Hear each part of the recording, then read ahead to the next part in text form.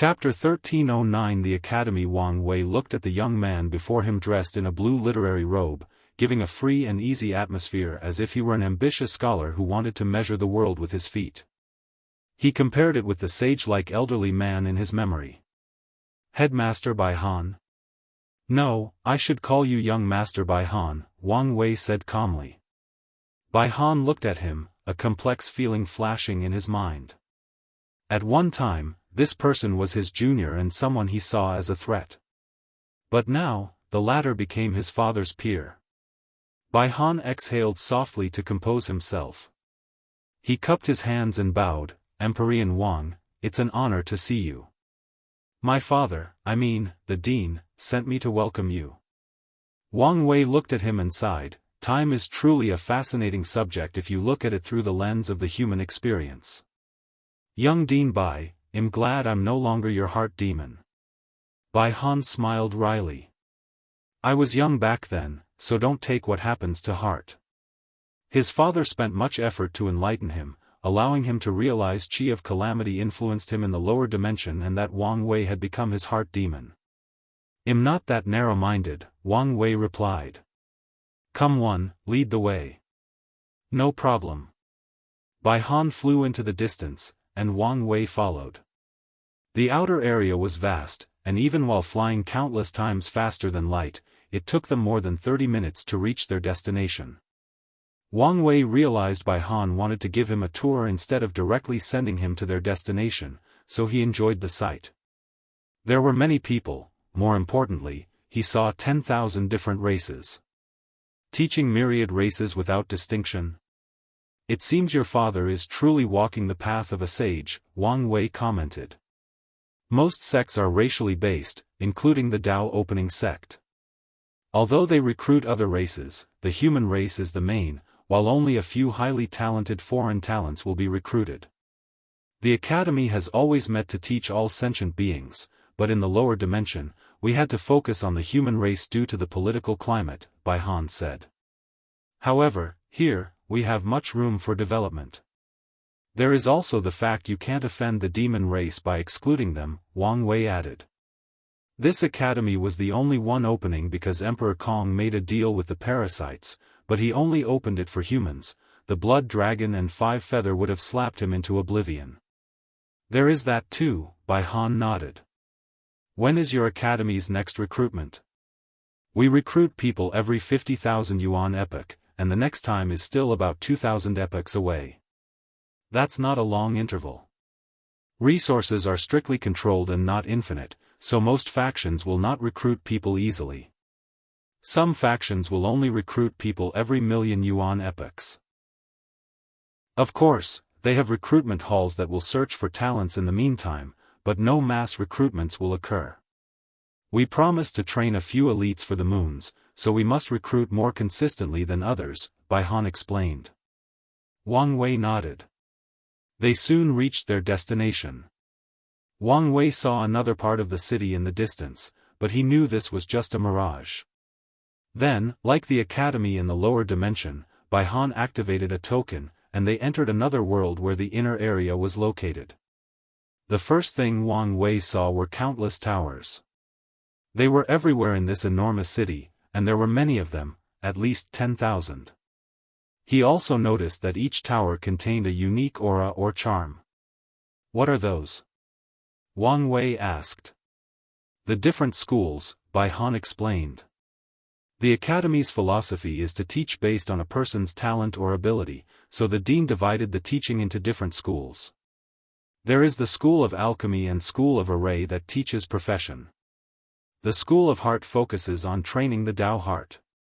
The School of Willpower teaches people with high willpower but low talent. The School of Enlightenment teaches people with high understanding but terrible physical qualities. The School of Combat for people with fighting talent, and so on. This method is excellent for teaching middle to lower talents, but it's not enough to teach top geniuses, Wang Wei commented. Any unparalleled emperor will have their expertise, but they must also excel at many other things, especially regarding Dao heart, willpower, soul, etc. They cannot have any flaws. That's what the central area is for, Bai Han explained. If someone shows talent in many categories, they will be observed and tested for a period before entering the academy's core for training. I see, Wang Wei nodded as he continued flying. He observed everything, including the towers. Is that a devil cultivator? That's right, Bai Han nodded calmly. You guys even accept these people? Wait, why does he feel so weird? I can sense his resentment, but he has no negative karma. Him? He's from the school of Righteous Devil. Righteous Devil? I see. You feed the devil cultivators the flesh, blood, and souls of creation lives instead of regular people. That way, their bodies are still full of resentment, but heavenly Tao does not acknowledge the karma of killing these creation lives. Your father is indeed a genius. As much as we would like to claim the idea for such a thing, but it wasn't his, Bai Han explained. His father told him he had this idea after annihilating a weak Empyrean lineage. Their ancestor was a devil Empyrean, but he did not want his descendants to suffer the same hardship as him. Simultaneously, the man was proud of his supreme magic technique and used this method to help them. Your father wants to teach all sentient beings, doesn't creation lives count? The existence of this school seems to contradict that. We will teach anyone who comes, but how to teach is something else, Bai Han explained. Truth be told, the school of Righteous Devil exists only to give hope to the desperate. The people with extremely low talent, willpower, and understanding do not meet the requirements of the other schools. However, even so, their school is the most infamous, has the most risks, and has the highest restrictions. Only people with terrible talent who wish to embark on the cultivation path no matter what will enter. Bai Han shook his head. The people of that school are easily influenced by the resentment around them, turning them into madmen or allowing their killing nature to take over and commit true sins. As such, the people in that school are closely monitored, and their teachers have strict requirements for training their state of mind and Tao heart. Leaving hope for the desperate? Indeed, a sentiment for a broad-minded sage, Wang Wei praised. The Tao opening sect only cultivates elites, so there is no way for them to have such a branch in their midst. However, the nature of the academy is different, so it made sense that Emperor Kong would do this. Have there been any great emperors born in that school? There have been a few, and one legendary one that also became an Empyrean, Bai Han said with some pride. From the records, he knew many people disagreed with his father's decision to establish that school until a few unparalleled figures appeared, especially Empyrean Nine Death. Oh? A legend? That's right, Bai Han nodded. The other devils used their determination to break the limit of their talents, and then, with the Academy's resources, slowly caught up to their peers and even proved the Tao. 5 of the 7 became Eternals, and the remaining 2 were pseudo-Eternios. However, these people eventually changed their path, they can no longer be counted as devil cultivators. Some of them even completely denied their origin. Bai Han shook his head. The only exception is Empyrean Nine Death. He continued the demonic path. After purifying his soul and increasing his comprehension, he completed the Nine Death Nine Life Sutra, which absorbed flesh, blood, and soul to condense the supreme demon body, which has absolute control over the soul, resentments, negative emotions, negative karma, blood, death, and life. He never changed his path or denied his origin. Now, he's one of the best teachers in the academy and the second best fighter after my father. It sounds like he does deserve the title of a legend, Wang Wei praised. He could tell what talent someone must have to be allocated to the school of Righteous Devil. It's also because of these low talents that these people have incredible achievements once they succeed in life. Few would deny that, Bai Han nodded. Many people still want to close that school to this day, but with Empyrean Nine Death present, no one dares. That school might be the weakest among the academies and receive the least resources, but no one can shut it down because of its existence. It's already a miracle that Bai Han became an Empyrean in such a short period, so how did he train another? Wang Wei pondered. He was not surprised the academy had Empyreans, but he figured they were people Emperor Kong recruited. However, Bai Han said that the academy trained this man, and it sounded like he was not the only one. If you find any errors, ads pop up, ads redirect, broken links, non-standard content, etc., please let us know to report so we can fix it as soon as possible. Chapter 13:10 Heaven and Earth Wonders. Things weren't adding up. Unless Emperor Kong had found a few unparalleled geniuses compared to Wang Wei and had access to merit and numerous other resources that speed up cultivation, there is no way for him to have trained a few Empyreans for the academy, especially given how young it was. All the teachers with this cultivation level should have been people he recruited. Wang Wei remembered Emperor Kong's life from the sect's record. After ascending, he found a secret realm that allowed him to become an Empyrean in record time. Such an event brought him some fame, but for the most part, Emperor Kong was inconspicuous. After all, he was a loose cultivator with no background. Many factions invited him to join him, but he refused and disappeared from the world. It was not until about 300,000 yuan epochs ago that he appeared before the world and caused another sensation. All 7 moons and 2 suns supported him in reopening the academies and training talents for them. The reaction to the news varied. Most former academies hated him, while others thought he did an excellent job.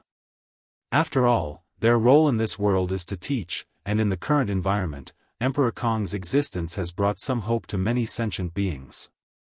The people from the lower dimension considered him a traitor for working with these people, while others gave him the benefit of the doubt. A few people realized he was not a simple man. It is possible to train an Empyrean in 300,000 yuan epoch, but only if a top paragon lineage poured their resources and cultivated someone without hesitation. Kong does not have this ability purely from a resources standpoint, Wang Wei analyzed. Another possibility is he cultivated these talents during his disappearance after becoming an Empyrean, but Bai Han's story showed these talents showed up during the academy's existence.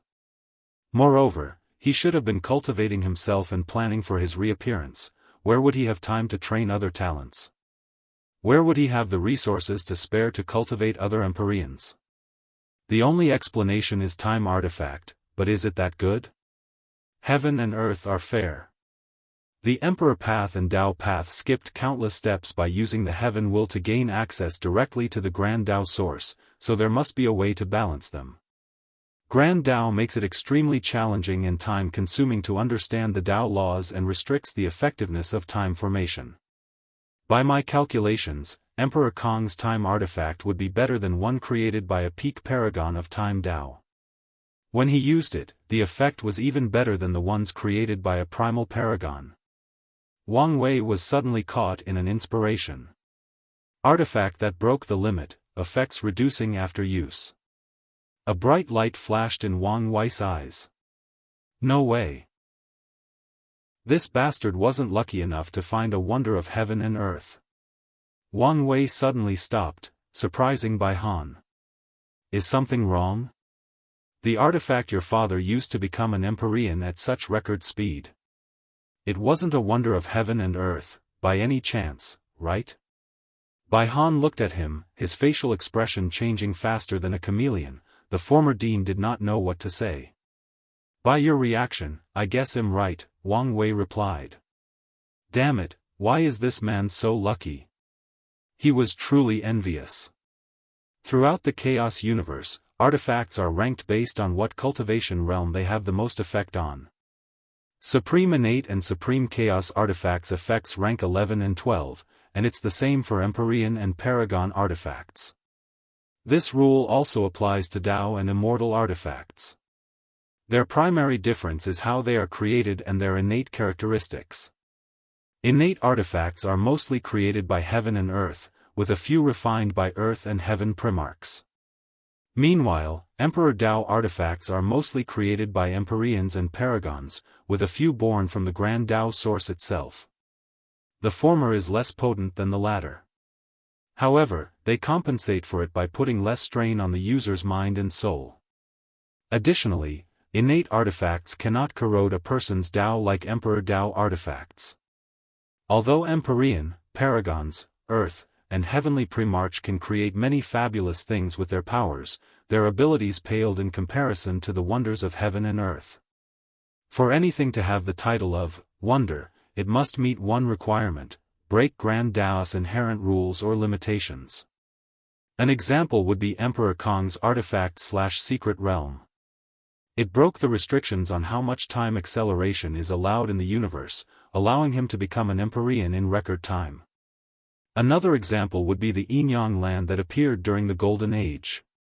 According to historical records, many factions fought for that wonder, including the overlords, and it even appeared that a worldwide war was about to happen. Luckily, someone found the ability of that wonder, which reduced the interest of many people. The Yinyang land broke the restriction on birth. Immortal tier cultivators of any path are too powerful and have an infinite lifespan on top of everything else. As such, Grand Dao placed restrictions on their fertility to prevent them from giving birth to too many Dao children and causing too much chaos between heaven and earth. However, no matter what cultivation someone is, as long as they enter the Yinyang land, they can give birth to offspring.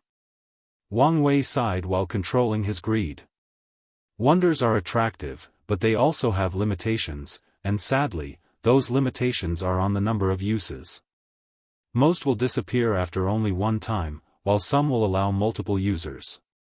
However, once the usage passes the limit, the wonder will either disappear or the effect of breaking the limit will be gone. His father never told him anything about paragons or things of that level. If you find any errors, ads pop up, ads redirect, broken links, non-standard content, etc., please let us know to report so we can fix it as soon as possible. Chapter 1311 Meeting Emperor Kong. Wang Wei understood. Most factions will not tell their disciples matters higher than their cultivation. He was unique in the sense that he was already involved in things about transcendence while still a little mortal. What is your role in the academy? Wang Wei asked while observing the surroundings. Are you a teacher or a student? What about Su Shi and Lin Fan? I'm a first-class teacher, Bai Han said with pride. As for them? They are high-level students. First-class teacher? So, does that mean Empyreans are second-class, and Paragon will be third-class? Quite ambitious. What emperor is not ambitious, especially the ones who rose from the lower dimension, Bai Han replied. True that, Wang Wei agreed. What's the difference between students and teachers? Teachers' purpose is, well, to teach. Students are trained to be elders or guardians of the academy. They are the protectors and main fighting force. Does that mean students are the academy's future goon and the teachers are future deans? Wang Wei asked in a strange tone. Of course not, Bai Han immediately denied it. According to my father's rules, students can become teachers, and teachers can revert their status to students. The resources available to them are the same, the main difference between them is their focus. Students focus on their cultivation without worrying about training others or giving lectures. However, they must also take missions to contribute to the academy. Meanwhile, teachers cultivate by training others. Wang Wei understood the system. The literary way can increase its strength by cultivating students. As long as their students have specific achievements, let's say, proving the Tao and becoming emperor, they can receive feedback that can dramatically increase their strength and cultivation realm in proportion to how much they contributed to their students' success. It's not impossible for someone with low talent but is an excellent teacher to use the literary way to prove the Tao, with a heaven will, but they must contribute immensely to their students' success or train multiple students and have a net positive influence in their accomplishment. Are there any requirements to become a teacher? Wang Wei. Yes, and there are a few, with the primary ones being that all teachers must condense their righteous qi or cultivate an auxiliary technique with the same effect. That's a wise move, Wang Wei praised. Righteous qi can give birth to literary talents, which vary based on the scholar's path. However, since the academy took the teaching path, all their condensed talents are biased toward that area. As such, It's normal for the academy's teacher to have skills that can help their students. A perfect example is Lin Fan's former teacher, who had the talent to create the ideal training plan for his students. There is also Bai Han's talent called preaching, which can drastically increase a person's understanding after listening to his sermon. Wang Wei chatted with Bai Han as he observed the environment. He saw numerous sights, teachers giving outdoor lessons, students hunting in the forest, and even finding fortunate encounters. He also noticed countless hidden dimensions in this world and guessed they were the Academy's training secret realms. I wonder if Emperor Kong has any decent secret realm to train the body. Should I ask him? Wang Wei thought. Forget about it. My future wife should have the best of the best. They soon reached their destination, a beautiful lake with a walking road directly connected to a small pavilion floating in the middle of the water. Please, Bai Han said, pointing to the path. His demeanor was that of a true scholar who follows etiquette. Thank you, Wang Wei nodded. Although he did not care for these kinds of customs, he would respect them since he was in someone else's place. Emperor Kong was standing with his hands behind his back, a small table, and 2 chairs next to him. His black scholarly robe perfectly accentuated his sage-like face, overshadowing what modern people call middle-aged uncle charm. Fellow Daoist, I would like to once again apologize for missing our previous meeting. There is no need for that, Emperor Kong said with a gentle smile. Based on the previous situation, I might have cancelled the meeting. Emperor Kong was not just saying these words out of politeness. After the significant event that was the death of a paragon, he had much to do, so there was a high chance he would have cancelled on Wang Wei had the latter's people not sent words beforehand. Thank you for your understanding. Please. Emperor Kong said, and Wang Wei sat down. Do you want tea or wine? Wang Wei's body visibly paused, and Kong, who was observing his every move, noticed. Is something wrong? I've participated in many meetings and just realized people rarely offer wine, they usually directly give me tea. Now that I think about it, I also only offered tea. Don't fellow Daoists like tea? Kong asked. That couldn't be. He remembered the information stating that Wang Wei's favorite tea was called Longjue. People who don't like tea don't have a favorite. That's not it, Wang Wei replied. It just dawned on him, hence his reaction. I'll take the wine. Good. Emperor Kong waved his hand to materialize 2 wine cups with a purple liquid. This is called the Immortal Dreaming Wine, have a taste. Wang Wei raised his wine and took a whiff. His eyes lit up as even the smell was intoxicating. He sipped it before closing his eyes. His mind immediately entered a trance where he saw a beautiful woman dancing. Many transparent red silk sheets were around, preventing him from seeing her face or body, but even her silhouette was enchanting beyond words. Her dance was graceful and ethereal, like an immortal from the heavens not sullied by the rains and dust of the mortal world. He instinctively chased after the woman, but whatever he did, he could not catch her. Meanwhile, her dance became more elusive, less ethereal, and more teasing. Wang Wei soon reached the final silk sheet, and the dance finished. He hesitated briefly as he looked at the silhouette opposite him until he heard her voice, "Come." He removed the obstacle and finally saw the beauty behind. She had his future wife's face. She smiled at him and blew him a kiss. Then, Wang Wei opened his eyes from the dream. What an immortal dreaming wine, Wang Wei praised. Emperor Kong chuckled. Who did fellow Daoist see? It couldn't have been Miss Sun Junyao, right? I should ask you that question. You jest. I'm a happily married man, Emperor Kong swiftly said. His wife was not pleased with his friendship with Sun Junyao, even after explaining countless times it was more of a business relationship, so he immediately ended this topic after realizing he could not get more information from Wang Wei about what happened that day. What do you think of the academy? Emperor Kong asked, changing the topic. It's wonderful, Wang Wei replied sincerely. "I'm sure it's nothing compared to your sect," Emperor Kong replied humbly. "I wouldn't know," Wang Wei said as he sipped his wine. Unfortunately, he was conversing, so he had to cancel the dreaming effect. "However, I mean what I said. It's beyond impressive that you can build such a foundation in such a short time span."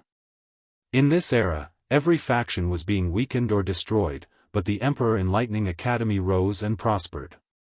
This is due to Emperor Kong's years of planning, calculations, and ability to adapt to the situation. Emperor Kong smiled. Although he never showed it, he was indeed proud of his accomplishments. However, they were far from enough, so he constantly reminded himself that this was the beginning. "While you're here, I'll take this opportunity to thank you." "For what?" "For Su Shi, Lin Fan, and everything you did in the lower dimension," Emperor Kong explained. "The rise of the lower dimension sect brought me tremendous luck blessing, and your presence even saved our academy." "Oh?" Wang Wei understood the first part, but he had no idea what Emperor Kong meant by the latter. "These people were unhappy with the prosperity of the academy, so they were planning on suppressing me," Emperor Kong explained calmly. "However, they soon were distracted by your presence to the point they'd forgotten. Then, before I had to do anything, the world changed drastically, and they entered the frontier.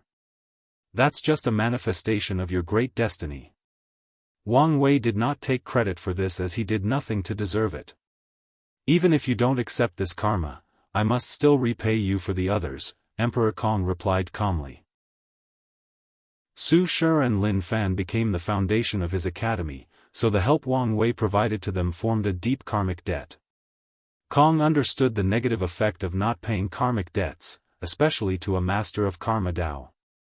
He did not want anything to affect the academy's luck, so even if Wang Wei did not say anything or acknowledge it, he would find a way to repay the favor.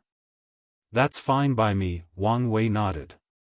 "If you find any errors, ads pop up, ads redirect, broken links, non-standard content, etc., please let us know to report so we can fix it as soon as possible." Chapter 13:12 Do you plan to do it? Many people owe Wang Wei's karma, and he often goes out of his way to help people with the mindset of them owing a debt, which he plans to ask for repayment for one day. His mindset around this kind of thing is hell do it to prepare for the future, but it doesn't matter if he never uses them. He sipped his wine, savoring the taste. He calmly looked at the beautiful lake, including the rainbow in the distance. By the way, why not change the academy's name to Empyrean Enlightening Academy? Do you want to keep the name forever? Or do you want to wait until you are qualified to call it Paragon Enlightening Academy? Paragon Enlightening? Emperor Kong muttered. That's a wonderful name, isn't it? Wang Wei glanced at him. Why do you sound like you're not satisfied enough? Wang Wei squinted. Could it be you're ambitious enough to want to take the name, Dao Enlightening Academy? Emperor Kong waved his hand. I'm not that brave or stupid. He knew if he used the word, Dao, without being worthy, his sect's luck would instantly be ruined, leading to its eventual destruction. According to what Emperor Kong knows, only 2 factions have ever bore the title of Dao throughout the Eternal Ascension world's history. The first is from an era so long ago that it has been lost to history, and the other is the Dao Opening Sect. However, the Dao Opening Sect did not dare take this name before doing great, meritorious service to heaven and earth during the Devil Catastrophe. Before that, it was only called the Myriad Origin Sect. Despite the Dao Opening Sect being acknowledged by Heavenly Dao, many people felt they did not deserve such a grand title. It was not a problem in the lower dimension, but their virtue could not support that name even after what they did during the war. It wasn't until after the ultimate taboo that people truly acknowledged that title. Qiyuan opened the Dao to the entire chaos universe by making the way of transcendence more accessible so the whole universe can accept the Dao Opening Sect having such a title in their name. So, what is it then? Wang Wei asked. Paragon is not the limit of cultivation, is it? Emperor Kong responded. An academy that trains Transcendent? Wang Wei chuckled. Ambitious, indeed.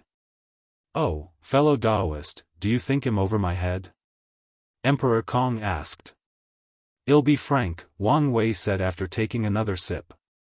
I believe, without a doubt, you can build an academy on par with the 13 overlords. However, I have not seen any signs that you have the potential to reach that realm. Is that so? Emperor Kong said calmly, showing no signs of being affected by Wang Wei's words. He sipped his own wine. I was under the impression you thought highly of that girl Su Shi. I do, Wang Wei admitted. However, I have divided transcendent potential into 3 levels. He did not continue talking but instead waved his hand to isolate the surrounding sights from prying eyes and put the surrounding cause and effect in disarray to prevent divination or calculations. The first class consists of people who have established a transcendent foundation. These are the people with the highest possibilities of achieving transcendence. Some can even be called transcendent seed, Wang Wei boldly declared. The transcendent foundation that Wang Wei is talking about is not just his perfect foundation and its effect. He's talking about people who have at least achieved the 9-extremity foundation and entered the taboo realm in at least one of the 3 immortal realms or have some of the essence of transcendence, like Sun Junyao. These people have a much higher chance of achieving half-step transcendence than everyone else. In that category, Wang Wei considered himself the best because of all his achievements, like Mortal Emperor, 10 Supremacy Foundation, becoming a Heavenly Emperor, and linking an entire era to his existence. All these things have contributed to his Transcendent Foundation. Transcendent Foundation? Emperor Kong asked with a serious look. However, Wang Wei only smiled but did not answer. The second category is the people talented and intelligent enough to create a method of transcendence, Wang Wei continued. There is a vast difference in this level as well. Some people only have a vague idea, some are already working on turning this idea into a reality, and ultimately, only a few will succeed. Emperor Kong swallowed the wine. The third level? He did not ask Wang Wei to elaborate further since he knew he wouldn't get much of an answer. The final level is where I placed you, Su Shi, and Lin Fan, Wang Wei explained. This level belongs to people who have the talent to achieve transcendence only if they receive an already made and completed technique. Wang Wei can already predict how brutal the path of transcendence will be. Countless geniuses who used to be the shining stars of the chaos universe will realize their incompetence and insignificance before that barrier called transcendence. To be fair, you 3 masters and disciples have the potential to establish a transcendent foundation, if you know the requirements, Wang Wei continued. Additionally, I don't know enough about you to determine whether you can be classified in the second category. Emperor Kong calmly refilled his cup. Although he looked calm on the surface, his mind was experiencing great turmoil. Was Wang Wei lying? This was Emperor Kong's thought after hearing these words. He had his reasons for thinking such a thing. Firstly, this is something that Wang Wei would do, lie to further his goal. And what would those goals be? It's evident to Emperor Kong based on how he dangled information about transcendence over him like a hunter using a carrot to lure a rabbit from their hiding hole. However, certain things made him doubt his judgment. As soon as Wang Wei uttered the words, Transcendent Foundation, the first thing he thought of was Sun Junyao. Perfection has always been a taboo in the world, and most people who pursue this path usually end up miserable. But what was it a taboo? Emperor Kong was wise enough to link Grand Daoist ban on perfection to its connection to the transcendent path. So, he immediately thought that Sun Junyao might belong to a unique individual in Wang Wei's first category. Numerous thoughts flashed in Emperor Kong's mind. He analyzed all the information he knew about transcendence and re-evaluated them based on Wang Wei's words. Sadly, he realized he knew too little. Emperor Kong sighed deeply. Our foundation is too shallow. He suddenly realized how much weaker his academy's foundation was compared to these top lineages who have cultivated countless peak paragons who have already started their journey toward the next realm. He instantly removed all his pride in building the academy to such a level. Although he always reminded himself that he had a long way to go, today's events showed how true these words were. Emperor Kong decided to take Wang Wei's bait. He knew he might have to pay a steep price, but getting his hands on such a valuable piece of information would be worth it. Fellow Daoist, he stopped as he realized Wang Wei was looking into the sky, and he finally sensed a mysterious aura, so he also raised his head. It seems I've said too much, and you're too weak to get involved in matters of this level, Wang Wei said calmly. Even with his preventive measures, he could only say so much. It's also possible that he could say so much because he took the previous measures. It seems so, Emperor Kong said, again feeling his insignificance. He sipped his wine and closed his eyes for a few minutes. Once he opened them, he had already adjusted his mindset. Wang Wei secretly nodded in acknowledgement. Although he purposely suppressed Emperor Kong's arrogance to control the rhythm of their conversation and ensure things favored him during later negotiations, he still appreciated how fast the latter readjusted and controlled his emotions. Fellow Daoist, is this the main reason you visited? Of course not, Wang Wei replied. My main goal is to ask you whether you're interested or plan on killing one of those parasites. If so, we can work together, or at the very least, come to an agreement so we don't target the same person. Killing a paragon? Emperor Kong uttered with squinted eyes. This is not something that anyone can do. Wang Wei looked at him and shook his head internally. He had many praises for Emperor Kong, but he also had one criticism: he talked like a scholar. He was never direct, his words were always ambiguous with any interpretations, and he stated his thoughts in a roundabout manner. Wang Wei did not know whether he talked like this with everyone or a tactic he used to deal with him. Regardless, it did not matter, he was now bored with it. Be direct and tell me what you're thinking, he said. If you find any errors, ads pop up, ads redirect, broken links, non-standard content, etc., please let us know to report so we can fix it as soon as possible. Chapter 13:1381 Tribulations. Despite Wang Wei's words, Emperor Kong remained quiet. The situation was more complex than it appeared. His academy was too entrenched in the lives of the parasites, so he had to make his following decisions carefully. Additionally, he was extremely wary of the person next to him. If he were not careful, Wang Wei would sell him and have him count the money. I have to think about this carefully, Emperor Kong replied, once again giving an ambiguous answer. What an annoyance, Wang Wei thought. He realized another characteristic of Emperor Kong: extreme caution. He understood why. After all, the latter had to play a dangerous game of maintaining a balance with the parasites while secretly helping the rebellion. If one wrong move were made, everything Emperor Kong built would be instantly destroyed. Wang Wei looked at the sky, and his eyes became extremely profound. Have you heard of the endless tribulation era? Yes, it's the era before the golden era, Emperor Kong replied. Time Eater almost erased this world's history. He even used his chrono spirit to block the river of time to prevent certain capable people from peeking at the past. Of course, such a method does not affect these top lineages, but it did disrupt everything and everyone else. I heard that era is our world's version of the Null Era, with civilization restarting, Emperor Kong added. He spent a lot of time and effort, and with Sun Junyo's help, he acquired much knowledge of the world's history. However, Emperor Kong's effort went as far back as the Golden Era, and he knew little about what came before. All sentient beings with intelligence have one thing in common: the desire for improvement or evolution, Wang Wei stated calmly. No one can escape this fact, including Grand Dao. He sipped his wine and emptied the cup. Emperor Kong waved his hand to refill it, breaking etiquette since he should have used a teapot. However, he did not care about that since he had a feeling Wang Wei was about to reveal some outlandish information again. Heavenly Dao also wishes to improve, and it happened in that era, Wang Wei continued. In the lower generation, during my generation, Heavenly Dao skipped your son's time to bring all the luck and destiny of that generation to mine, creating a prosperous era. Meanwhile, True heavenly Tao did something even more extreme. 81 Tribulations, Wang Wei stated with shining eyes.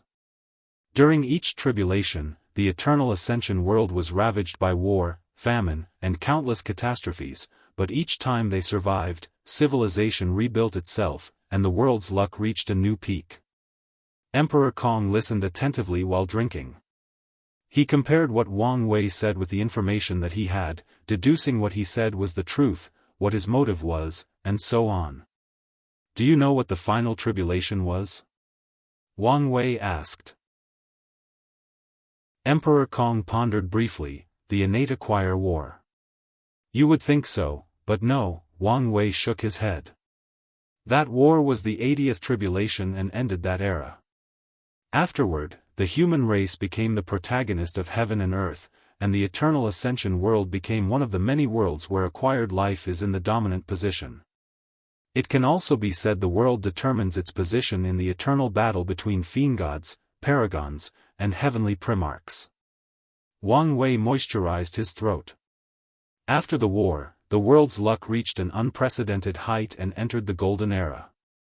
In some previous eras, it was common for the total number of paragon to be less than 3 digits. But at the peak of the Golden Era, all the overlords had at least hundreds of paragons, and some were in the thousands.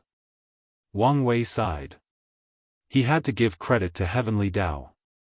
It took the risk of using this tribulation method to drastically improve the eternal ascension world's overall strength and power. However, how risky were those 81 tribulations? If any of them went wrong, the world's cultivation civilization would be destroyed and have to restart. The eternal ascension world might have spent countless eras trying to recuperate from the devastation. During the Golden Era, many extraordinary talents rose up, Wang Wei continued. For example, my ancestor, Qiuan. He started the First Origin War, turning the myriad emperor world into the destiny center of the lower dimension. However, was this the only effect of that war? Of course not. The world's destiny also shifted from the aboriginals born in the upper dimension to the people from the lower dimension. How could the people from the other world communities allow Qiuan to bless his home world at the detriment of their own? The First Origin War should have ended with these people banding together to defeat the Dao opening sect and the others from the myriad emperor world. Yet, that's not what happened. The explanation for this is Qiuan convinced many people from other world communities to side with him, and the reward was what Wang Wei said, destiny shifting to them. After the war, more and more people from the lower dimension grew until they became the dominant force in the upper dimension. I suspect the first war was in preparation for the Second Origin War, Wang Wei analyzed. He had no definite proof of this matter, but he derived this conclusion after researching the historical text. Another extraordinary talent of that era is, of course, Empress Wu, and her situation is related to you, Wang Wei said, looking at him. What do you mean, fellow Daoist? Emperor Kong was genuinely confused. Many major events happened during the Golden Era, but the most significant is the Devil Catastrophe, the 81st and last tribulation. Emperor Kong squinted. Heavenly Tao went all out for this catastrophe.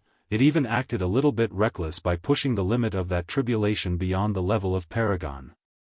Emperor Kong immediately remembered some of the rumors he had heard about the devil primogenitor, and his squinted eyes became even smaller. Heavenly Tao's risks paid off.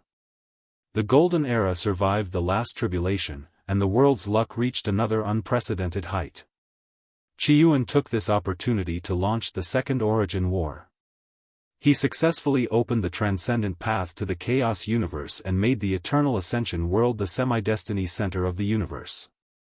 Emperor Kong frowned. What does this have to do with Empress Wu and me? Yes, I'm getting ahead of myself, Wang Wei said. By the end of the Devil Catastrophe, the status of the 13 Overlord was already established, the Grand Sect Alliance, the Dao Opening Sect, the Myriad Clan Union, the Limitless Exchange Hall, the Tao Beginning Palace, the 10,000 Buddha Haven, the Great Qin Kut, the Pre-March Origin Temple, the Tribal Sacred Mountain, the Sword Path League, the Skill Dao Association, and the Divine Faith Heaven. What am I missing? The origin seal continent, Emperor Kong replied calmly. As the saying goes, 9 is the extreme, 12 is completion, and 13 is transcendent, Wang Wei continued. Everyone knew there was one last spot for the top lineage, and as I'm sure you've already guessed, such destiny fell on Empress Wu. With unparalleled talent, she built the origin seal continent and became the last overlord. Wang Wei sighed. She's a wonderful woman, isn't she? She's probably the strongest of all the primals in that era in terms of direct combat. However, her lineage is slightly better than that of Limitless Exchange Hall in terms of the number of primal strength. In terms of foundation, such as the number of paragons, empyreans, and middle-level cultivators, she's undoubtedly the weakest. You can guess the reason, right? She's too young, and her foundation is the weakest, Emperor Kong replied with a sigh. That's right, Wang Wei nodded. Her rise was only during the middle to late stage of the Golden Era. No matter how wonderful she is, it could not change this fact. Wang Wei looked at the sky, especially the sun. There used to be 7 moons and 2 suns in the sky, but they were now gone. Heavenly Tao has already planned everything, Wang Wei said with a deep voice. It knew Qiyuan's methods could only summon these inferior, banned, and flawed methods of becoming half-step transcendence. Ban? Who can ban these methods? Emperor Kong thought, his heart shaking. Why am I so stupid? Of course, it's Grand Tao. So, that's why that event became the ultimate taboo. Heavenly Tao knew how prideful these people from the Golden Generation were, so how could they accept such flawed methods? Wang Wei continued. So, it selected a few people. Emperor Kong's expression became serious, and looked at the bright sun. These people were supposed to be guardians and pathfinders. They were supposed to protect the world while the others recuperated from the damage of the ultimate taboo. When the time was right, everybody would work together to perfect the method and open a new era. Wang Wei was not spouting nonsense. Maitreya was one of the most brilliant talents of the Golden Era, ascending to the position of Prime Buddha and controlling the 10,000 Buddha Haven, which became the origin and head of all Buddhist factions in the world. How could such a person not be arrogant? How could such a person accept becoming the weakest type of half-step transcendence? Wang Wei doesn't know much about supreme unity, but his situation was probably similar. Can you guess where this story is going? He asked. The Guardians turned into usurpers, Emperor Kong sighed. They changed the trajectory of their and the world's fate, destroying the advent of the new era. Destroy? More like delay, Wang Wei chuckled. Heavenly Tao has great ambitions, and it's been planning for so long. Wang Wei had his suspicions about Heavenly Tao after hearing what happened with Wu Hong and the Curse Master. If my theory is correct, it's been planning for a few transcendent factions, he continued. Maybe not 13, but definitely more than 3. He looked at Emperor Kong. And am willing to bet the last spot went to you. Although Emperor Kong had some guesses about where this conversation was going, his body still trembled after hearing these words. He tried his best to control his emotions, but it was not so easy this time, so he had to sip his drink and use the alcohol's effect to calm down. If you find any errors, ads pop up, ads redirect, broken links, non-standard content, etc., please let us know to report so we can fix it as soon as possible. Chapter 13-14 Do I Have a Choice? Unedited chapter, The Destiny of a Transcendent Faction? Who does not want such a thing? Destiny and luck are two of the Supreme Tao, meaning that as long as Emperor Kong played his cards correctly and made no severe mistakes, he was destined for success. However, the latter could not care about any of that. On the contrary, an overwhelming fear rushed from his mind into his toes. Emperor Kong knew the severity of this kind of news. As long as another word of this conversation gets out, his academy will be annihilated the next day. There is no basis for Wang Wei's words besides his analysis. Of course, with enough effort, these top lineages can deduce whether he's telling the truth or spewing nonsense. However, it did not matter whether he was telling the truth. Some people would instead eliminate a potential threat to take the risk of being wrong. That's why Emperor Kong was sure his academy would not survive if anyone learned of this conversation. A deep killing intent flashed deep in his mind, but it dissipated with the same speed. Emperor Kong already knew he was not Wang Wei's match because his intuition immediately warned him of danger after thinking of silencing the latter. Additionally, he has already investigated and knew that Wang Wei had a method to battle a paragon's projection. The academy currently had no paragon arrays since he did not dare install one. That also meant he could not use any assistance to kill Wang Wei.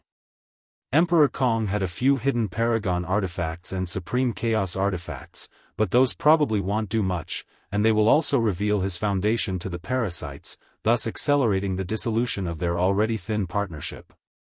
And even if I could kill him, would I dare?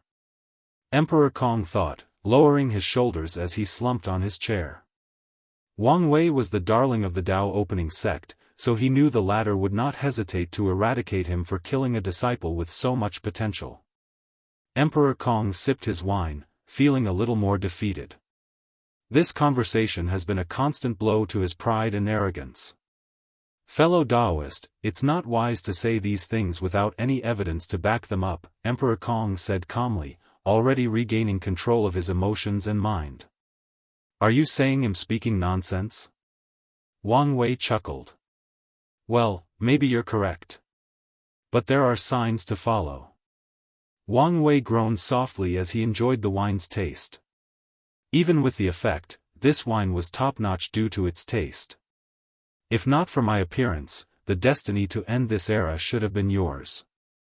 Emperor Kong wanted to swear as this man had said another outrageous thing. Heavenly Daoist's original plan was to use this destiny for you to destroy these parasites and plunder their resources to increase your academy's foundation. By the time you fulfilled your destiny, you would have been a paragon, and the academy would have had a foundation closed and maybe even on par with overlords. Then came the next step of this plan, the Grand Sect Alliance. Emperor Kong's heart again trembled as he remembered a conversation with his two favorite disciples 3 million years ago. The plan was already set in motion in the lower dimension during Lin Fan's Supreme Outlaw trial. Wang Wei continued, his eyes brighter than the stars and containing the truth of the universe. There were two outcomes from this trial: Lin Fan passes, kills Suya, and forges enmity with the upper dimension Yin Moon Palace for preventing them from completing their book. Or, he fails, passes his power to Su Shi, and she inherits his vendetta and eventually kills Suya. No matter what, your academy will forge enmity with the Yin Moon Palace, leading to an all-war with the Grand Sect Alliance. Under normal circumstances, you would have no chance of winning against them, but the current era would have provided the perfect opportunity. All the paragons from the Grand Sect Alliance require time to heal from the ultimate taboo and cannot immediately return to their peak. With your paragon realm strength and the Academy's deep foundation from the parasites, you can eliminate them and finally have the foundation of a true overlord. What's next isn't hard to guess, is it? You only need to work hard and prepare to use your destiny to become a transcendent faction. Wang Wei looked at him with a smile. Heavenly Dao has laid out everything for you. Aren't you lucky? Emperor Kong was speechless. If he previously only believed 40% that Wang Wei was telling the truth, his faith had now increased to more than 70%. He had long determined his academy had inherited an extraordinary destiny. After the conversation with Su Shi and Lin Fan about Suya and their hatred, Emperor Kong thought his destiny was about taking luck from one of the 13 overlords. However, he never considered eliminating the Grand Sect Alliance. He did not think he would have such power, at least not for a long time. His previous thought was that he would eliminate the Yin Moon Palace, which would weaken the Alliance's luck and destiny. As such, he's been planning how they could quietly eliminate Suya and even blame another member of the Alliance for creating internal strife. While the Alliance was distracted, he would target one of the weaker overlords and take their spots once his academy reached a certain level. But now, Wang Wei told him he might have to fight the most powerful of the 13 directly. In fact, if you consider Lin Fan's subtle connection to the Chaos Demon Gods, your academy has, well, quite the exciting road ahead, Wang Wei chuckled, not hiding the schadenfreude in his voice. Honestly speaking, even if you don't take any of the things I said to heart, your academy's situation is in a terrible spot, Wang Wei continued. In the eyes of many people, you're considered a traitor, one of the oppressors. Your secret work with the rebellion and the resentment purification will buy you many points. Still, if you don't do something else, your academy's reputation will be tarnished by the time the new era arrives. Additionally, some people will still consider you a traitor. They'll use this as an excuse to further tarnish your name and reputation before rallying more people to eliminate you. Emperor Kong knew what people he was talking about, the former academies. All these people were forced to close their doors while he was the only one left open. Such an act already created countless resentment towards him. All the top academies are part of the Grand Sect Alliance, or they have a deep connection with it, Emperor Kong, realizing how deep this conspiracy went. The best move for you to make to survive the next era is to openly oppose these people and, better yet, kill at least one of them, Wang Wei continued. So, what do you think, fellow Daoist? Want to work together? Do I even have a choice? Emperor Kong thought, almost rolling his eyes. He knew the Academy's current predicament better than anyone else, and he's been thinking, planning, and waiting for many years to decide their next move. He knew he would have to draw a line between the parasites one day, but Emperor Kong wanted to delay for as long as possible. After all, the moons were still the world's rulers, meaning the world's resources and luck still tilted toward them. He can receive more benefits the longer he preserves their relationship. Unfortunately, Sun Junyo's actions further muddied the water. Emperor Kong knew that these moons would no longer trust him after what happened, but he still wanted to find a way to prolong their relationship for a while longer. However, with Wang Wei's arrival, he may not have a choice but to act early. Fellow Daoist, you've spent so much time trying to convince me, Emperor Kong said as he glanced at Wang Wei. Aren't you worried that I still will refuse? I'm not, Wang Wei replied calmly. His action was what strategists called an open conspiracy, meaning even if you know it's a plot, you must still do it. A king must be able to bear the weight of the crown. This saying applies to the Academy's current situation. Without sufficient foundation, the destiny of a transcendent foundation is a burden to Emperor Kong instead of a blessing. The latter no longer has the destiny to end this era, so he won't walk the path of killing these parasites and plundering their resources. Wang Wei's words forced Emperor Kong to work together with him or compete against him to see who could kill the most moons as fast as possible. If you refuse, then I won't have any guilt in treating you as a pawn. I can use you to distract these moons to increase the success of my plans, Wang Wei said calmly. Emperor Kong glanced at him from the corner of his eyes. Su Shi warned him of how scary this man was, and he took her words seriously. But nothing prepared him for when he indeed faced that monster. If you find any errors, ads pop up, ads redirect, broken links, non-standard content, etc., please let us know to report so we can fix it as soon as possible. Chapter 13-15 Partnership Emperor Kong sighed, fellow Daoist, what do you have in mind?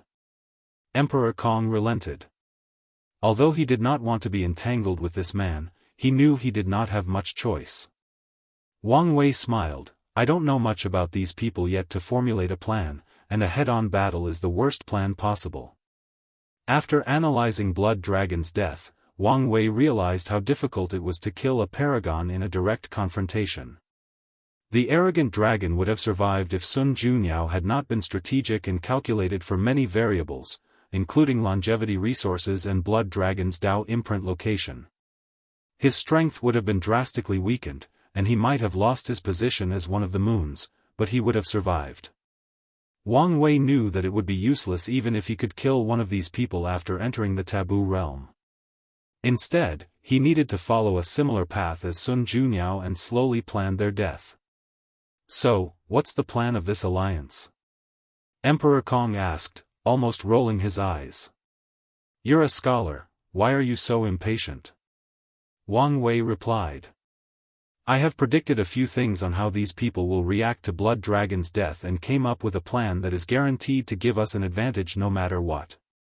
However, this plan can only work once, and I need your help. He summoned a blueprint and showed it to Emperor Kong.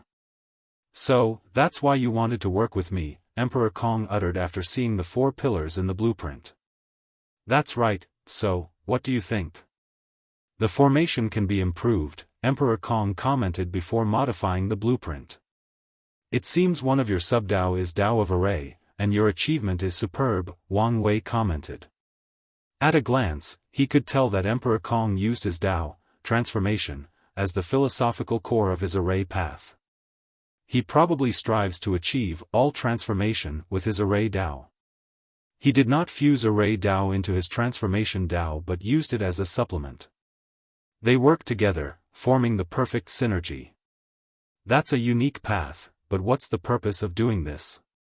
It would be better for Emperor Kong to fuse array Dao with his transformation Dao, making it more unique and flexible, yet he separated them. Is he trying to use the harmony between the two to turn the array Dao from sub-Dao to primary Dao? If that's true and he succeeds, he'll have to raise my evaluation of him. No one can have 2 primary Daos. Even Chaos Dao cultivators who comprehended many Daos will have 1 primary Dao, Chaos. However, if Emperor Kong's approach worked, he'd benefit immensely, including acquiring 2 Dao positions after becoming a peak paragon. Although Wang Wei doesn't know the actual value of these positions, he knew they would probably be crucial in the Transcendent realm.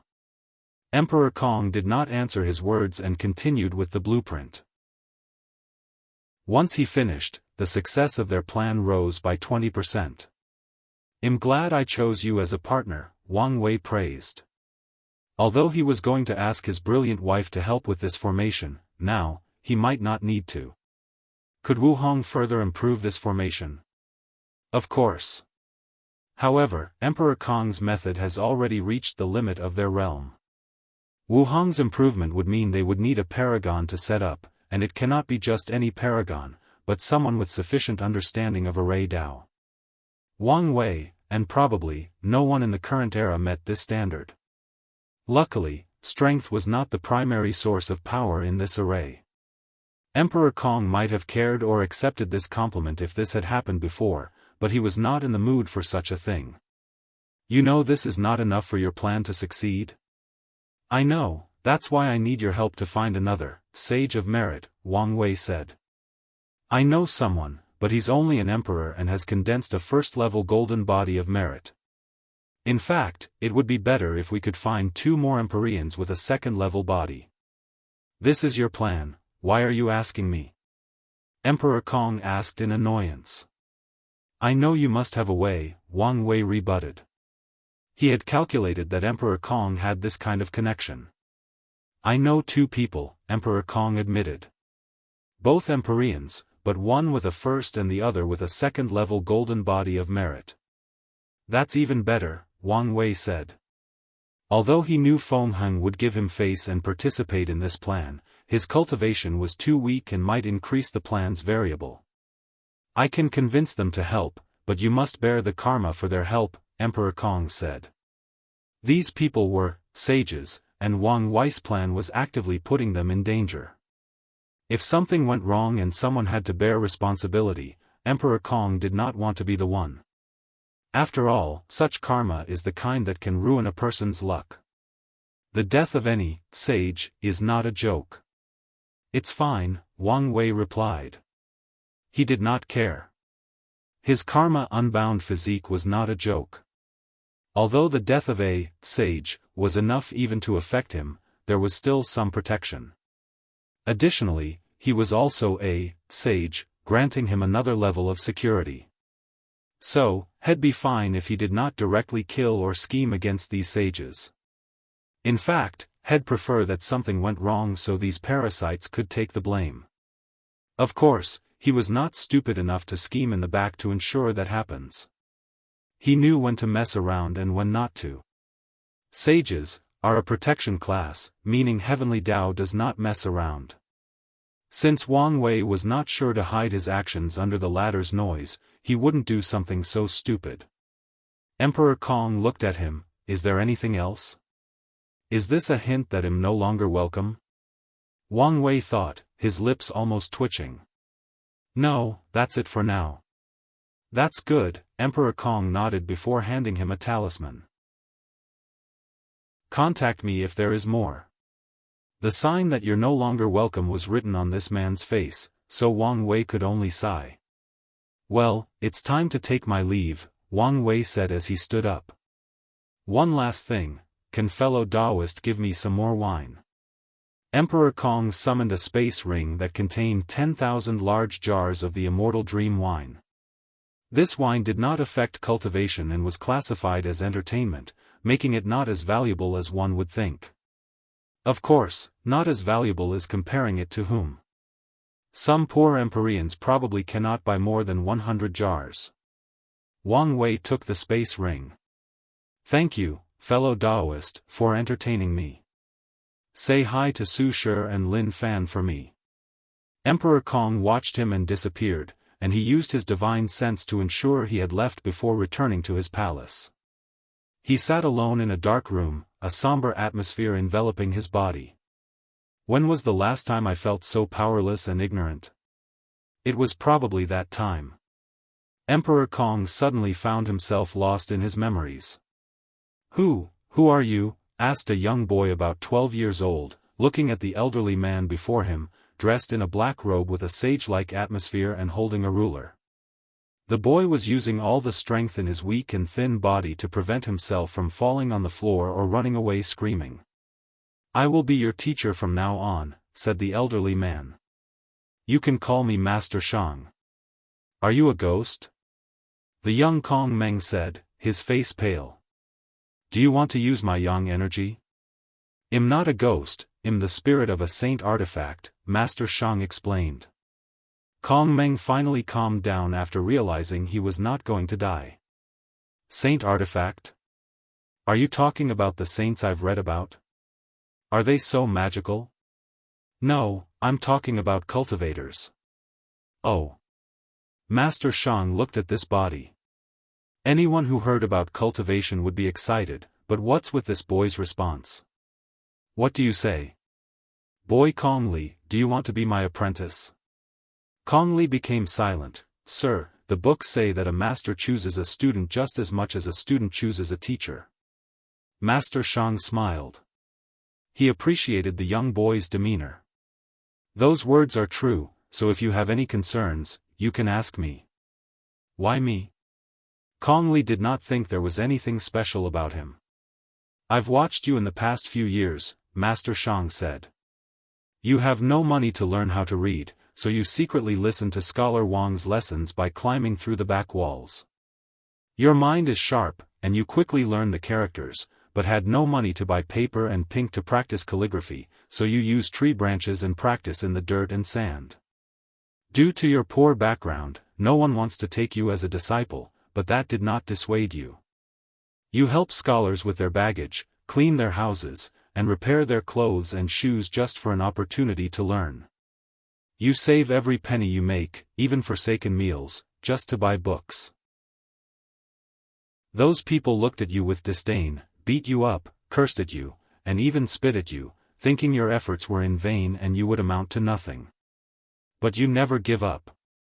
Your desire to pursue knowledge and improve yourself is something many of the sages you've read about do not have. Those qualities are why I chose you. Kong Li had tears in his eyes.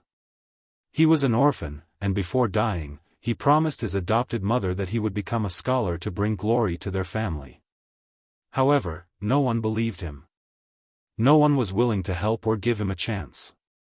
Even worse, no one acknowledges his efforts. Disciple Kong Li has seen the master.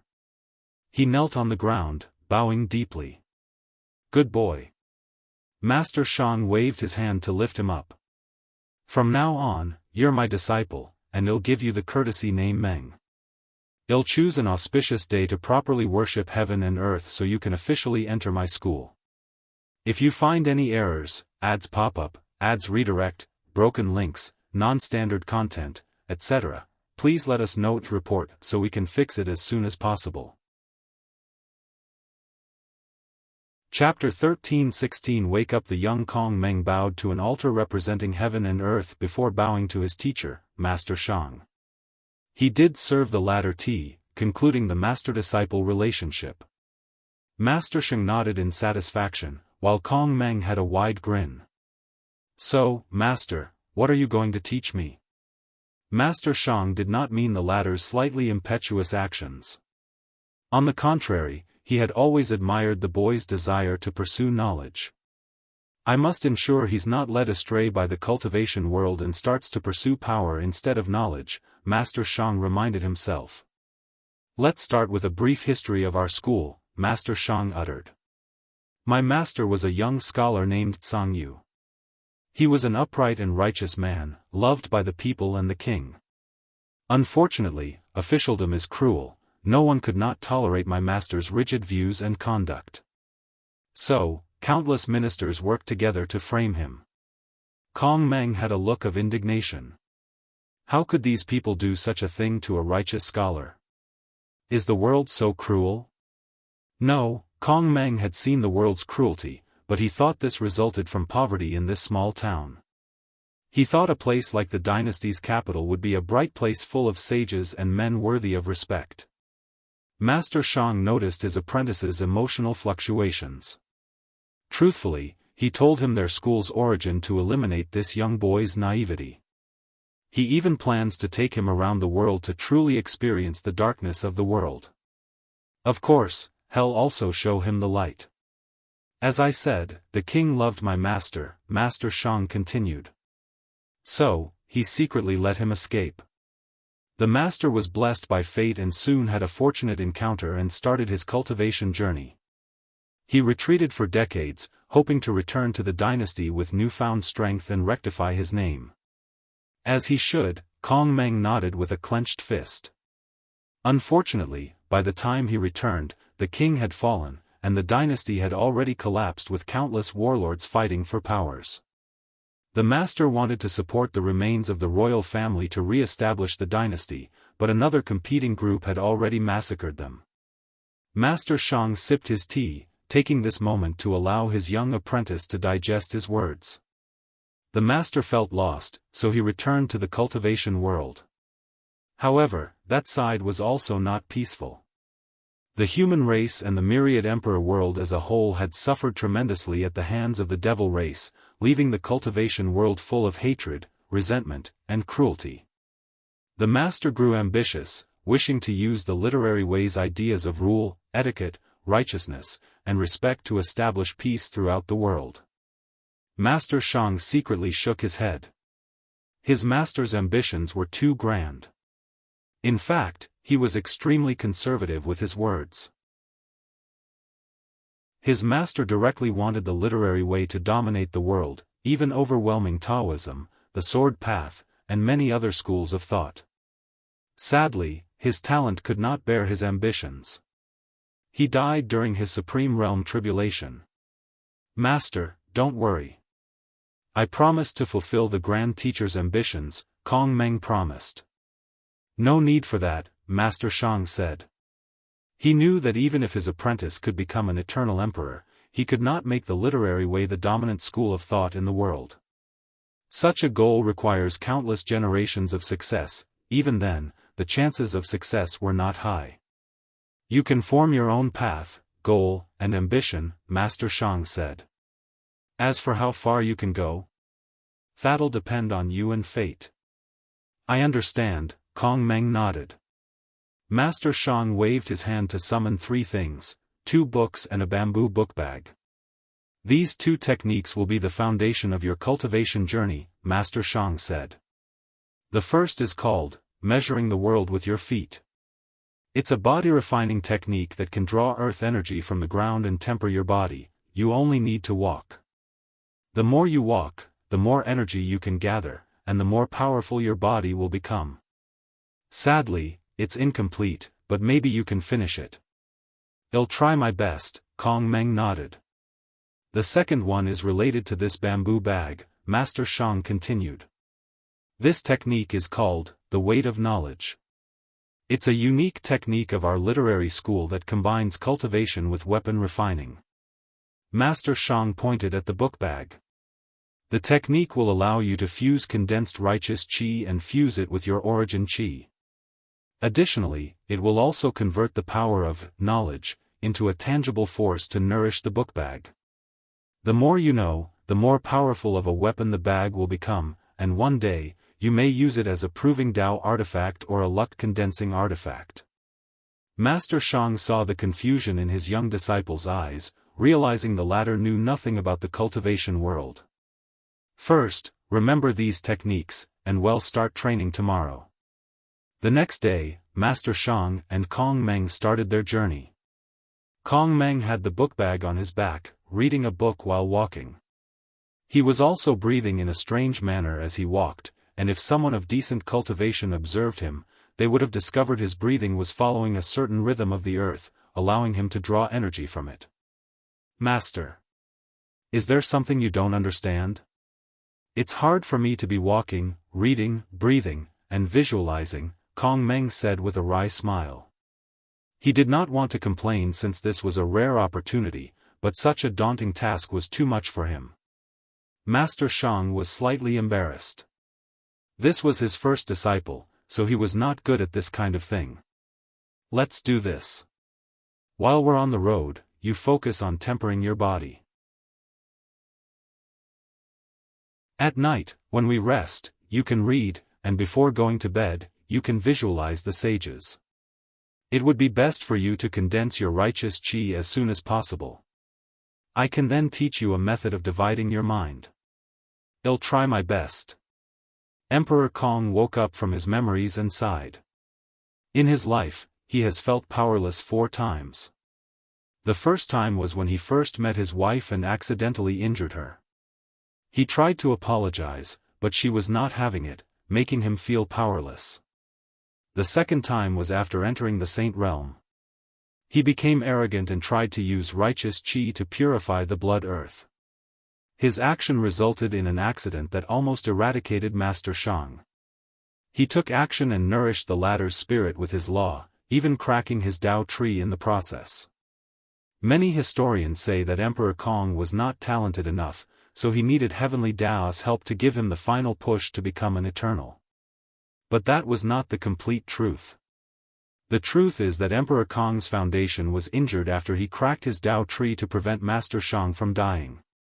Although he later did everything he could to fix it, his foundation was always imperfect and thus needed the extra boost.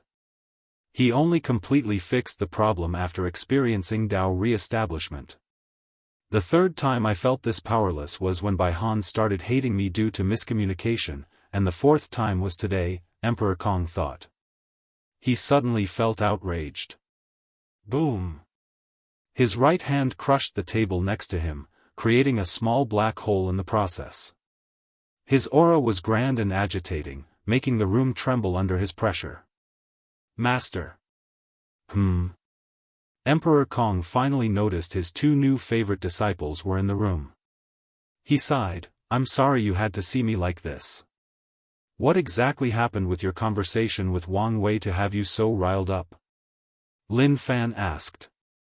Nothing to be concerned about. Don't worry about it, Emperor Kong replied.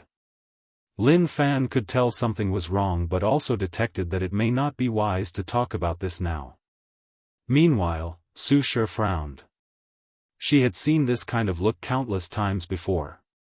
The anger and frustration of having your pride and arrogance trampled on, the subtle fear mixed with respect and reverence, followed by envy and jealousy, she had seen countless times in the heavenly court.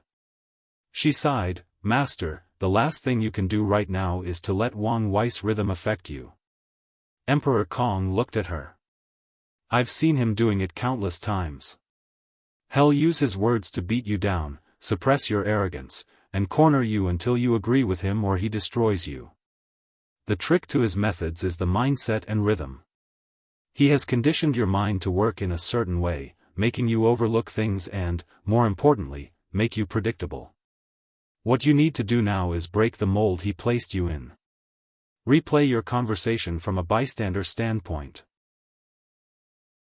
Analyze every word, action, micro-expression, intonation, and even the way he breathes.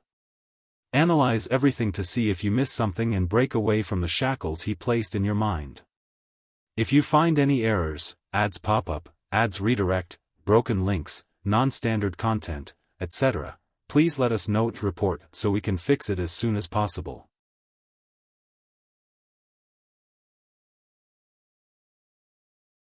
Unfortunately, he only received a pinch and a warning not to play around. However, Lin Fan could not be defeated so easily. He must make a big deal out of this. Was he jealous? Absolutely not. He knew what kind of person his wife was, so he trusted her. However, this was a rare opportunity for him to get some action, so he would not waste it. However, he also understood this was indeed not the best time and place, so he gave his wife one of those looks that only couples understood. He did not hide his intention. Su Shi replied with a look that said they would talk later, and Lin Fan chuckled internally. Since she did not give him a direct no, he had already won half of the battle. His future looked bright. Emperor Kong remained still for 3 days, and when he opened his eyes, they released an intense light brighter than a sun storm. He had figured out what he had missed, what Wang Wei was planning. It all comes down to his greedy nature, Emperor Kong thought. According to him, Heavenly Dao should have chosen him as the Son of Era, to eliminate these parasites, which would also serve as a way to enhance the foundation and background of the academy. However, since Wang Wei was now the destined one, Emperor Kong's path was cut off. Without the resources from these parasites, it would be suicide for him to fight against the Grand Sect Alliance. So, this cannot be allowed unless Heavenly Dao plans to abandon him and not choose him as one of the Transcendent factions. Would Heavenly Dao abandon him? The answer is no, Emperor Kong thought. Assuming what Wang Wei said is true, I was chosen because Heavenly Dao wants one academy to be one of the factions with a Transcendent foundation. So, why choose me, the upstart, over the others? It's because I haven't been corrupted. There are many academies throughout the world, but the most powerful ones have already joined the Grand Sect Alliance. Meanwhile, the rest have formed different levels of alliances to support themselves. However, such behaviors are not why Heavenly Dao has a problem with them. The key to the issue is these people have lost their essence. Their academies now have countless restrictions on whom to teach, primarily racial limitations. And when it comes to regular and loose cultivators, these academies will invite them but will not teach them wholeheartedly. Instead, they'll focus most of their resources on nobles, people with high backgrounds, exceptional bloodlines, etc. The purpose of the academy was to increase access to high-level training and resources for cultivators, thus lowering the influence of these sects and clans. So, there is no way for Heavenly Dao to choose these people after they've lost their essence. If Heavenly Dao wants to continue its plan, it must compensate me for losing the resources from killing the parasites, Emperor Kong analyzed. And that's what Wang Wei is after. He wants a share of that compensation. Emperor Kong frowned. Maybe this is not a bad thing. Heavenly Dao is not a charity. If it will compensate me without having to do anything, I'll owe it an immense karmic debt. It would be different if Emperor Kong was the chosen one and had to work for the resources by eliminating these parasites, which would also be considered an act of service for Heavenly Dao. Maybe I can draw Wang Wei in to share the karmic debt, Emperor Kong thought before immediately canceling this idea. Based on how easily he accepted the karmic debt involving the two sages, he must have an excellent way to block karma. If I try to use him, I might lose resources while still owing a major debt. An intense light flashed in Emperor Kong's eyes. In that case, let's just owe the debt. Anyway, this is my home, and paying the debt is also a way to strengthen the world. People do not want to owe Heavenly Dao karma because the latter might dangle it over their heads, never asking for repayment. However, Emperor Kong was not worried about being able to repay it. After analyzing Wang Wei's words, he realized the Eternal Ascension World's heavenly Tao was highly ambitious. It probably wishes to acquire the title of Strongest Chaos World. With such ambitions, there will be plenty of opportunities to repay the debt. Additionally, other worlds will not stand by and watch as this world becomes increasingly more powerful, especially after seeing how capable it was during the Second Origin War. Emperor Kong looked in the distance and uttered, "A bright mirror can reflect anything, even the secrecy and hiddenness of fate." An intense righteous chi gathered above the academy to form an invisible mirror that shone its light on every corner of this enormous city. The mirror's light had a direct target, people's fate line. It observed and kept a watch on everything. A few people noticed this change, were shocked, and readied to defend themselves. However, after noticing the Dean's breath, they stopped themselves. After taking over Blood Dragon's territory, Wang Wei's Fate Shadow Guard should have expanded. This method should make it harder for them to infiltrate the academy, Emperor Kong thought. He then finally focused on his disciples. "Shire, thank you very much." Her words not only changed his mindset on how to deal with Wang Wei but also how to deal with other powerful opponents with high-level intellects. "Master, I'm only doing my job as a disciple." Emperor Kong smiled. "That's why you're my favorite." "Master." Lin Fan complained. "He used to be the favorite." "It's not like you didn't know this." Emperor Kong waved his hand before glancing at his son. "Why are you jittery?" Bai Han, complaining in his mind that he was the son and should be the favorite, woke up after hearing his father's words. Madame Shun came again. This time, she said she won't leave until you decide. Emperor Kong groaned softly. He had just dealt with one headache, but another arrived at his door. If you find any errors, ads pop up, ads redirect, broken links, non-standard content, etc., please let us know to report so we can fix it as soon as possible.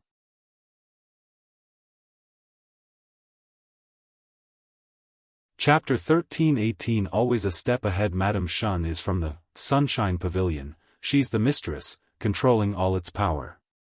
However, despite its poetic name, the pavilion is, in fact, a chain of brothels that target cultivators, including emperors and empyreans. All the pavilion's women, and men, cultivate yin-yang Dao or a source technique about dual cultivation. Cultivators can visit when they need some help with their cultivation. If they pay for the lowest tier 1 service, they can dual cultivate with a partner of their choice, but only through holding hands. Such service is crucial to cultivators below rank 10 as they can use it to break through bottlenecks, but it can only provide some cultivation bonus to great emperors and other paths. Tier 2 services involve physical intercourse, and the effects are even better. It's possible to increase a person's cultivation by a few % if they have just become great emperors. Tier 3 services involved women with their primordial yin and yang intact, making the process even more potent. That's not to mention other benefits like tempering the body and soul. Tier 4 and 5 services involved people with special physiques, with the difference being that Tier 5 girls also have their primordial yin and yang preserved. In the cultivation world, there is something called a cauldron physique, a unique physique with excellent dual cultivation properties. Devil cultivators love this type of physique as it is the best way to strengthen their foundation, and other cultivators love it because it's the best way to break through bottlenecks. Of course, women despise it because this physique primarily exists in women, and the fate of the cauldron is always terrible. The Sunshine Pavilion provided cauldrons but at an exuberant price. All their prices are beyond expensive, but Tier 4 reaches another stratosphere, and that's because the price also involves numeration to ensure the owner of the cauldron physique can recuperate. Well, at least, that's their explanation of why the price is so expensive, but people know better. Cauldrons have terrible fates because others forcefully plunder their primordial yin, injuring their bodies and souls and even destroying their cultivation foundation. However, the Sunshine Pavilion used a harmonious yin-yang dual cultivation technique, meaning the cauldron physiques benefit the owner instead of harming them. So, everyone with some knowledge knows their so-called price is bullshit. Unfortunately, many people rushed to utilize their services despite knowing this. Most people's talent cannot take them far after becoming immortal, so after being stuck in one place for millions of yuan epochs, many people will pay the price of an increase of 1% in their cultivation. Even people with talent and resources will suffer from bottlenecks, and sometimes, using the Sunshine Pavilion services might be cheaper than the alternative methods of their factions. Emperor Kong has dealt with the Sunshine Pavilion, not because he used their services but because they are also one of the largest spy networks in the world. When men are in their most relaxed state, they can easily open their mouths and spill information. Meanwhile, the women who use the pavilion services are often secretive about it due to societal pressure, making it easier to get information about them. Lastly, the pavilion has a system in which they can offer discounts if someone provides them with valuable information. With all their branches scattered worldwide, the Sunshine Pavilion is among the best in the information business, so Emperor Kong has dealt with them. However, his problem with Madame Shun is not her business or some kind of contradiction that happened between them. She wanted to open a Yin-Yang school in the academy. Her request immediately sent the academy into chaos. Some elders agreed as they know that Yin-Yang Dao is one of the supreme paths of cultivation no matter which form it is practiced. Meanwhile, others vehemently denied this request, believing such a method of practicing Yin-Yang Dao contradicts many of the core ideologies about the literary way. They've been arguing for more than 50 million years since Madame Shun made that request, and the only way to end this debate is for the dean to decide. Emperor Kong has no problem opening the Yin-Yang school. Since his path is to enlighten all sentient beings, he would not exclude anyone. His hesitation is because of the true owner of the Sunshine Pavilion. I don't want to deal with that crazy woman, Emperor Kong sighed, feeling a headache coming. Wang Wei was a problem, but he was still a reasonable person, but that woman was not. She could attack the academy without any reason, it would be a nightmare if she had an actual reason. If I don't make a choice soon, that will be reason enough for her to act against me or the academy. Emperor Kong once again felt frustrated. He could not beat her, and he might even suffer terribly if he angered her. All right, I'll deal with her. Master, what are you going to do? Lin Fan asked. He knew how complicated the issue of Madame Shun was. I'll tell her we can start the Yin-Yang school in the academy's branches as a test trial, Emperor Kong said. That should satisfy her for now while also preventing that crazy woman from having any direct connection to the main branch. Emperor Kong sighed as he flew away. He decided to spend a few days with Master Shang to isolate himself from the world. This should soothe his mind. Then, he'll go on a vacation with his wife. Wang Wei was walking around Origin Seal City with a candy stick in his hand, enjoying himself.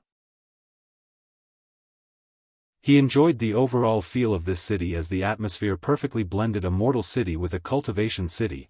That's how he was about to buy this candy from a stall on the street.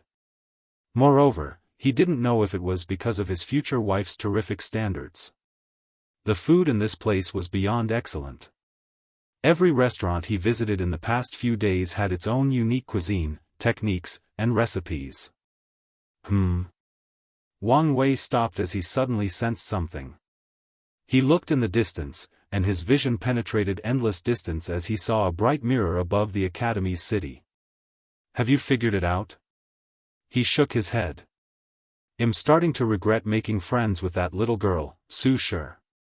Wang Wei did not mind despite his words since that's how most friendships in the cultivation world, especially relationships with people of different factions or lineages. The lineage's benefit must come above everything, including friendship. Not a bad move, old man, Wang Wei commented. However, this is not enough to stop me. He raised his hand to condense a few karmic threads, mainly Emperor Kong, Lin Fan, Su Shi, and the Lower Dimension Academy. Emperor Kong owed him much more karma than the latter admitted due to everything he did for the academy in the lower dimension. So, what Wang Wei plans to do is to force him to repay that karma, or he will suffer a potent and immediate backlash that not only damages his soul but also affects his luck. And what's the best way to repay that karmic debt? Of course, it's from that compensation from heavenly Tao. Wang Wei manipulated the threads to do his bidding, ensuring Emperor Kong would not notice anything until he received the compensation. By then, hell have no opportunity to delay and must pay immediately. Heavenly Tao is planning for transcendent factions, but there must be a difference between them, Wang Wei sneered. He had no personal grudge against Emperor Kong or the Academy but must ensure his faction's supremacy in the upcoming era. After all, in this world, more power means more resources, so Wang Wei, who always knew this, never stopped striving for more power and resources for the sect. Wang Wei bit his candy, enjoying the unique sweetness with the ability to improve his mood. If not for his cultivation level, this thing might affect his state of mind, which is truly impressive. This city was truly remarkable. Even the candy maker had some achievements in the Tao of cooking. I'm starting to wonder whether I bragged too much that day, Wang Wei thought. With such an impressive palate, could he create a dish that makes her swallow those words back? He sighed, feeling his future was bleak. Wang Wei headed toward the next restaurant. However, he did not take a few steps when something landed from the sky before him. He saw a beautiful woman in golden metallic armor from shoulder to toe, looking like a Valkyrie from Earth's myth. "What can I do for you, young lady?" Wang Wei asked, already having a prediction. "I've been ordered to hand you this token and a message. You've wasted enough time." Wang Wei's lips twitched. He knew the suffering that awaited him, so he's been delaying for the past few days, trying to enjoy himself as much as possible. However, it seems this future wife cannot wait to beat him up. Wang Wei waved his hand, and the token flew into his palm. The Valkyrie woman did not say anything else and flew away. Meanwhile, Wang Wei sighed before activating the token, disappearing from the middle of the street. If you find any errors, ads pop up, ads redirect, broken links, non-standard content, etc., please let us know to report so we can fix it as soon as possible.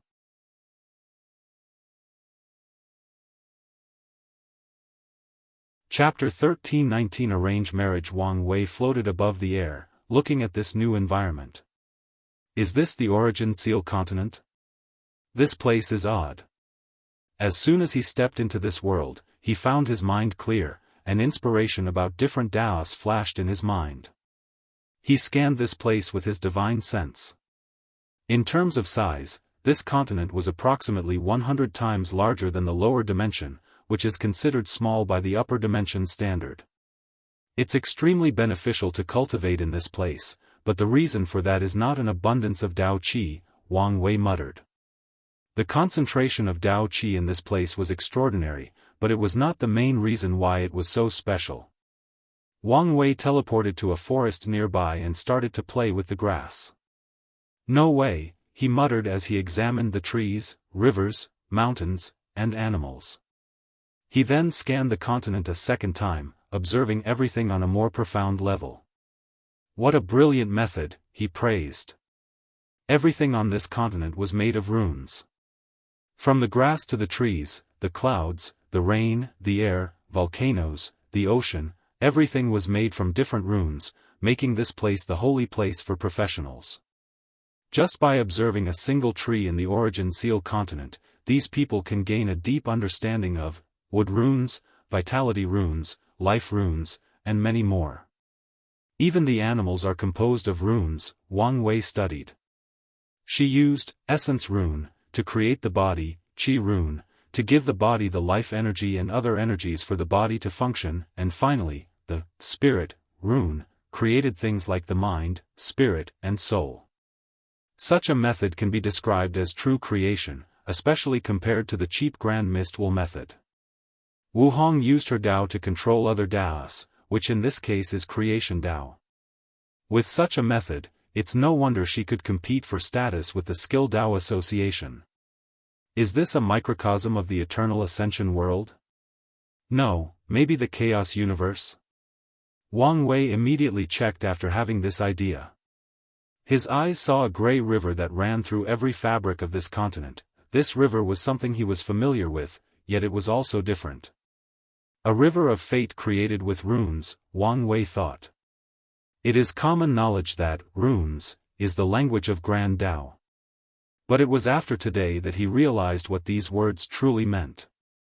Wang Wei checked, and as expected, he saw the river of time, a source chi space, heavenly Tao, and even primordial chaos, which surrounded this continent and served as a barrier or protection, and they were all created with runes. Wait, where is Samsara? Wang Wei muttered. He searched, and he found it. Did she steal power from the Yama kings? He could tell the Samsara of this continent was operating like any others. In other words, anyone who enters this continent will be under the jurisdiction of Wuhang's Samsara instead of the ones controlled by Grand Tao and the Samsara Cardinal.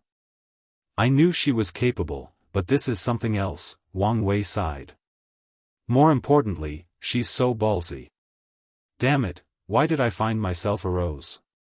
Has it really been that long, or have I developed a new kink for capable women?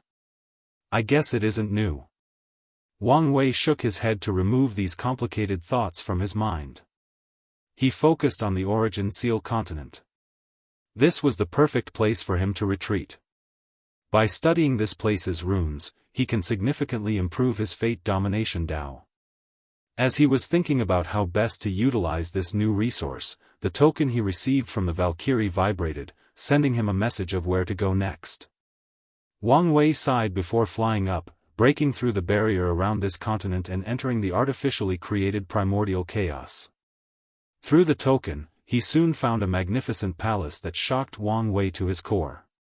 The White Palace was so beautiful and grand that he only thought of one thing: how rich is this woman?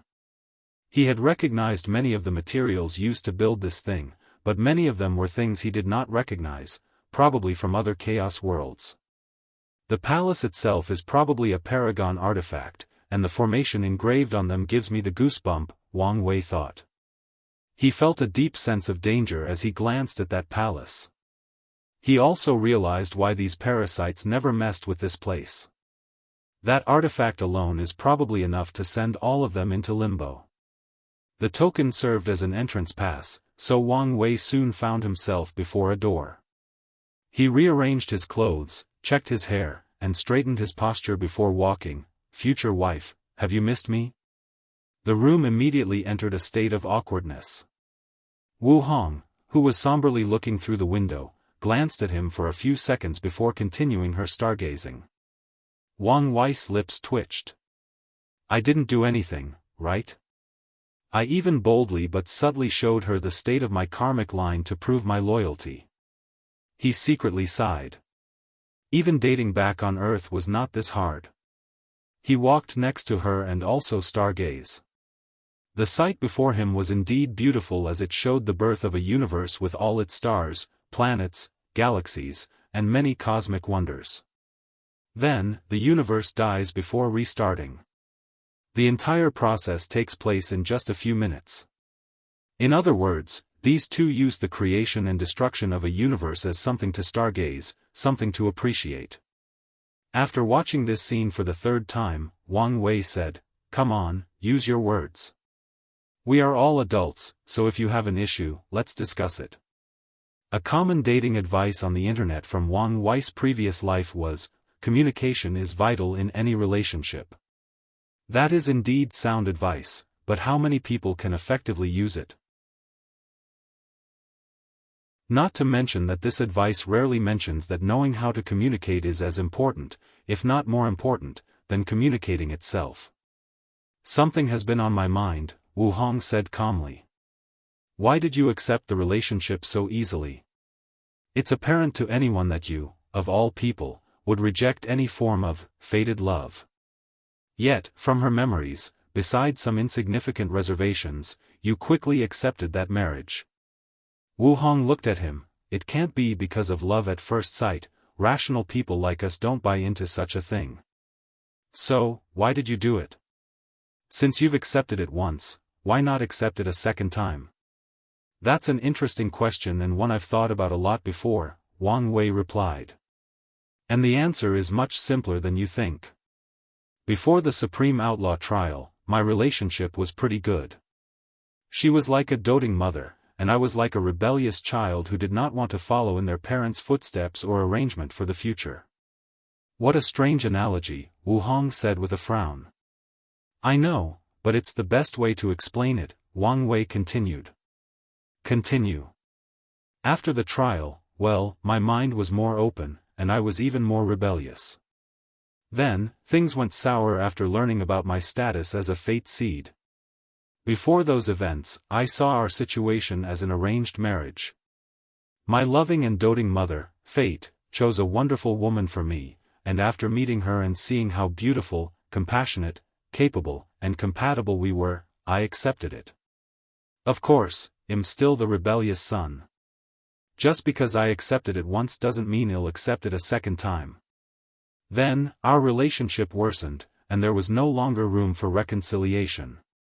Wu Hong took a moment to process these words, such a strange way to explain the situation, yet it still makes sense, she nodded. So, did you feel any instant connection after meeting her? Not all, Wang Wei shook his head. On the contrary, I feel our relationship is an ill-fated one. That girl will suffer immensely in her life if she gets with me. Oh? Wu Hong felt he was not saying these words without any basis. Tell me more. She motioned for him to sit down before serving tea. Wang Wei felt relaxed, and it was not only because the tea was refreshing but also because the tension in the room had dissipated. So, he told his future wife everything that happened during his meeting with Sun Junyao, including his conjectures about his transcendent ability to influence the chessboard. He also told her about his conversation with Emperor Kong, mainly his conjecture about transcendent factions, and that the academy was chosen for one of the spots. What do you think? About what specifically? Wu Hong asked. He had said many things, and some she needed time to digest. Let's start with recruiting Sun Junyao, Wang Wei answered. If you find any errors, ads pop up, ads redirect, broken links, non-standard content, etc. Please let us know to report so we can fix it as soon as possible.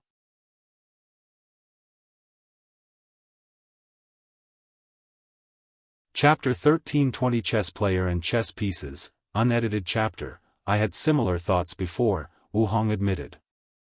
However, she had trouble trusting people, and because those two had their eyes on her, I never brought it up before. But, as you said, I'm considered half her master, so it should not be an issue for her to join me, if she wants to.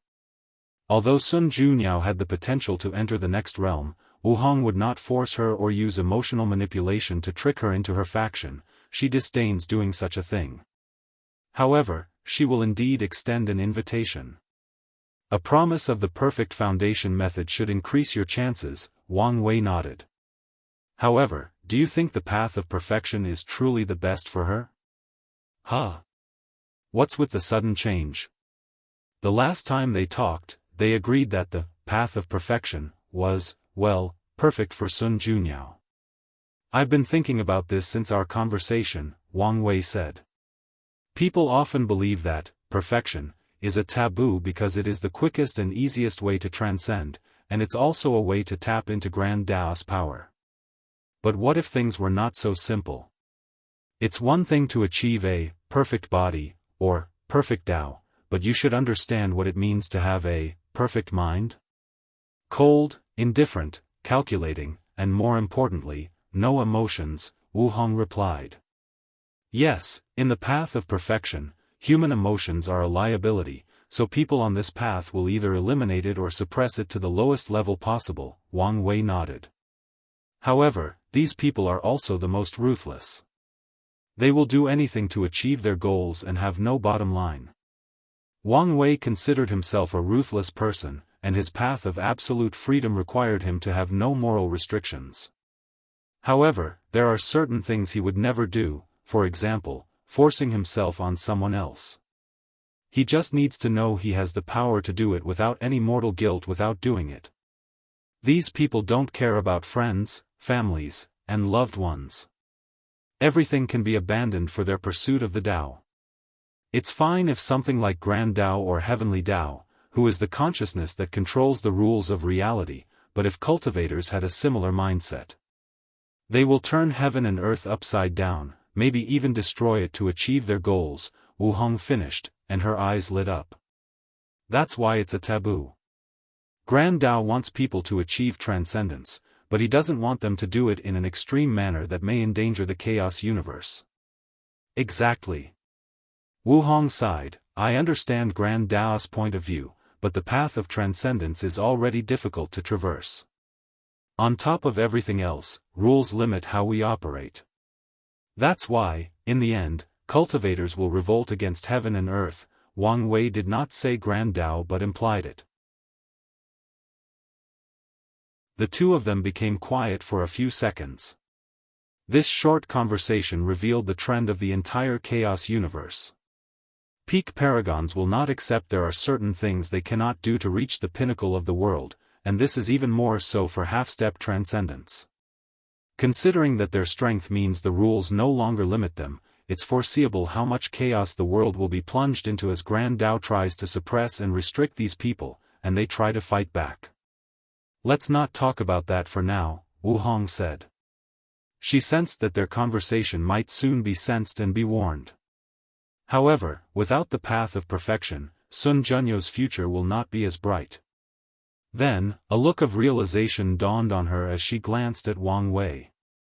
Yin Yang, your Tao also included freedom, so she can follow your example and walk the path of imperfect perfection.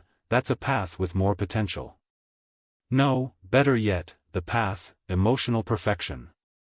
Emotional perfection? In that case, she would need to change her Tao to 6 emotion 7 desires or focus on spiritual practice. That's not a problem, Wu Hong answered. Once she perfects her state of mind, she'll realize her copy Tao is not the best fit for her. I'll then suggest she switches her primary Tao. Wang Wei nodded. Switching primary Tao is a dangerous thing since the cultivator will need to reforge their Tao imprints, change their Tao body and, awakening, transform their soul, and lastly, their cultivation realm might drop, unless they cultivate a sub-Tao to the same level of their primary Tao before switching. Well, we've laid a path for her, but it's up to her whether she chooses to walk on it, Wang Wei said. No matter how much they plan or how extraordinary their ideas are, it's up to Sun Junyao to decide. That's true. Let's not talk about her anymore. What do you think about Emperor Kong?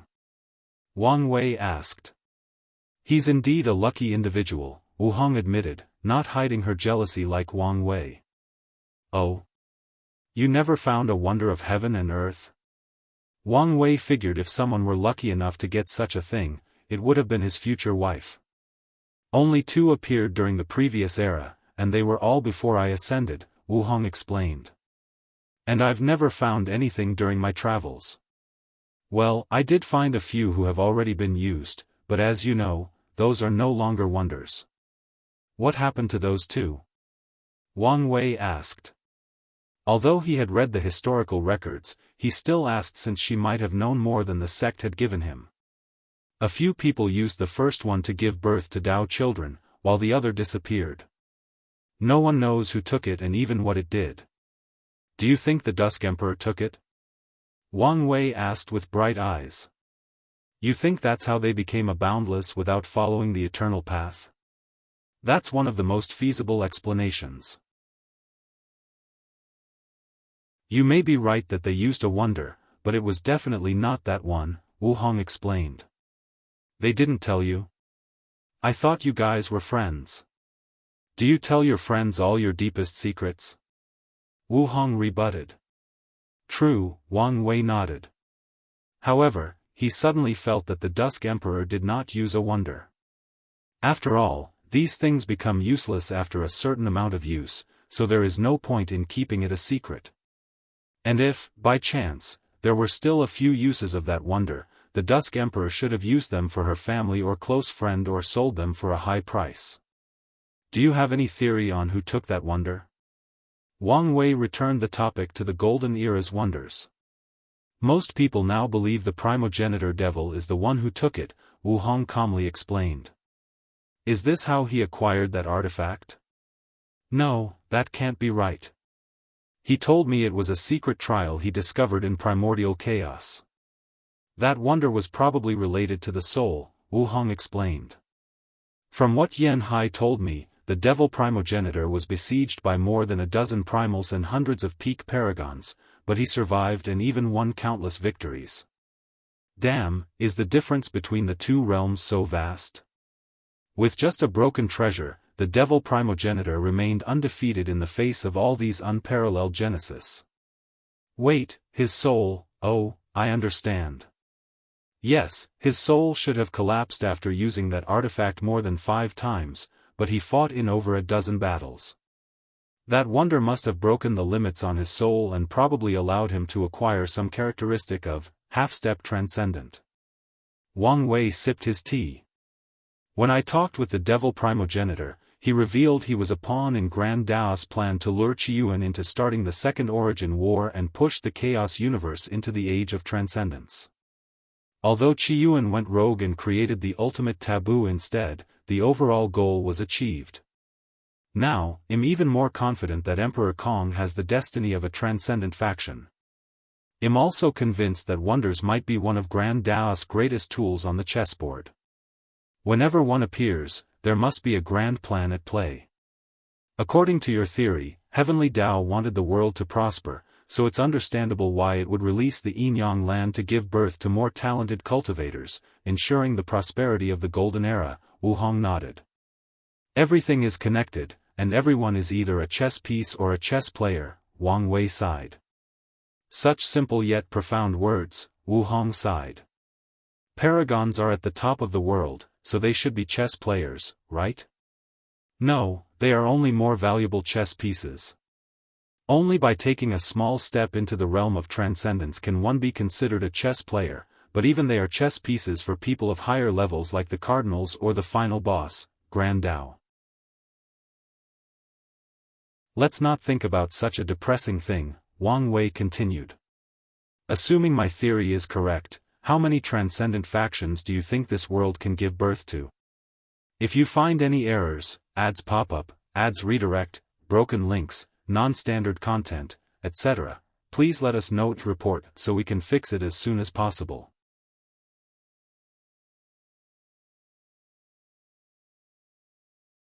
Chapter 1321 Transcendent Faction Analysis, Unedited Chapter 7, and if you add those two, a total of 9, Wu Hong replied without hesitation. So much? You underestimate what it means to be half the universe's destiny center, Wu Hong calmly explained.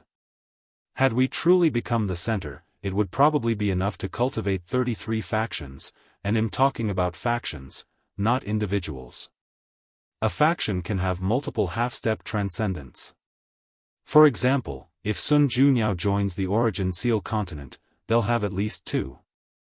Meanwhile, the Dao opening sect is full of talents capable of reaching that realm, and with all of Wang Wei's ideas, they have a bright future ahead. 9 factions, Wang Wei uttered. Buddhism and Taoism already have a spot. Emperor Kong represents the literary way and the academy. Taoism, Buddhism, and the literary way are the 3 most prominent and widespread religions/philosophy/schools of thought in the chaos universe, usually known as the trifecta. Although my ancestor went rogue, he is the main contributor to the Eternal Ascension world's destiny and prosperity. Heavenly Dao must pay that karma, so a place will go to us. Wang Wei looked at Wu Hong. It must give you a spot, Wang Wei continued. You can reach that level without the help of destiny, and knowing you probably hold a grudge for what happened with the Curse Master, this might be the best way to appease you. That may be one of the considering factors, but not the greatest one, Wu Hong shook his head. I'll get a spot due to the destiny of Profession Dao. Without how the Origin Seal continent operates, it will be easier for us to train transcendent tier professions. Indeed, Wang Wei nodded. Once Wu Hong reaches the next realm and creates transcendent runes, the Origin Seal continent will reach a, well, transcendent level among all professions. Don't get cocky, Wang Wei warned. Once Yen Liling achieves half-step Transcendent, you'll lose your monopoly over Transcendent runes. That girl is indeed talented, but I've never been afraid of any challenges, Wu Hong replied calmly. Not to mention how much you'll achieve by the time she reaches our realm. True, Wang Wei sighed. He regretted not bringing Yen Liling and Li Jun with him to the upper dimension. He did not truly understand how terrifying a late start was in the upper dimension. Sadly, the lower dimension was blocked, so he could not even contact them and warn them to find a way to escape their sentences and ascend as soon as possible. Wang Wei shook his head to remove these thoughts from his mind. That's 5 spots, leaving 4. Who else? There is probably a spot for a dynasty, Wu Hong continued. The Way of Fortune dynasty protects ordinary mortals, so Heavenly Tao might give them a spot.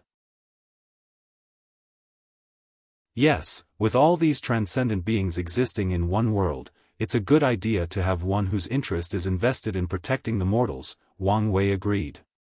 So, do you think the Great Qin will have a spot? He'll probably be granted an opportunity to fight for it but not granted it directly, she replied. Oh. The human emperor is a great emperor, but he's not the ideal one, Wu Hong explained. The ideal emperor is Xianxia, the saint emperor of the Great Wen divine dynasty. He practices the way of Holy Emperor, also called the Compassion Emperor. Saint Emperor, a ruler that is a saint to his people but a tyrant to his enemy, Wang Wei muttered. He had read about the Saint Emperor and the Great Wen dynasty. They were part of the dynasty alliance supported by other overlords to balance the power and influence of the Great Qin Saint Court. Such a man is indeed the ideal candidate, Wang Wei nodded. As a holy emperor, it is in his best interest to ensure the safety and prosperity of mortals, which should reassure Heavenly Tao to give him a spot. No matter how weak and insignificant mortals are, they are the sources of talent for all factions. However, once these transcendent factions rise, the mortals might become endangered. The higher the cultivators, the more indifferent they are to mortals, and this situation should worsen once half-step transcendence begins to show up. Not to mention how devastating the slightest confrontation between these beings will be to even paragons, let alone mortals. As such, it's in Heavenly Tao's best interest to choose a faction dedicated to protecting them. Sadly, he's too weak, Wang Wei sighed. The Saint Emperor was only a peak paragon, not a primal. Although he had an overwhelmingly positive image, deep connections, and excellent influence, this did not change the fact that he was weak. There is still hope for him, Wu Hong said. As long as he can use his experience from the Taboo to become primal, use his charisma and influence to control the alliance, he might be able to compete for the spot with secret support from the other overlords. You don't sound like you have a high enough faith in him, Wang Wei said. Although I don't like him, I must admit that Yingzheng is a capable man with deep plans and many secrets, Wu Hong replied honestly. After so many years of interacting and competing with that man, she only finds out his origin goes back to the prehistoric world through her connection with Wang Wei. That's how deep he hides. How much of a chance do you think the Saint Emperor has? Probably 30%. So low? Wang Wei frowned. Xianxia has an unparalleled talent for governance that no other rulers can match, Wu Hong explained. Most dynasties rely on their vast and extended territories to gather luck, but he primarily relied on the people's welfare and happiness. However, if you compare his ability to scheme and plan to Yingzheng's, you will see that he truly does not measure. Wang Wei squinted. What if we focus on his advantage? After all, the ultimate decision is up to Heavenly Tao, and it may have different requirements. You want to work with him? Wu Hong asked before thinking of something. You want to cooperate with him to spread your mortal rune civilization? That's right, Wang Wei nodded. It's a great way to boost the prosperity of his citizens and show Heavenly Tao he was the best choice. I still don't think his chances of success will be high, Wu Hong replied. Ultimately, the cultivation is about strength and strong preying on the weak. Even if Heavenly Tao granted him that destiny, it's very likely for Yingzheng to conquer or slaughter him to take it. I still think it's worth a try, Wang Wei said. If I succeed, I can stop the Qin Emperor, but even if I fail, I can delay his rise, and that's good enough for me. Well, it's a good move. You won't have to pay much if it fails, and you can still get some benefits, Wu Hong nodded. Then, it's decided, Wang Wei said as he sipped his teeth. What about the other faction? What do you think? Especially the Grand Sect Alliance. As I said before, the skill association is useless, and it's the same with the exchange hall. As long as Emperor Kong keeps his heart of sage and continues training cultivators no matter the background, there is no need for a loose cultivators alliance to be so powerful. The innate demons are the third useless group. The next era will truly be the era when they lose their status and are no longer viable to compete with paragons and fiend gods. Wu Hong moistened her throat. After years of manipulation, the demon race's destiny has become to balance and suppress the innate demons, so they also have no value in the upcoming eras. However, Heavenly Tao might receive a spot just to provide some balance to the human race, but that probability is not high, considering we're the protagonists of the world, and we've done so much. The Divine Faith Heaven's leader is a highly talented person, but their purpose is also geared towards mortals. However, dynasties are healthier for cultivating mortals than faith, so they are also eliminated. No, they might be given a chance to compete with Yingzheng and the dynasties for that position. That only leaves the Sword Path League, the Myriad Clan Union, and the Grand Sect Alliance, Wang Wei commented. The sword cultivators have ruined their own destiny by suppressing the ultimate sword path to ensure the supremacy of the extreme sword path, Wu Hong commented. So, I'm not too sure about their fate. I guess it doesn't help that the most powerful one among them is not even from their league, Wang Wei chuckled. True, Wu Hong nodded before continuing. The Myriad Clan Union used to serve a grand purpose, steal the chi luck associated with bloodline supremacy from the innate demon gods and transfer it to the human race.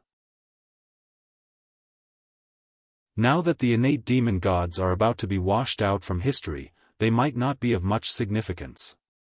Wu Hong looked him in the eyes. It also doesn't help them that one of their core leaders is one of your Wang clan. If they become a transcendent faction, then the potential of your clan will be too much. Heavenly Tao is all about balance, it will take that into account. If you find any errors, ads pop up, ads redirect, broken links, non-standard content, etc., please let us know to report so we can fix it as soon as possible.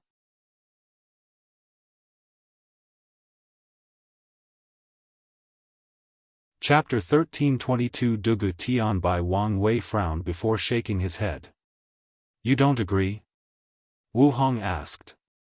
If it were before, I would have agreed that the Myriad Clan Union served no purpose, Wang Wei replied.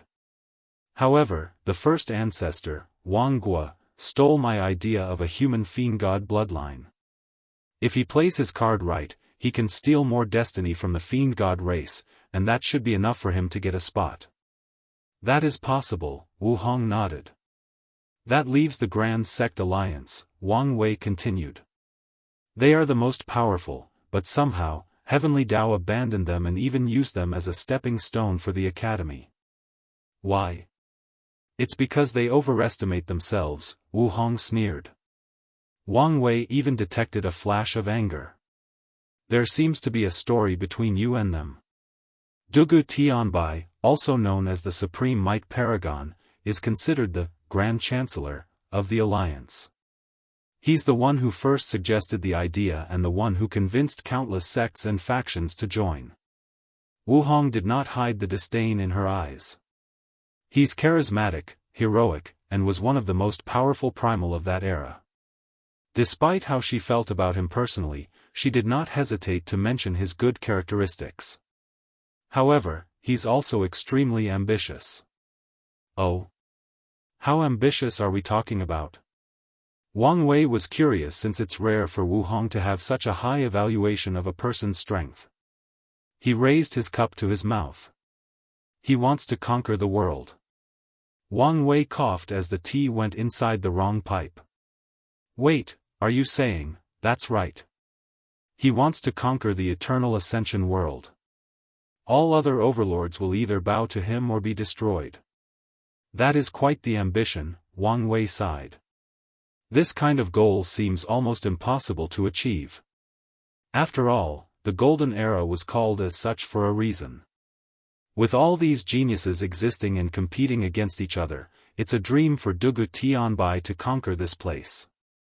However, it's not entirely impossible. As long as he can become the first, proper, half-step transcendence, he can quickly suppress the other two and conquer the world. Of course, such a method of achieving his goal has a major flaw, and that's the genius of that era. As long as one of them escapes, they will become unstable if they return later after achieving the same realm. It's fine for him to be ambitious, but he went about it in such a stupid way, Wu Hong sneered. Instead of focusing on being the first person to reach the next level and use absolute force to achieve his goal, he focused on political power. So, he started gathering sects to increase the alliance's strength? Wang Wei asked. That's right. At first, he did an excellent job. He even convinced those sects to live close to each other, making their disciples entangled with each other as if they were one giant family. He wanted to slowly assimilate them and eventually fuse them into one large sect? Exactly, Wu Hong nodded. His plan failed, but it did reduce many of the hostility and contradictions between these factions, turning them into a true and coherent alliance. However, he soon became mad. He divided the alliance into inner and outer members, with the latter rapidly expanding forces without any regard. He blackmailed, intimidated, and forced countless factions to become outer members, not even caring whether they were truly loyal or not. It sounds like he just wanted to use these people to expand the alliance's luck, Wang Wei commented. Did he want to use a large quantity of luck to try to enter the next realm? Dugu Tianbai is not stupid. He should have understood that such a loose amalgamation of luck was feeble and useless. And even if he wanted to walk the path of luck to become half-step transcendent, he would have needed the luck of the entire world. Hence his previous ambition to conquer the world, Wang Wei muttered. Yes, but I still don't understand why he did such a stupid thing, and I was not the only one. At first, many people thought he wanted to start a war, but anyone could see that these outer members would never support him fully, and many would betray him at the slightest sign of trouble. There are two ways to explain his behavior: either he became prideful and made a stupid error, or there is some hidden reason he needed such a quantity of luck, even if they were not properly condensed. Wu Hong nodded. Many people deduced the same conclusion, and the other overlords tried many methods to find the source of Dugu Tianbai's change. However, no one had an answer to this day. I can now understand why Heavenly Dao is not a fan of the alliance, Wang Wei continued. If this man succeeds in his ambition, I reckon he would not hesitate to absorb all the world sources of this world to assist him in reaching the next level, and by controlling the world's chi luck, he can reduce, even eliminate, Heavenly Daoist divine punishment for his action. Using one of the 3,800 source chaos worlds is one of the most direct ways to achieve half-step transcendence. Whether through Heavenly Dao or siphoning all the world's energy, world source, to forcefully elevate cultivation to the next realm, they are the best methods. Although these methods probably have some side effects and even higher consequences, most people capable of using them would not care. Many paragons have known this, but unfortunately for them, the Heavenly Dao of these worlds was also transcendent. As long as they try these people, they will be wiped out by divine punishment. Unfortunately, the ultimate taboo opened a can of worms. Many methods to bypass or even reduce the effect of divine punishment were distributed to cultivators across the chaos universe, endangering the source chaos worlds and making them more valuable.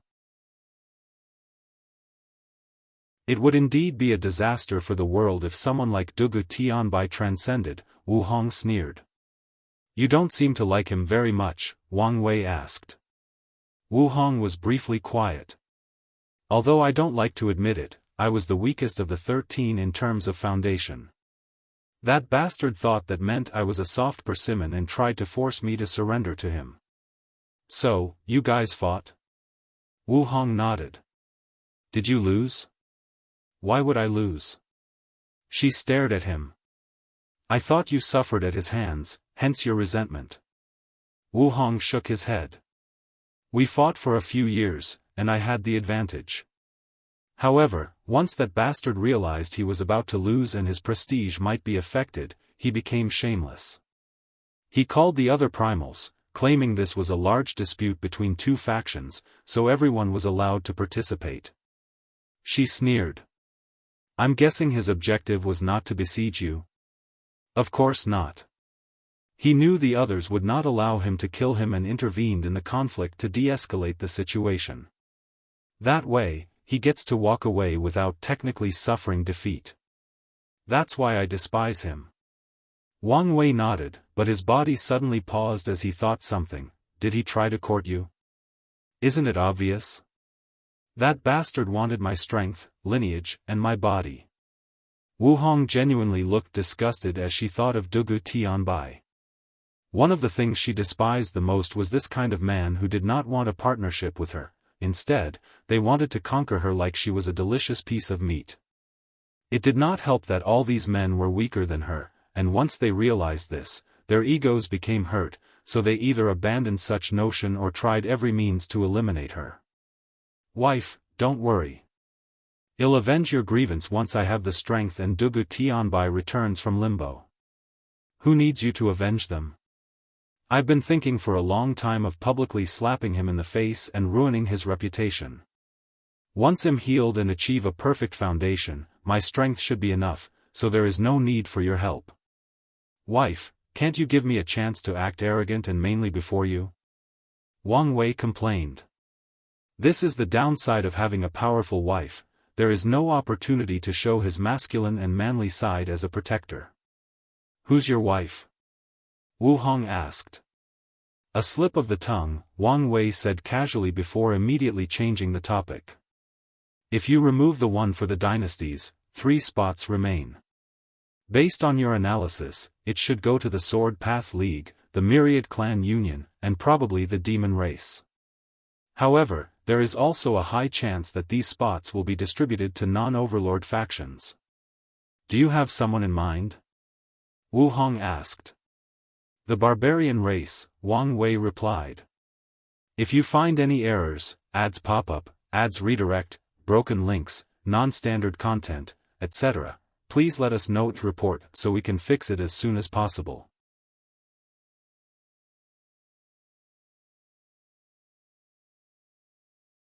Chapter 1323 A more complex situation. Wu Hong nodded. Their origin makes them unique. Many cultivators are dedicated to studying history and culture throughout the chaos universe, and they discovered something: most cultures developed the same way. It's like there is a blueprint to ensure people's naming sense, language, philosophy, values, and many other factors developed the same culturally. There are a few outliers, but most are mutations of the outline. However, this fact has 2 true outliers, Buddhism and the barbarian race. Although these two have assimilated with the blueprint culture, it did not change the fact that the origin and essence of these 2 factions are entirely different. If I guess correctly, their origin should have something to do with the prehistoric world, Wu Hong continued. Heavenly Tao might give them a spot, just for the potential that the barbarian race might become the key to finally gaining access to that world. Now I feel conflicted, Wang Wei said. He knew one of his greatest advantages, especially to other Tao overlords, was access to his memories from Earth. It would make things more challenging for him if more people could get their hands on the information on Earth. Did you have some plan for the barbarian race? I noticed one of my followers, Monk, his destiny was slowly changing after meeting me, Wang Wei explained. By comparing himself to me, he's slowly transforming into a transcendent seed. Comparison and competition are some of the best ways to elicit growth and development, Wu Hong nodded. If he's as you said, then the barbarian race might have a spot. At the very least, they are one of the main competitors for one of the spots. Did you want to cultivate a new ally? That was the plan. Was? Wu Hong asked. Wang Wei said firmly. Anyway, I don't think it will be so simple for Grand Dao to regain control of the prehistoric world, and if everything else fails, there is still me. Yes, it's better to have one more friend than one more enemy. In conclusion, the Sword Path League, the Myriad Clan Union, the Demon Race, the Barbarian Race, and a few others will fight for 3 spots, Wang Wei analyzed. Sword Dao has taken over most of the destiny of all Weapon Dao, and this battle might be a chance to reverse this situation. Especially Saber Dao, who has been their greatest enemy, meaning the Sword Path League will have plenty of competitors. The Myriad Clan Union will have a future if they can contribute to the innate acquire war by weakening the Fiend God race by stealing their luck and destiny. The Demon race is not entirely out of the competition. They'll increase their chances if they can eliminate the innate demon gods and take their destiny. The next era will probably be a time of great strife and competition, Wang Wei sighed. These 2 conversations might seem like a simple analysis, but they outline what will most likely occur in the upcoming era once the moons are eliminated and the issue of the 2 suns is dealt with. Things are even more complicated than you stated. Oh, did I overlook something? A few, actually, Wu Hong said. First, there is samsara. With all these transcendents walking the world, how can the world of the dead preserve itself? In my mind, one of the factions or one of the transcendents would take over, Wang Wei replied. For example, Yingzheng. He needs the emperor title to become half-step transcendent, so I figured he would control the underworld. However, now that I said it out loud, I realized I was too naive. Although the other transcendents might not care about samsara for themselves, they wouldn't allow someone else to occupy it since it could influence their sects or people close to them. That's one part of the issue, but I don't think samsara will allow others to mess up the world of the dead. You think Heavenly Dao would grant one of the spots to the underworld? It doesn't have to, Wu Hong answered, and Wang Wei immediately understood, the samsara cardinal. That's right, Wu Hong nodded. Whoever they are very strict about controlling the underworld. Heavenly Dao doesn't have to do anything. The cardinal should give the Yama kings the power to balance the other factions and the world of the living. Wang Wei squinted. You seem rather confident in your analysis. Wang Wei agreed with her deduction, but he was not as confident as her. The samsara cardinal might interfere, but there is also a chance they might give up on the eternal ascension world. My confidence is because of you, Wu Hong said. I can deduce that whatever our future selves is doing, the cardinals are involved in one way or another. So, it would be stupid of them not to take an opportunity to place a chess piece into your homeworld. A terrifying killing intent flashed into Wang Wei's eyes. Especially since that chess piece might be my grandmother. Although he had only one conversation with his grandmother, he had a favorable view of her, especially since she admitted her relationship with his grandfather.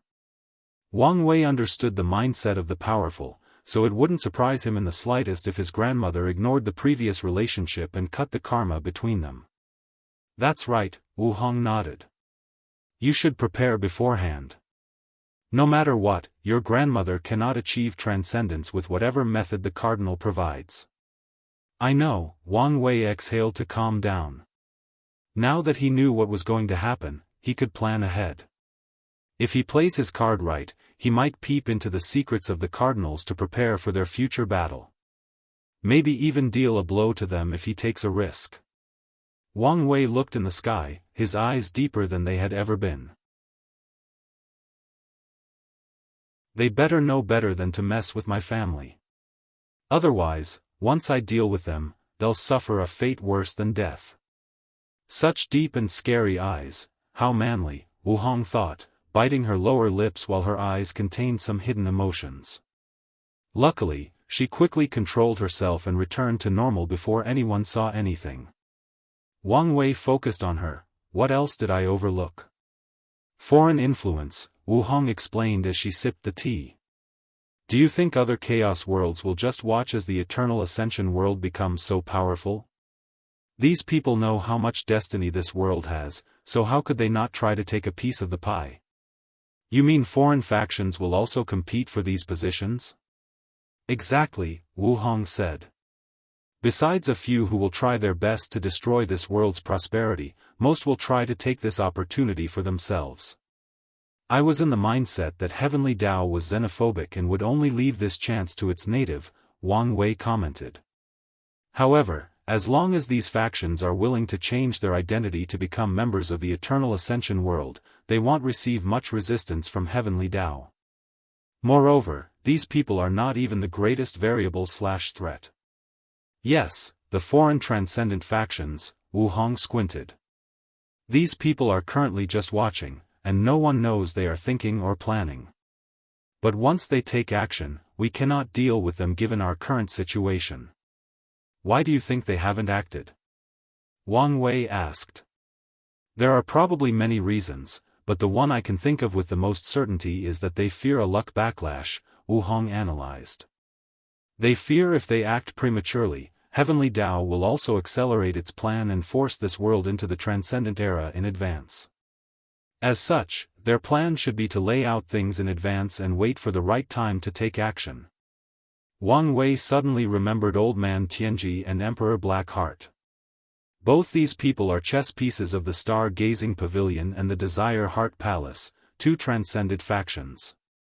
Wang Wei can imagine there are plenty of other chess pieces in the world waiting for the right time to act. The situation is more complicated than I originally thought, and it seems I must prepare in advance, Wang Wei grunted. Although the Dao opening sect is one of the guaranteed spots, that does not mean they would 100% become a transcendent lineage. On the contrary, these guaranteed spots are the juiciest and most succulent piece of meat to these foreign factions. There is also the fact that many people hold a grudge and will blame the Dao opening sect for what Qiyuan did, Wang Wei analyzed. Every cause has an effect. Qiyuan opened the era of transcendence through the ultimate taboo, but in the process, he created probably the largest war in the chaos universe, resulting in the death and destruction of countless people and worlds. This level of karma is not something any lineage can bear along. The Dao opening sect has great fortune and destiny, and if it acts fast enough on it and becomes a transcendent faction, it can wash off that karma. If not, then they will be destroyed. Let's not talk about this anymore, Wang Wei said. They've talked enough for today. Any more, and there might be consequences. How is your apprentice? She's fine, Wu Hong replied. She just passed the test to become an inner disciple. If she can pass a few more, I'll accept her as a direct disciple and, eventually, my legacy disciple. Really? You think so highly of her? A legacy disciple means that Hong Meiling would be the next ruler of the Origin Seal continent. She doesn't have that high of an aptitude for runes and such, but she has great managerial talents, Wu Hong explained. I've wanted to find someone to take over managing this place while I become a free elder/ancestor, and she might be the one. That's good to hear. As a founder of a top lineage, she must move from being the face of the faction to someone behind the scenes. Most overlords have experienced such a process, and the Origin Seal continent could be said to be behind. Of course, it's probably because Wu Hong has too high of standards for her successor. Well, enough wasting time, Wu Hong said. Let's start with your training. If you find any errors, ads pop up, ads redirect, broken links, non-standard content, etc., please let us know to report so we can fix it as soon as possible.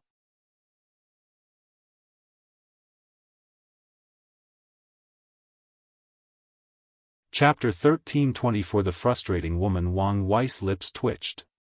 He knew this day would come, and he also knew he could no longer delay it. He sighed deeply before saying, 1 minute. He condensed a talisman in the void to send to Red Mask. He had decided to stay here and even enter his cultivation retreat in the Origin Seal continent. As such, Some of his work needed to be transferred to this place. Alright. I'm ready.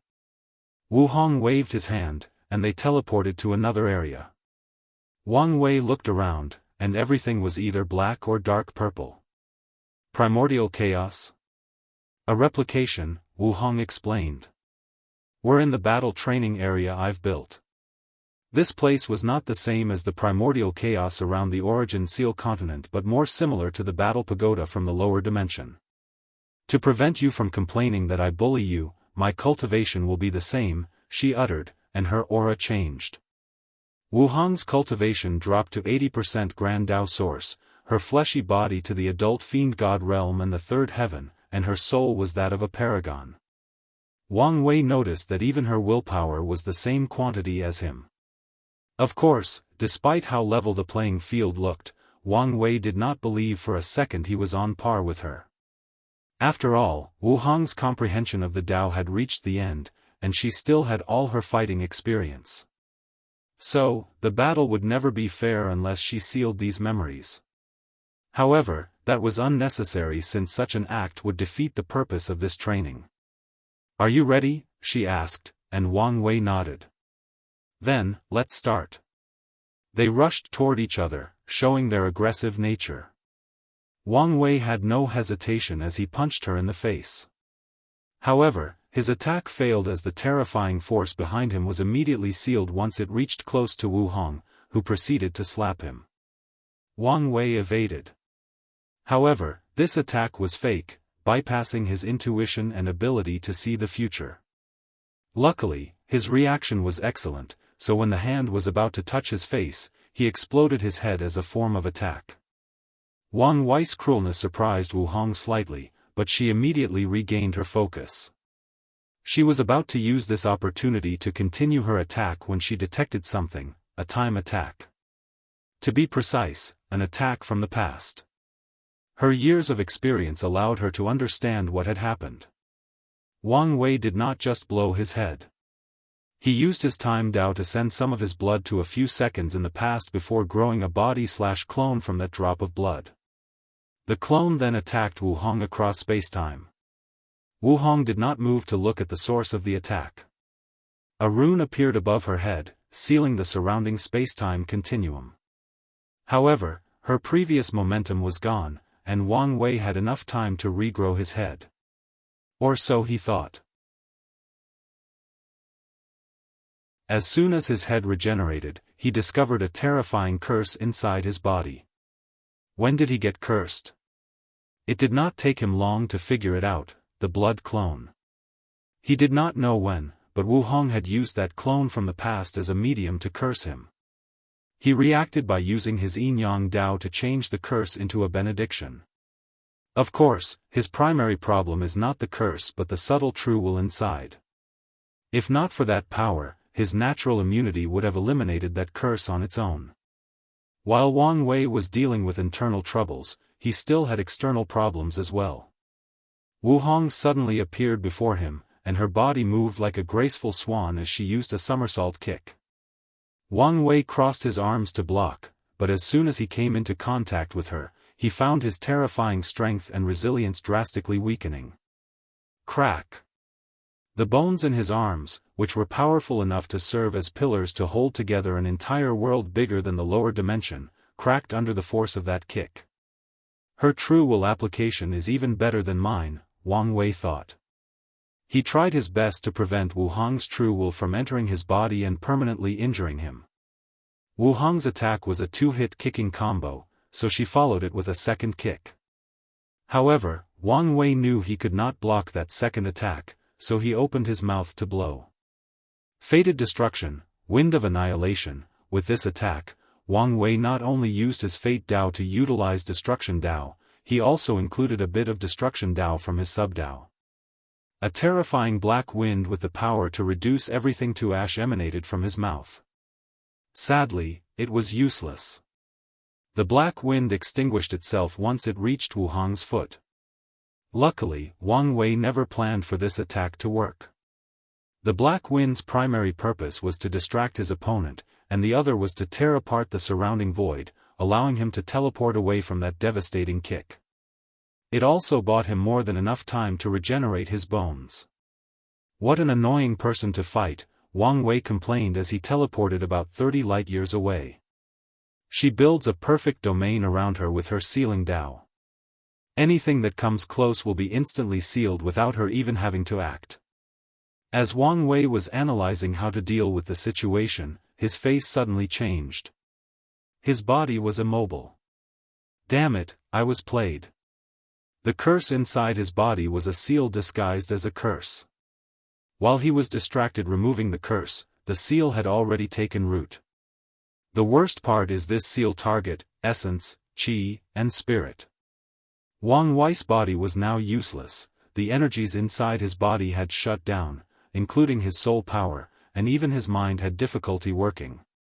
Wu Hong had a smirk on her face as she realized her plan had worked. She waved her hand to manifest a colossal hand composed of runes. Wang Wei knew he would immediately lose if that attack landed, but it seemed that there was nothing he could do. This is not fair, Wang Wei screamed in his mind. That hand contained a seal for all his Daos and all his techniques. If Wu Hong had not known him intimately, how could she have created such a seal? I know what you're thinking, but I did not create this seal based on previous knowledge about you, she explained. Instead, it's based on information I've gathered since this battle started. As for how I gather so much information in such a short period, well, I'll tell you after I beat you. Wang Wei was unwilling. The battle hadn't started for 5 minutes, and he was about to lose. He couldn't accept that. Whether it was for his pride as a man or as a mighty warrior, he would not accept such a result. Defeat is fine. He expected to be defeated. However, he could not be beaten in such a disgraceful manner. Countless thoughts flashed in his mind, deducing a plan for the situation. Then, at the last moment before the palm hit him, Wang Wei's body released a terrifying aura, followed by bleeding in all orifices. He moved his hand and punched the big hand into oblivion. Fate mimicry, Ji Lanfang, a picture of a slovenly dressed young swordsman with a wine gourd appeared above Wang Wei before fusing with him. His aura then changed from a supreme being who plays with fate on a whim to an almighty that embodies the concept of absolute speed. Wang Wei's tattered and bloody body appeared before Wu Hong and punched. An exploding sound echoed in the void, followed by her right hand exploding. Wang Wei was so fast that even her potent and passive domain could not react in time to seal his strength. However, her eyes were calm. Interesting. He knew he could not defeat me with his existing techniques, so he created one, she calmly analyzed.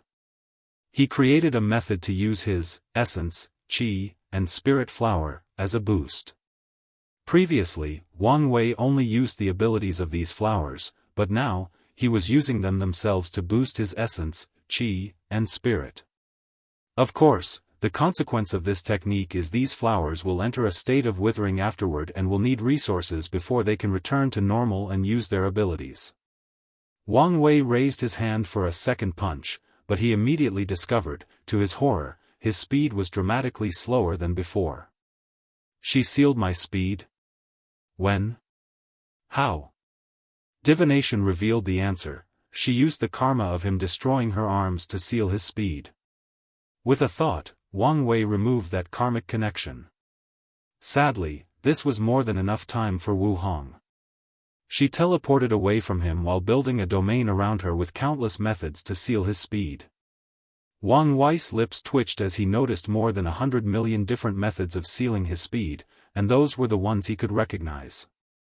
Has anyone ever told you that fighting you is frustrating? Wang Wei complained. I've built a reputation for that, Wu Hong calmly replied. All those battle maniacs don't want to fight me despite my well-known strength due to how frustrating it is to fight me, she proudly explained. Come on, she continued. This is just the warm-up. If you find any errors, ads pop up, ads redirect, broken links, non-standard content, etc., please let us know to report so we can fix it as soon as possible.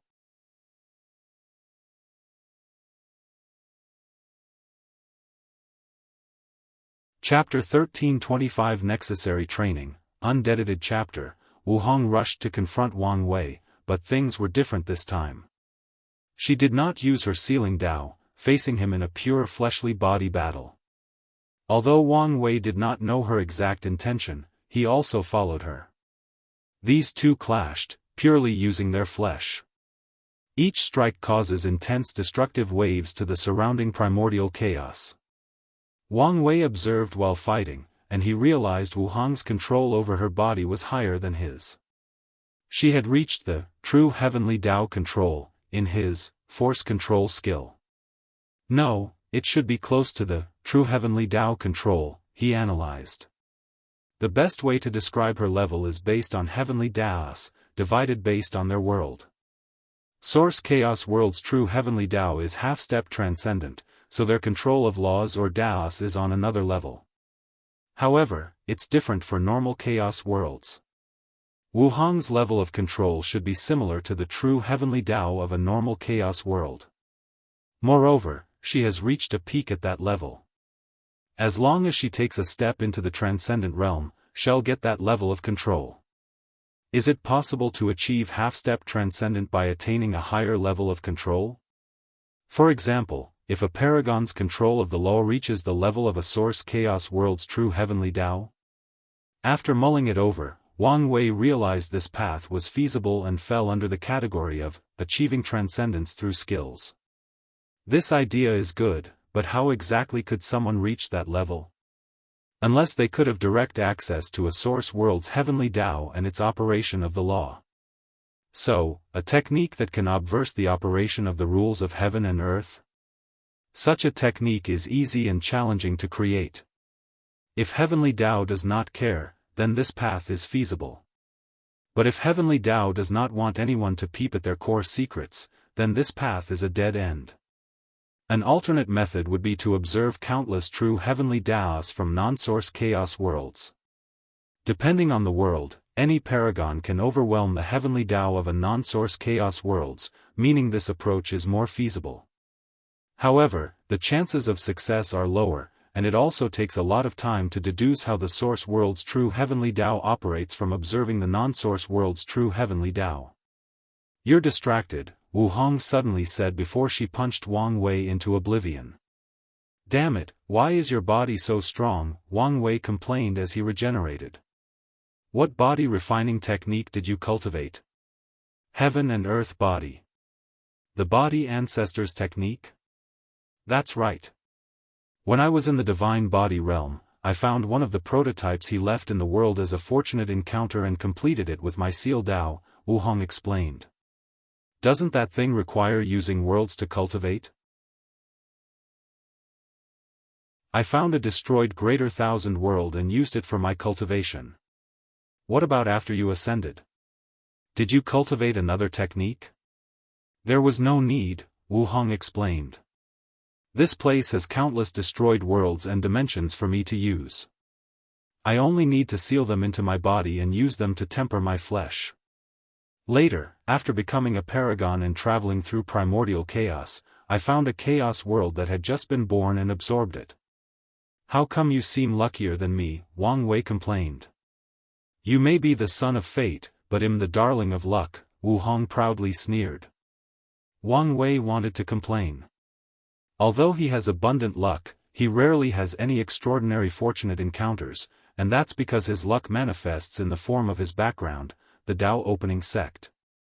Most of the rare things he needed for cultivation can be acquired by asking his sect, that's why he appeared less lucky than Wu Hong. Meanwhile, she had to start from scratch to build a lineage like the Origin Seal continent. She needed these fortunate encounters. Enough with the chit-chat, Wu Hong said with a severe expression. Do you know how many flaws you have as a fighter? It can't be that bad, Wang Wei defended himself. Let me list a few, Wu Hong said. Let's start with the environment. I'm sure you've learned to use the environment in battles. Do you think such logic no longer applies to you with your current strength? Wang Wei listened carefully. Primordial chaos is a potent power with many utilization, Wu Hong continued. It has an excellent effect on the essence, so most top inextinguishable paragons will create techniques that allow them to passively temper their bodies while fighting. In other words, the longer the fight lasts, and the more they fight, the stronger they become. Even the ones who have reached the peak of their realm and can no longer improve will use these techniques to give them small boosts in stats. And that's just one of the many applications. At that level, our body has infinite stamina, unless outside forces interfered. So, if you meet someone who can weaken your body and reduce your stamina, primordial chaos is the best source to replenish yourself. High concentration of primordial chaos can affect the use of the Grand Dao source, similar to how immense qi from the source qi space can do the same. Fiend gods are masters of this technique, so you need to learn to use it and how to deal with such a method.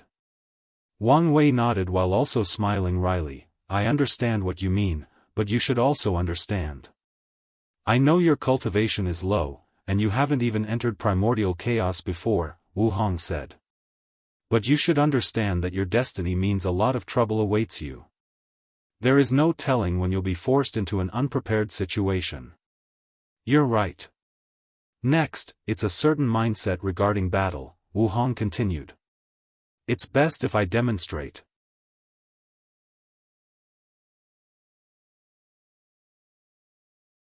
In this short confrontation, Wu Hong was indeed always one step ahead of his predictions. Intuition, Wang Wei uttered. That's right. You need to learn to switch between analysis fighting mode and pure instinct fighting mode. I understand. Now for your greatest weakness, your soul. Are you serious? Wu Hong shook her head in disappointment. Haven't you realized I've been reading your mind throughout this entire fight? Wang Wei's face became ugly. You're so used to not worrying about your soul in battle that when you meet an expert like me, you become useless. But I've trained my soul, Wang Wei said, trying to save some face. Yes, but only against people weaker than you, Wu Hong explained. You've never faced someone on the same soul level as you, let alone someone more powerful. Tell me, how much did you improve after your defeat against Di Tian? The greatest improvement in strength in my life. Exactly. Without an opponent of a similar level for soul battles, how did you expect yourself to have any form of achievement?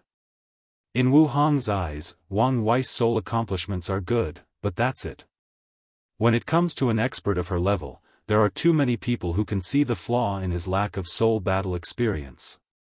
If you find any errors, ads pop up, ads redirect, broken links, non-standard content, etc., please let us know to report so we can fix it as soon as possible.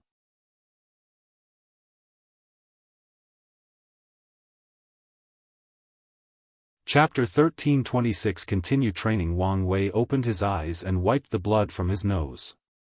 Is this what it feels like to experience social death? He wanted nothing more than to crawl into a wall and hide, which says a lot, given his thick skin. Unfortunately, there was nothing he could do about it. He failed the illusion again. All his life, he had never feared any mental or illusion attacks, no matter how intricate they were. However, today, he had the biggest wake-up call of his life. Wu Hong played with his mind like a toddler facing an adult. His so-called paragon soul or terrifying willpower means nothing to someone so adept at wielding the mind and knew to consider his willpower when manipulating him. Don't beat yourself, Wu Hong said. Now that you know your weakness, you can compensate for it. Plus, you've been improving at an alarming rate.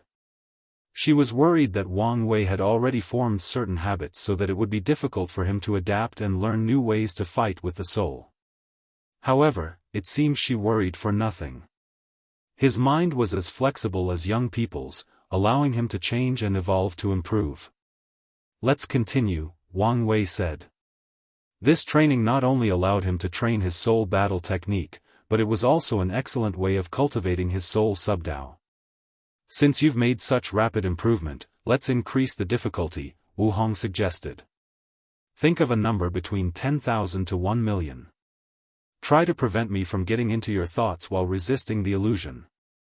Good. The two started to fight physically while secretly battling mentally. Wang Wei applied everything he learned so far, pushing his spirit particles to the limit. Wu Hong showed him her soul, which was also unique as its main composition was 129,600 unique runes. Wang Wei learned from her and created a soul defense technique that combined his 269 trillion spirit particles into a group of 129,600, imitating her ability. As they were fighting, Wang Wei watched as Wu Hong slapped him with a seal of death in her palms and prepared to react.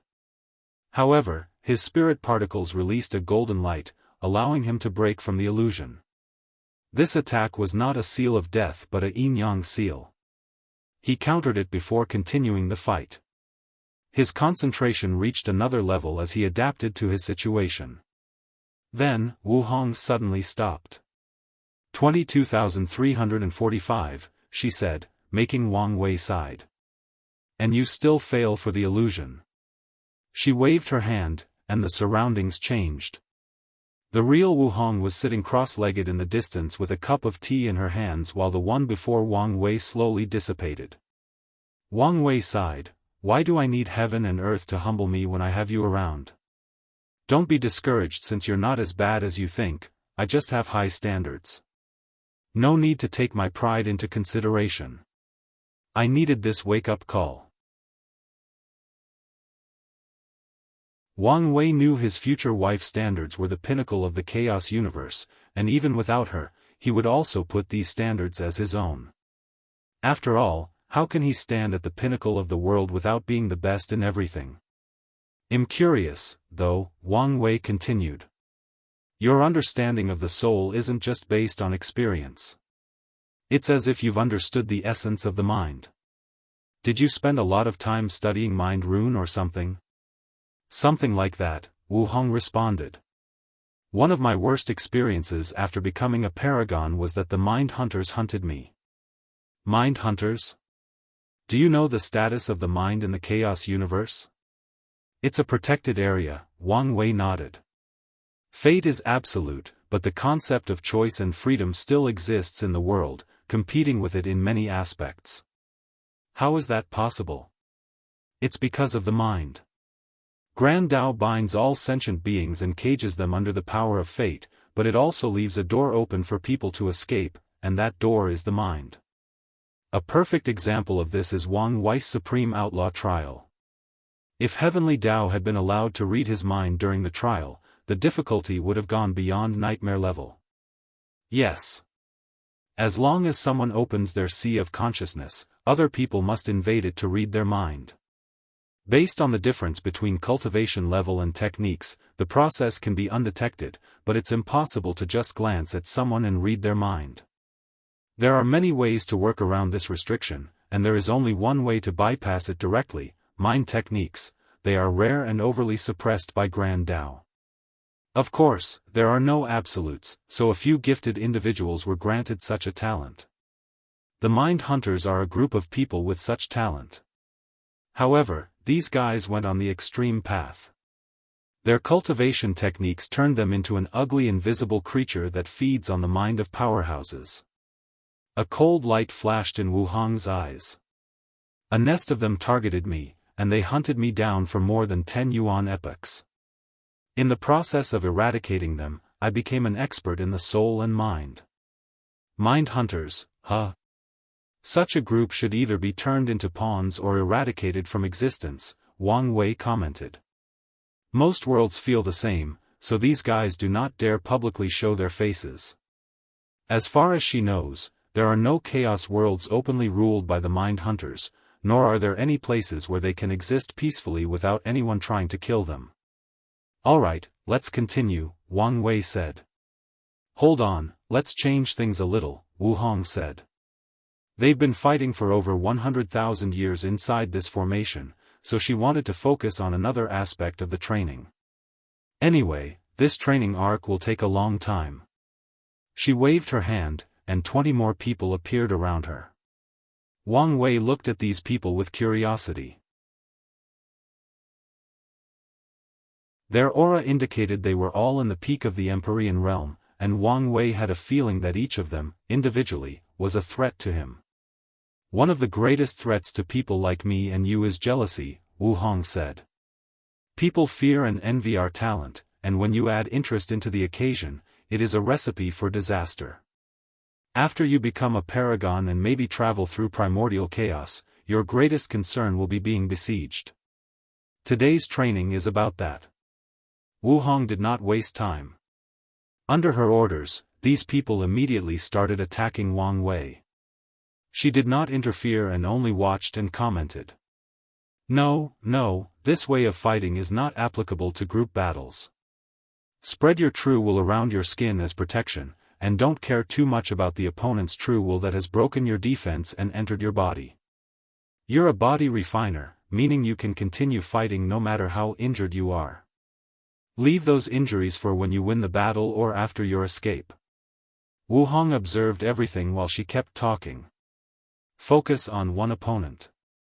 The others won't let you, but do everything you can to kill one person at a time, even if it means you have to exchange injuries. If you cannot kill them, make sure you severely injure them and thus limit their fighting prowess. Excellent work.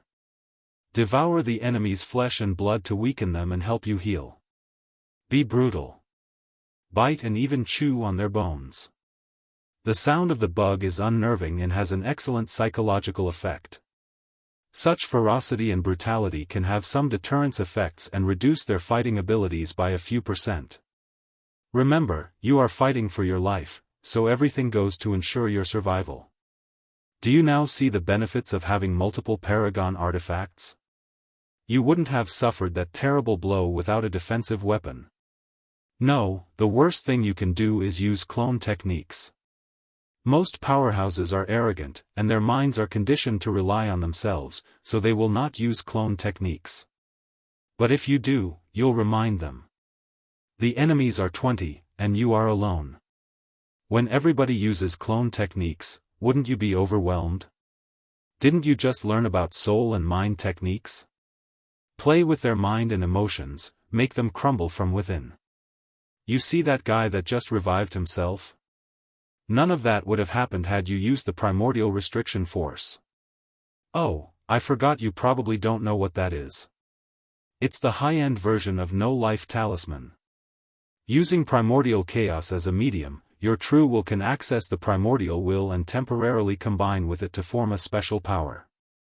It allows you to bypass someone's longevity resources and send them directly to limbo. You should read about it in the library. I know what you're thinking, and the answer is no, you cannot use this method anywhere else but primordial chaos. Stop being distracted and focus.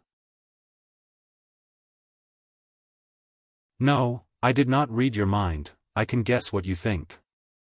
If you find any errors, ads pop up, ads redirect, broken links, non-standard content, etc., please let us know to report so we can fix it as soon as possible.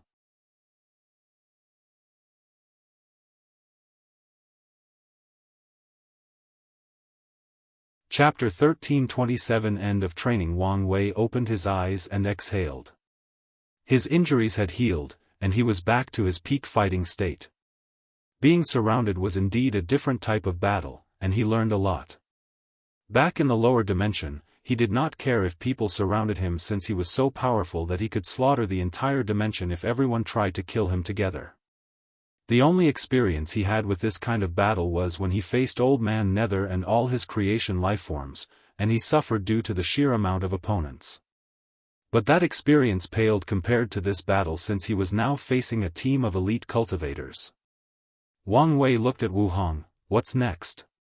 Well, do it again, she replied. But this time, your opponent will work together and use formation. Wang Wei immediately became serious.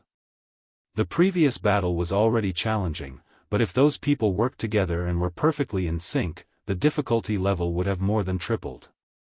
All right. Wang Wei then experienced another challenging battle, and this time, he truly felt like he was fighting multiple opponents, but simultaneously, he was fighting only one. With these people perfectly working together, he could not use specific tactics like killing one person at all costs, and that's because every time he's about to succeed, these people will share vitality with that person and return them to their peak health. Luckily, Wang Wei had his methods without Wu Hong having to remind him. He used his spirit particle to act as an array virus to destroy the link between these people, thus eradicating their formation. Once they were no longer in sync, it became easier to deal with them. He also applied many of her teachings, such as using multiple artifacts. Although Wang Wei did not have them, he had access to Time Dao, so he summoned artifacts from an alternate timeline and started learning how to use multiple weapons in battle. By the end of the battle, Wang Wei's clothes were tattered, showing his muscular frame. He had blood all over his body, many bones were broken, and his left arm was useless. Any comments? Wang Wei asked as he sat in the void to heal. A few, but there is no need for me to say anything since you'll realize them by yourself, Wu Hong replied. However, you need to learn a healing source technique. Sometimes, you will be besieged by groups, meaning you'll only have a short interval to heal and return to your peak state.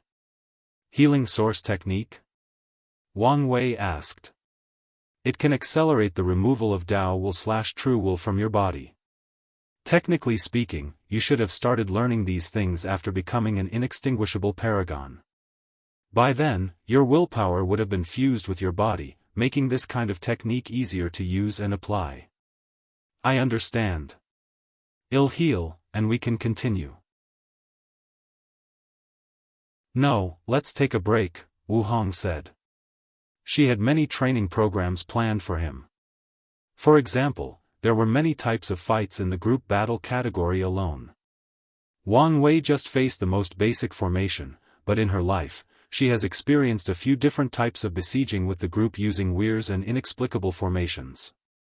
Two of the strangest ones were the Mind Hunters, who almost turned her mad.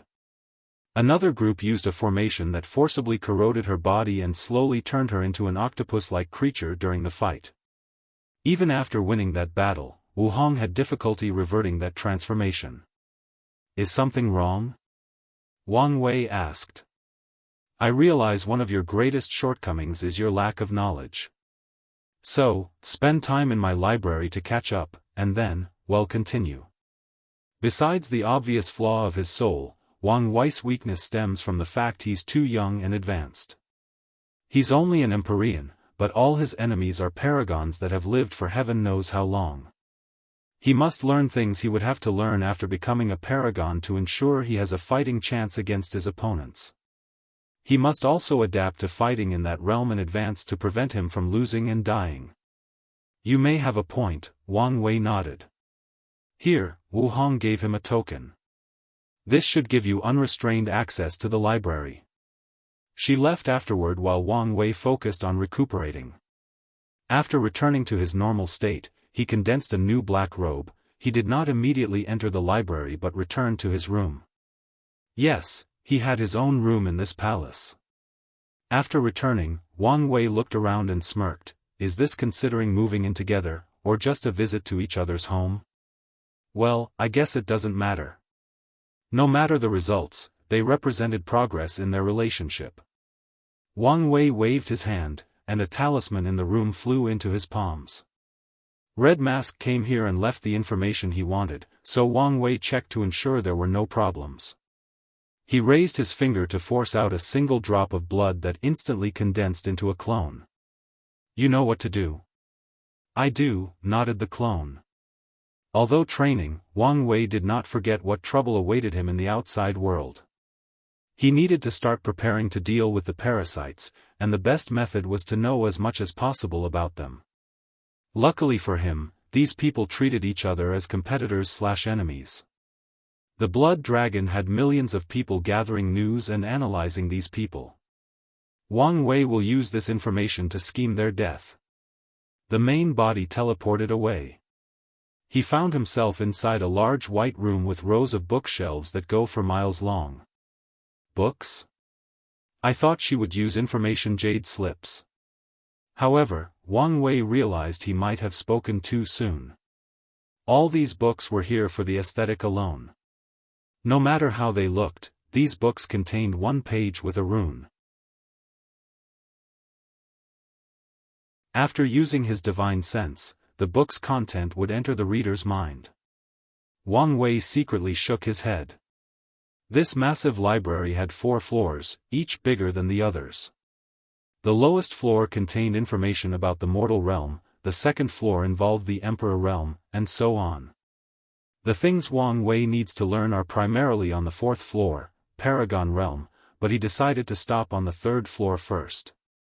After entering the 3rd floor, Wang Wei could not stop praising his future wife. The size of this floor alone was on par with the lower dimension, and what's more, the size did not exist simply for grandeur's sake. Every inch was filled with books, showing how vast knowledge she had accumulated in her life. He scanned the place before heading to the area about Grand Mist Wheel. One of the criticisms he received from his future wife was his will application. According to her, even by Empyrean standard, his utilization of the thing has not met her requirements, let alone reaching the level of competing in the Paragon realm. So, Wang Wei decided to start with the basics. As soon as Wang Wei took a book and started reading, he sensed his surroundings had changed. Time formation? How thoughtful. A bright smile flashed on his face before regaining his composure. Her actions reminded him that time was of the essence, so he needed to do things with a sense of urgency. Without hesitation, Wang Wei scattered all his 269 trillion spirit particles, each reading a book. Time passed, and Wang Wei spent 10 yuan epochs reading books from the 3rd to the 4th floor. He even had to read a few books on the 2nd floor. He had to leave the library but felt reluctant. He had only scratched the surface level regarding the number of books he read during this time. It was fascinating to improve every moment while also learning the secrets of heaven and earth. It's time to leave, Wang Wei thought. He had acquired all the knowledge he needed to meet Wuhang standards, and it was now time to return to the nitty-gritty part of the training. I wonder how long has passed outside. Wang Wei left the library and checked. 1 yuan epoch had passed outside. A ratio of 1 to 10? That's better than my formation, he commented. Luckily, the world was still quiet. Nothing significant has happened on the outside, reassuring Wang Wei. However, he did not waste time and restarted his training with Wu Hong. Look at you with your scholarly aura, Wu Hong commented. After spending so much time reading, Wang Wei's aura changed, and he resembled a scholar with profound eyes and a sense of righteousness. You look quite handsome. You think so? After we get together, we can role-play. I can be a scholar, a tyrant, a painter, or anything you want. Wang Wei did not waste this opportunity to flirt. In that case, I'll look forward to it, Wu Hong replied calmly. Let's get to business. The two started their training, and another 2 yuan epochs passed outside, which meant 20 yuan epochs of non-stop fighting and training.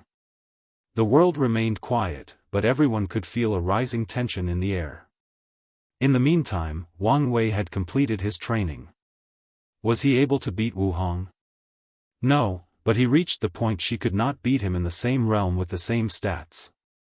Unfortunately, she would cheat every time he got cocky and secretly increase her cultivation to beat him up. If you find any errors, ads pop up, ads redirect, broken links, non-standard content, etc., please let us know to report so we can fix it as soon as possible.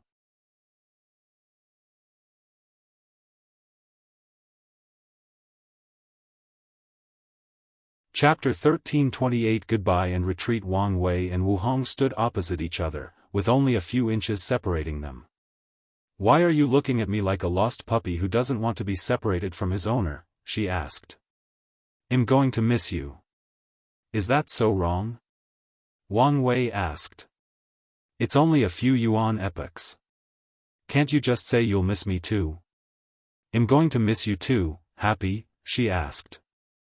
Of course, Wang Wei smiled as he looked at that beautiful woman before him. The love in his eyes has deepened immensely. During this training, he made a ridiculous amount of improvement, but was it really due to his talent? He knew that was not it. Although it played a part, it was not the primary cause of his success. The woman before him is why he's currently so strong and considered perfect regarding battle IQ. Wu Hong did not hesitate to feed her all her knowledge and experience, like a mother bird feeding a baby bird through their beaks. Only because of her selfless teaching did he become so intense, allowing him to fight on par with her. Of course, Wang Wei was not cocky enough to think he had caught up with. In terms of experience, he was miles away from her.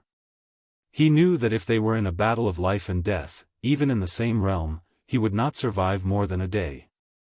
She would mercilessly slaughter him, and everything he learned in this training would only prolong the inevitable. "All right, there is no need to keep lingering," Wu Hong said, preparing to leave. "Before you leave, I want to ask something." "What exactly are we?" Wang Wei wanted to know the answer. If you say they are friends, he would disagree, given how close they've become during this training. However, they were not lovers either. Although he's seen her body during their training when their clothes were destroyed, the most intimate gesture they've made was holding hands and a kiss on the cheek after he won a bet. Wu Hong did not immediately answer this question but instead started arranging his hair. "There is no need to define our relationship. We have plenty of time to figure it out." Wang Wei glanced at her strangely. Back on Earth, he often used a VPN to browse through other countries' internet, social media, and so on, and he once read an article about something called a situationship. Unfortunately, that word might be the best way to describe their relationship. "All right, I'm leaving," she said before kissing him on the cheeks. "You can access this place as you wish. If you're in trouble, just come here and activate the formations. Even if all 7 of them work together, they can't break my array. So, take care of yourself and don't die." After saying those words, she did not wait for his response and flew away. Wang Wei suddenly yelled, "If I did, I mean, true death, will you do everything possible to revive me? Don't die, and you won't have to find out." "Yeah, she'll definitely revive me," Wang Wei muttered with a smirk.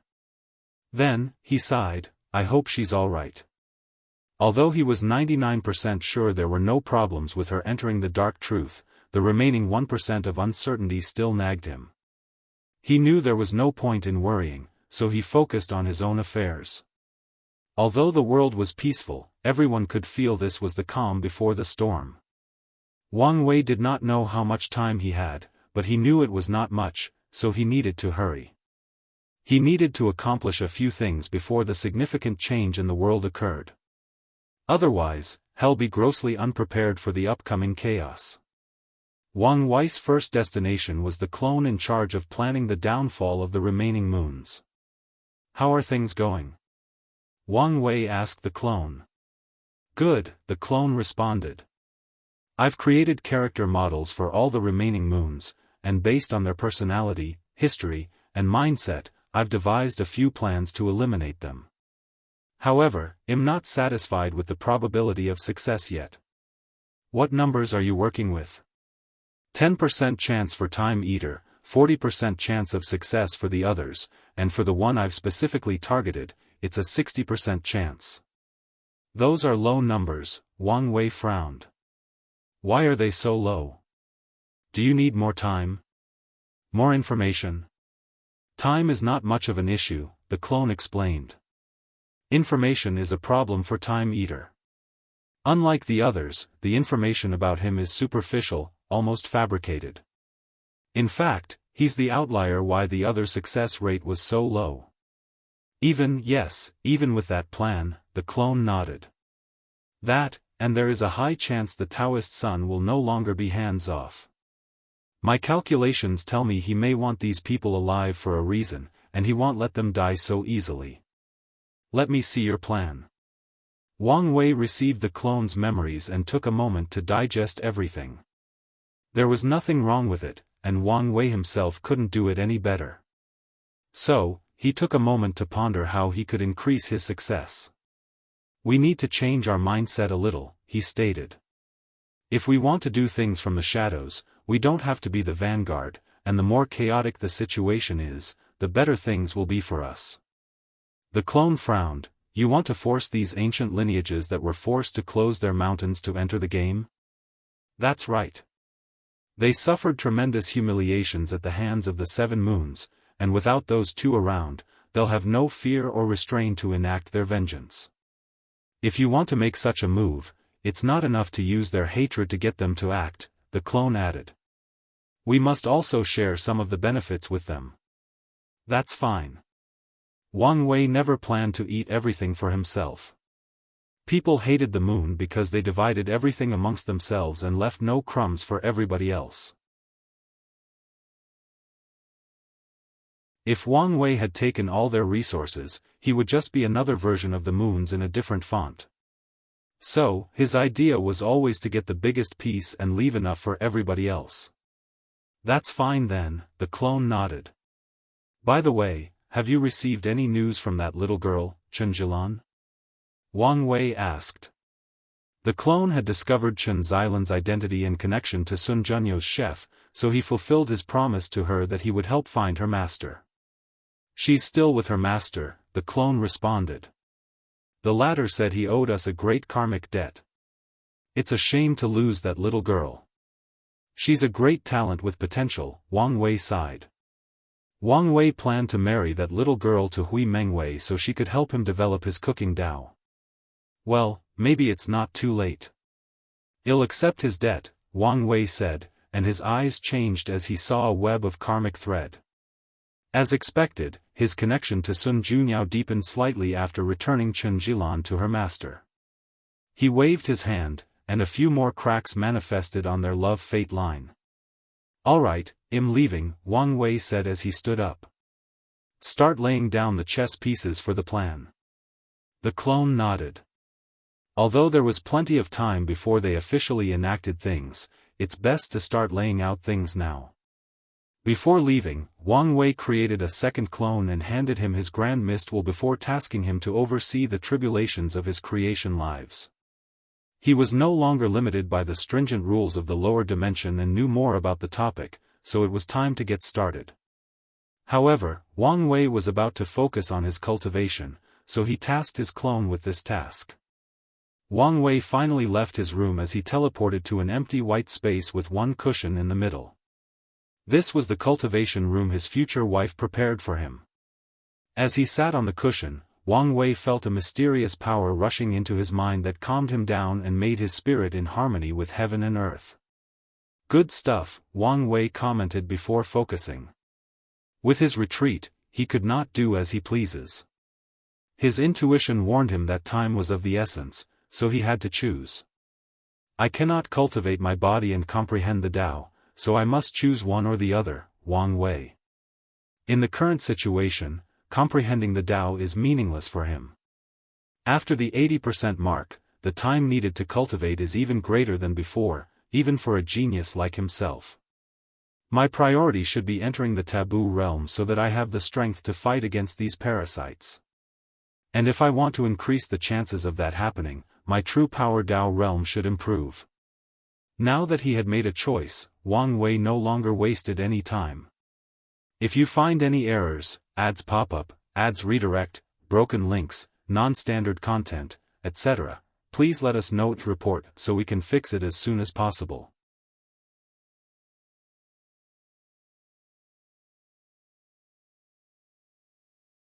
Chapter 1329 Sixth Flesh Tribulation. Wang Wei had already reached the peak of the third heaven, so he only needed to focus on his body-will fusion. He had much knowledge of the subject, whether from the Desolate Emperor or Wu Hong, so he took time to ensure perfection in the beginning stage of body-will fusion.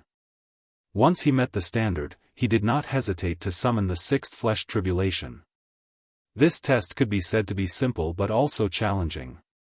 A spinning wheel manifested before Wang Wei, and it released an aura that made his heart palpitate. He did not hesitate and plunged his right hand into the wheel. A terrifying force broke his body arm apart. The frightening part is Wang Wei did not sense any power similar to true will, but he knew this will could erase his arm from existence without any ability to heal. In other words, if he fails this test, he'll permanently lose his limb. Unless he found some extremely rare and valuable tier 12 herbs, he'll never be able to regrow it. Wang Wei controlled his emotions to proceed. The wheel's purpose is not to kill or remove his limbs, its purpose is to test whether he met the standard of body-will fusion. So, after he put his hand through, his right arm was torn apart but regenerated immediately. This proved that he had acquired some characteristics of will immortality. Wang Wei removed his hand from the spinning wheel and checked it. He soon discovered a few spots in his skin, muscles, veins, bones, blood, and even cells that it did regenerate. The wheel trembled slightly before removing the power inside Wang Wei's body that hindered his regeneration. However, Wang Wei did not immediately regrow this flesh, but instead, he spread his willpower to the areas he detected. Once that was done, he plunged his hand into the wheel again. He rechecked his hand and found 5 spots that did not regenerate. He fixed them before plunging his hand into the wheel for a 3rd time. Once he finished, something different occurred, his right hand turned golden. Perfect fusion, and I only did it on 3 tries, Wang Wei praised himself. He knew he did the right thing by absorbing Ji Song's physiques. His already terrifying body-refining talent reached another level after that. However, he still hoped to follow after his future wife and absorb someone with the primordial essence physique. After admiring his work, Wang Wei proceeded with his left hand. The first time is the most important. If it fails, it means he will lose all his limbs. Afterward, all cultivators will have a few tries to correct their errors and achieve a perfect fusion. The more talented a person is, the more tries they have. The irony is that most gifted individuals usually do not need many opportunities. Sadly, the wheel or its creator, Grand Tao, does not care. Someone like Wang Wei can have at least 100 tries to perfect his fusion as long as he meets the requirements after the first attempt. Meanwhile, ordinary geniuses will have 10 to 50 tries, and non-talented people will have less than 10 attempts. After perfecting his left hand, Wang Wei felt the barrier in his cultivation disappearing. Without much effort, he broke through the 4th heaven. He took the primordial essence blessing pill and swallowed it. A terrifying power burst into his body, rapidly increasing his physical bonus stats. Wang Wei was delighted. He should be able to absorb this pill in a little over 2 yuan epochs, which is not long. So, he decided to take this time to temper his willpower before proceeding with the fusion. He can summon the will of nothingness with his human fiend god bloodline to temper his willpower, making the effect extraordinary. However, it was still painful and dangerous since he could be assimilated at any time. Simultaneously, this approach is an excellent way for him to train for his upcoming achievement of the Taboo realm. Time passed, and Wang Wei's strength reached the peak of 6 heavens. This meant he could fight Empyreans with the cultivation of 82% Grand Tao with his flesh alone. There were still some effects remaining inside Wang Wei's body. But he needed to enter the intermediate stage of body-will fusion and pass another tribulation before reaching the 7th heaven. So, he had to stop tempering his willpower and focus on the fusion. The process took time and meticulous care, and, as always, it was excruciatingly painful. There is a reason that all body refiners are masochists. Grand Tao wanted to place restrictions on this path, especially since it does not take as long to cultivate. A pure body refiner that absorbs the heaven will can become an Empyrean in less than a yuan epoch. Afterward, as long as an everlasting Empyrean is talented enough, has enough resources, can bear the pain, and has an excellent technique for tempering their willpower and fusion, they can quickly reach the next realm in slightly over 30,000 yuan epochs. Of course, it's referring to people like Wang Wei, who can get their hands on things like the primordial essence blessing pill. Meanwhile, the average emperor will take 20,000 to 50,000 yuan epochs to become Empyreans, and geniuses will take a little over 10,000. If they have blessings of merit and luck like the people from Wang Wei's era, it will take even less time than that. As for the average time to become a paragon? Well, things are different. The average time for people to cultivate from the lowest level of the Empyrean realm, 70%, to the peak, 89%, is 250,000 yuan epochs to 500,000. Geniuses can do it in over 150,000 yuan epochs, and people with extreme talents or blessed with destiny, merit, and so on can do it in over 70,000 yuan epochs. After reaching the peak of the Empyrean realm, every cultivator must take a break. First, they must start cultivating their souls, which takes time. Then, they must find ways to increase their luck and temper their mind. Living a long life and experiencing many things is the most common method of tempering the Tao heart to prepare for the time-washing tribulation. Finally, there is the problem of the Paragon Tribulation. Most people will be stuck in the Empyrean realm, unable to progress because they fear that tribulation. Of course, in this current political era, these numbers mean nothing. Most people will take longer to cultivate because they fear being placed on a list for assassination by the parasites. For the intermediate stage tribulation, Wang Wei had to perfect his 2 legs. Once they turned golden, the remaining energy from the pill allowed him to enter the 7th heaven, and the pill effect ended. He knew his rapid progress ended, but that was relative to using the pill. Wang Wei waved his hand, and a meal appeared before him. He took one whiff and felt the strength inside his body surge. "Yeah, no matter what, I'll marry you," he muttered. He did not immediately consume this food, so he activated his essence flower ability to increase his strength. Instead, he consumed a few pills and herbs with the ability to accelerate his bloodline's growth. He took a too-long approach of bloodline growth and food cultivation to ensure he could reach the 9 heavens as soon as possible. Wang Wei took a bite of his food. Is this what the hell-suppressing elephant tastes like? His eyes were bright. Wuhong left cards for him to describe all the dishes she left for him, and this one was from a rare innate demon god born from the underworld. The meat is soft, not chewy, and it releases soft-eating power immensely beneficial to the soul. Wang Wei continued his training. With access to unparalleled food, the heaven-defying ability of his essence flower, and the rapid excavation of his bloodline power, his fleshly body cultivation increases at what could be described as record-breaking speed. As such, he soon reached the 9th heavens and immediately started the advance level body will fusion. Wang Wei had to be careful about this test since it was fatally dangerous. The target of the wheel this time around was his torso, and failure meant he would die permanently. So, Wang Wei took extra time to ensure the fusion was successful, and as a result, he achieved the golden body after his 2nd attempt. Wang Wei did not stop and continued his momentum. He swallowed a rare top-tier Empyrean pill called the Complete Vessel Pill, which had the function of helping people in the 9 heavens reach the 10th heavens at a faster rate. With this pill and his flower's ability to break the bottlenecks in body refining cultivation, he entered the last steps in the adult fiend god realm. Wang Wei then focused on the perfect body will fusion, whose target was his head. This part was also a death sentence during the tribulation, so Wang Wei took extra care before taking the test.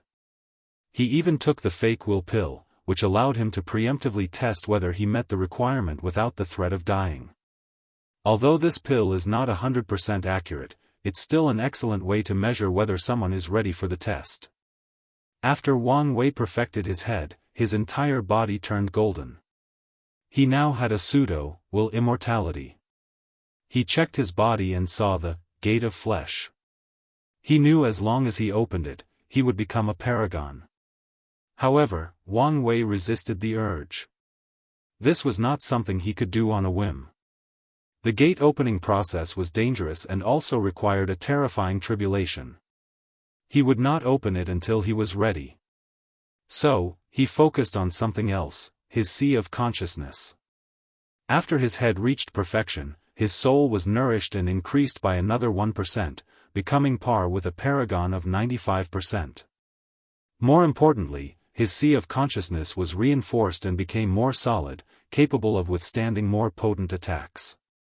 Excellent, Wang Wei thought. Now, I don't have to worry about it being destroyed due to the nothingness wheel. If you find any errors, ads pop up, ads redirect, broken links, non-standard content, etc.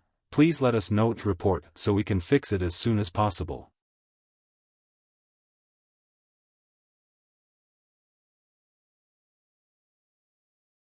Chapter 13 32nd Taboo Battle Realm, unedited chapter. Although Wang Wei's bloodline now included the power of nothingness, he still feared that something would go wrong in the process. That's why he opted to focus on improving his fleshly body cultivation before starting the procedure. Now that everything was ready, he had no more scruples. He waved his hand, and the nothingness array from the Dragon Palace appeared in this empty white room. However, this new array was nothing compared to the previous one since Wuhong updated it. Then, the nothingness wheel inside Wang Wei's sea of consciousness started to rotate. It absorbed the power of nothingness from the array like it was a whale that was dehydrated. The wheel grew in size with each passing moment. Wang Wei observed the process, ensuring that he did not miss something or that something went wrong. Once he was sure everything was all right, he nodded. The first step is done, so let's move on to the second step. Wang Wei's bloodline activated, and his body started to absorb the power of nothingness. He once divided nothingness into 4 stages: intangibility, void, emptiness, and true nothingness. He was previously in the peak of the void stage, and now, he was striding toward the emptiness stage. Wang Wei sensed the changes to his body and calculated, according to this development, the peak of emptiness corresponds to the peak of the inextinguishable, and I can only achieve true nothingness in the half-step transcendent realm. Achieving true nothingness will likely allow me to take a step in the transcendent realm. If Wang Wei's theory is true, nothingness is taboo not only because of its danger but also because it's also one of the few Daoists with a straight and direct path toward transcendence. The second stage will raise my affinity with this power to another level, Wang Wei analyzed. Once that's achieved, we can begin the third step. Time passed, and Wang Wei continued to increase the characteristic of his flesh body. He waited until he felt full, and his intuition warned him that any more absorption would doom him before stopping. Then, he initiated the third step, existence modification. Just like he told Monk, Wang Wei used the power of nothingness to modify his existence and increase his vessel, thus allowing him to break the limit between Empyreans and Paragons. Wang Wei observed every aspect of this change. He sighed. If only I could enter that state during the perfect foundation. He's been drooling about that state ever since. He could see the foundational blueprint of his existence and modify it as he saw fit. Right now, Wang Wei could tell this blueprint was being changed, but the process was more of a passive change. Wang Wei has to rely on his intuition and feeling to guide the power of nothingness into his existence.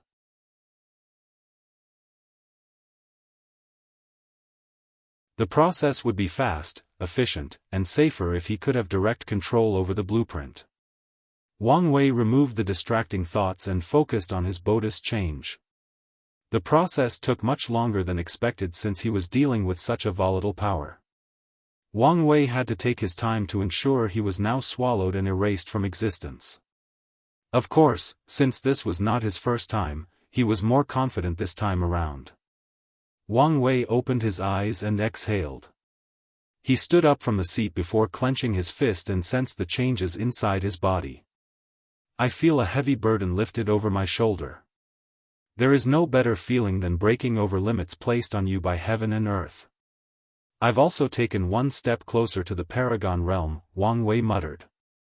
This experience has allowed him to understand a higher level of existence, the infinite permanence, which is required of everlasting Empyreans to understand to become boundless Paragons. Although Wang Wei did not understand enough to enter the next realm, he had a sufficient foundation that it would be easier for him to become a boundless. Let's try its power, Wang Wei thought with a smile. He suppressed his cultivation to 70% Grand Dao source before using his Dao imprint as a medium for his Grand Dao boosts. He added everything, his soul, flesh, true will, artifact, force control skills, Dao body awakening, 11 fate palaces, Grand Mist Wheel, and a few other source techniques. His aura rose dramatically when he achieved a 10-fold battle realm, meaning his strength was on par with peak Empyreans, 89%. However, his aura did not stop this time, it continued to increase until its power reached that threshold, 90%. The power of a paragon, Wang Wei muttered. Although this was not the first time he wielded such power, now, it belonged to him, he did not rely on foreign objects, he achieved it alone, meaning no one could take it away from him. Luckily, I had already made up for my understanding and utilization of the Dao imprint. Wang Wei realized that if his utilization of the imprint did not reach a higher level, it would have been impossible for him to achieve the Taboo battle realm.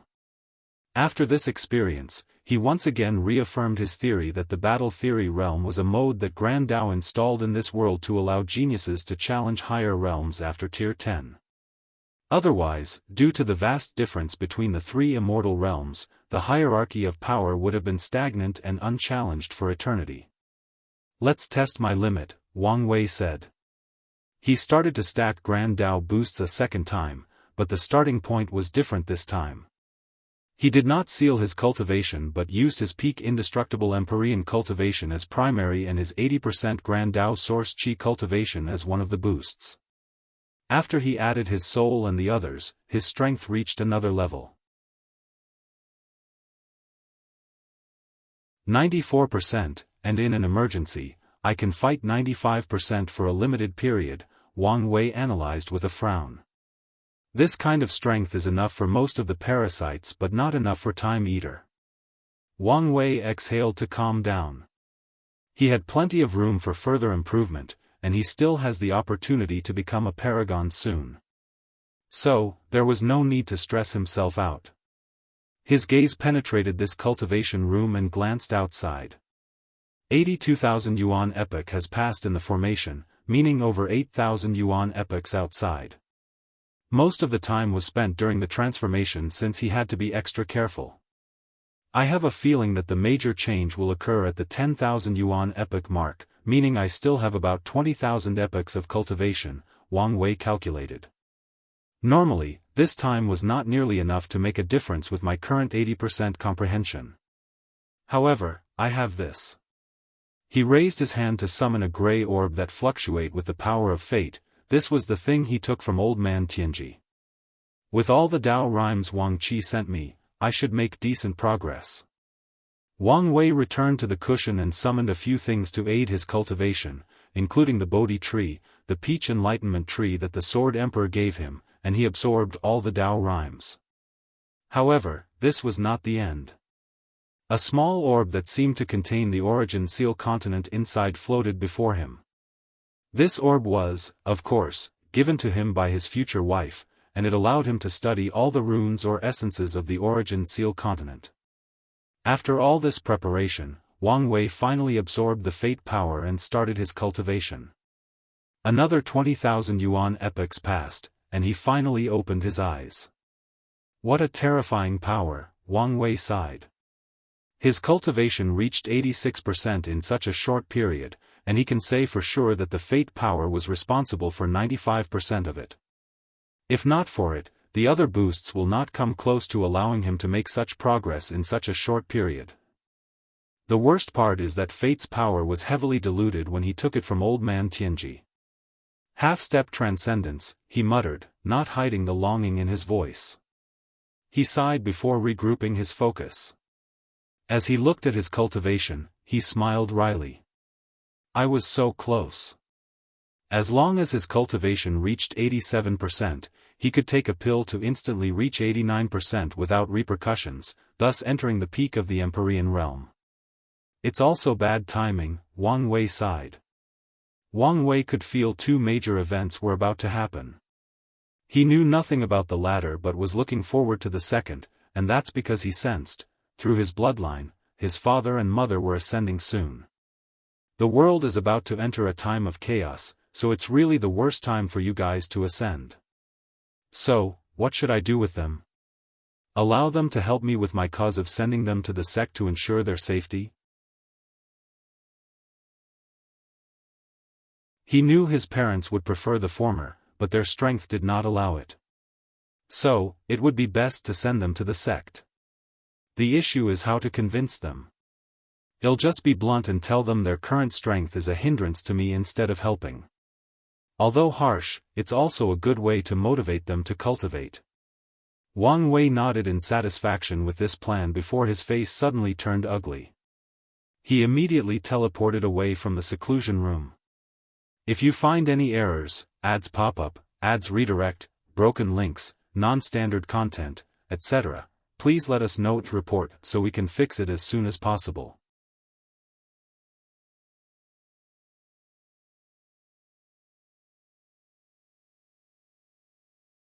Chapter 1331 Whereabout Disaster. Wang Wei appeared above Origin Seal City. His presence brought a somber presence to the entire city, directing all eyes or attention toward him. However, he did not care. He looked in the distance, trying to sense, and after he failed, a terrifying aura released from his body. It was so mighty that most of the citizens in the city were forced to kneel. Luckily, the city lord acted swiftly and activated the formation, thus protecting these people. Wang Wei did not notice these changes. After failing to sense what he wanted, he waved his hand to force a drop of blood from his finger and cast a bloodline and karma tracing technique, but to no avail. Damn it, why did my parents' presence suddenly disappear? He entered the Taboo realm before summoning his Bashian turtle shell to boost his divination, trying to find their location. Wang Wei's face turned ugly, so he waved his hand to summon a projection of the River of Fate.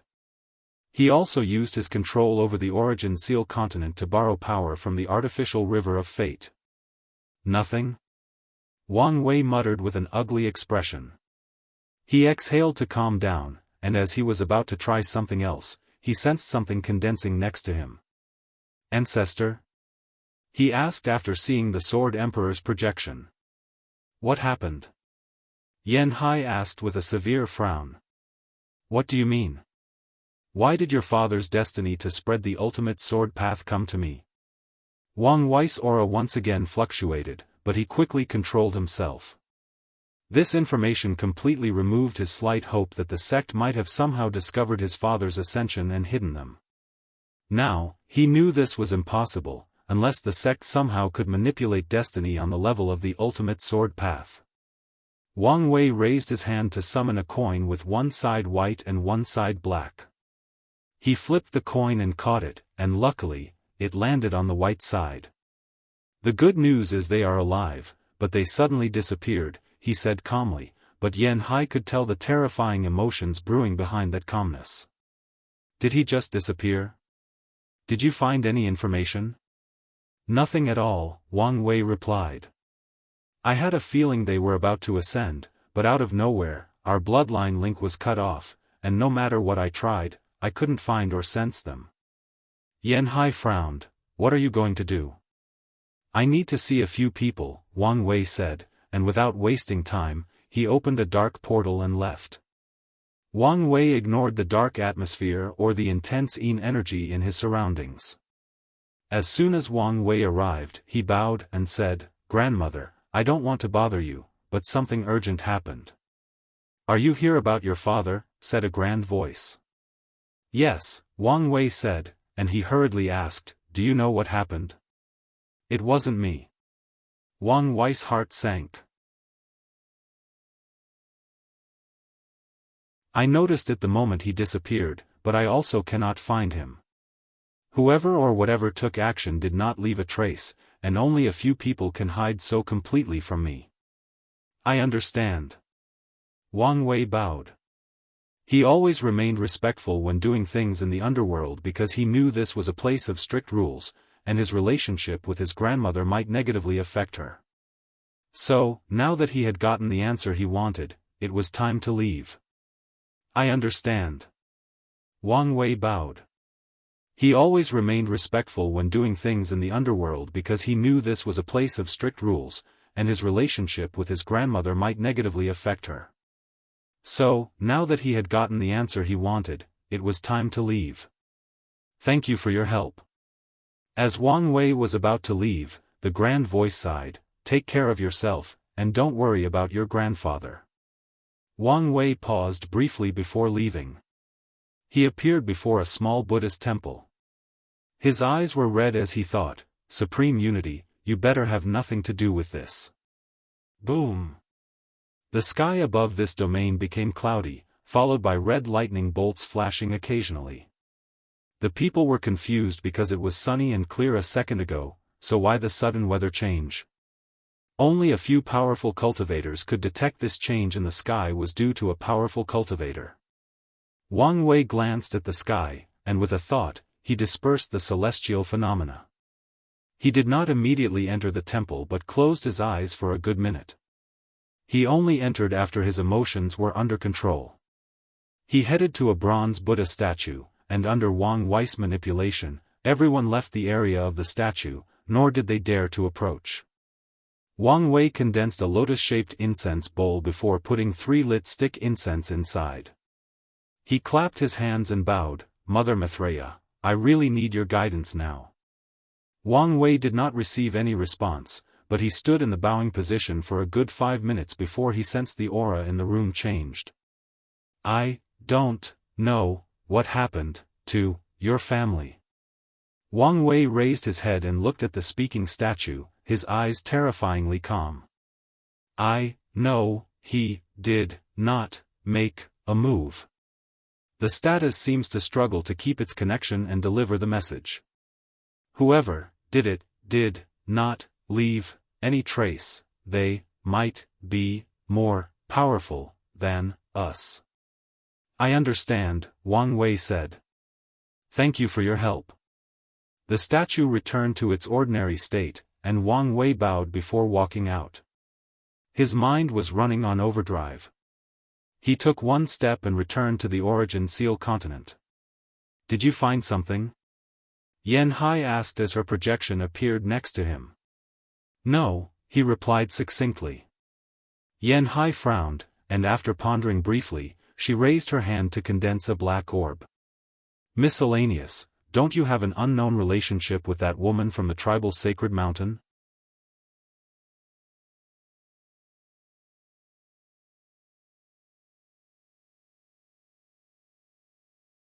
Additionally, this is a sensitive time, and the demon race does not welcome his presence. Wang Wei followed him through a portal, and he found himself in another world. He looked around, and the only way he could describe this place was that it was a mountainous world. There were mountains everywhere, countless of which reached above the clouds. He sensed many presences in these mountains, especially at the peak. This causal line? Wang Wei sensed something. A ocean? He chose the demon race over the innate demon gods? If you find any errors, ads pop up, ads redirect, broken links, non-standard content, etc., please let us know to report so we can fix it as soon as possible.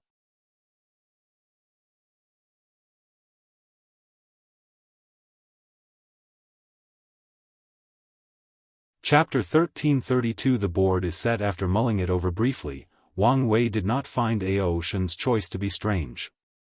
Anyone with a bit of brain can see the situation of the innate demon gods. In the past, they represented one of the 3 paths: primordial, emperor, and heaven. However, during the Golden Era, it only took one group, the demon race, amongst countless acquired lifeforms to compete against them. To say that the mighty has fallen in this situation is a gross understatement. Ao Shen is intelligent, so it makes sense that he chose the most influential group of the 2. Of course, he must have other considerations. For example, he was once the leader of the demon race and held their destiny. Although he's an innate demon, he probably identified more with the demon race. There are also political reasons. The myriad emperor world is significant in the lower dimension because they are the destiny center, meaning the demon race there is also valuable. During Wang Wei's reign, the demon race reached a level of prosperity unlike anything they've ever seen in their history. This fact also benefited the upper dimension demon race. Ao Shen, the former chief of the demon race, has a significant amount of luck and destiny. It would deal a major blow to the demon race if he were to join the Premarch Origin Temple. On the contrary, his joining of the demon race allowed them to steal some luck from the temple. As for Aoshan's identity, will it cause him trouble in the demon race? It will, but not as much as one would think. It's pretty common for innate demon gods to betray their kind and join the demon race. The upper echelons greatly encouraged such behavior. Additionally, many demon race members have innate bloodlines. It's common for them to hunt innate demon gods for their bloodline. Many people don't know this, but one of the demon race's ultimate goals is to swallow the innate demon god. They want to take the latter's destiny and make them into a branch of the demon race.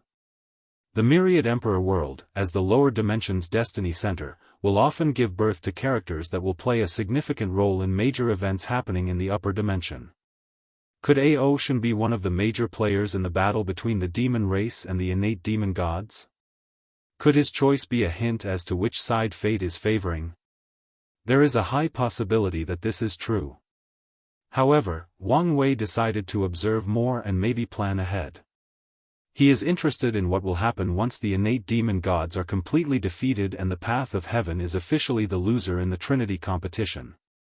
The Eternal Ascension world is the semi-destiny center of the Chaos universe, so the defeat of the heaven path might be the last nail in the coffin for all innate demon gods in the universe or the beginning of their hands. Their end will also mean the final confrontation between the Emperor and Primordial Path. The Fiend gods are losing this fight, but will they allow themselves to lose like that without fighting back? I doubt that. Wang Wei furrowed his brow.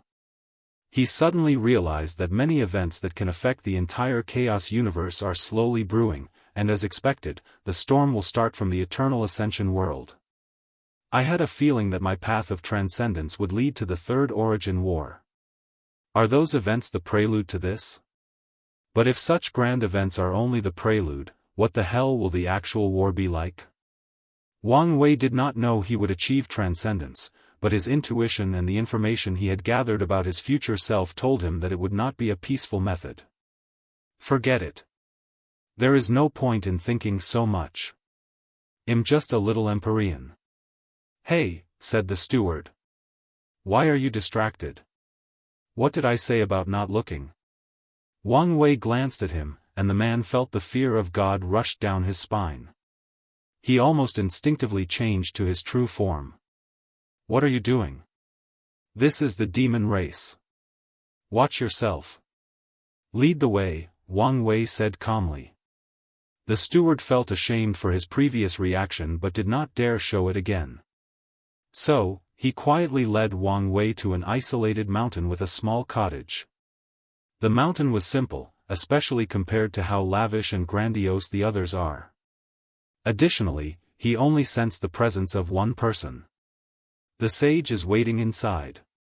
Wang Wei did not say anything and walked inside the cottage. He saw a woman sitting cross-legged, waiting for him. She wore a simple black robe. She was devastatingly beautiful, but for some reason, no one would immediately notice her beauty, and that's because of her strange presence. Her face was youthful, and did not look over 25 years old, but her hair was all white and gray, like an old woman's.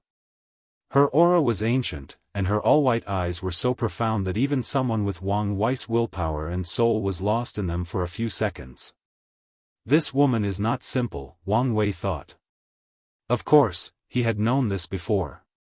Anyone who can injure their existence to escape persecution from the two sons is ruthless, so how could they be simple? Furthermore, she was obviously a paragon and probably one of the best ones, but she did not participate in the ultimate taboo. That's another suspicious point. Senior, Wang Wei bowed. The Star Sage, also called Fan Sui and with the title of All-Knowing Sage, a title she did not like, looked at Wang Wei. Heavenly Dao made a wise move to choose instead of Kong. This woman knows a lot, Wang Wei thought. He soon realized it would be odd for her not to know much. Thank you. Sit down, Fan Sui said. Did he give you a token? Let me see it. Wang Wei handed her the token, and she caressed it with her thumbs. She looked like she was reminiscing and had some other hidden emotions.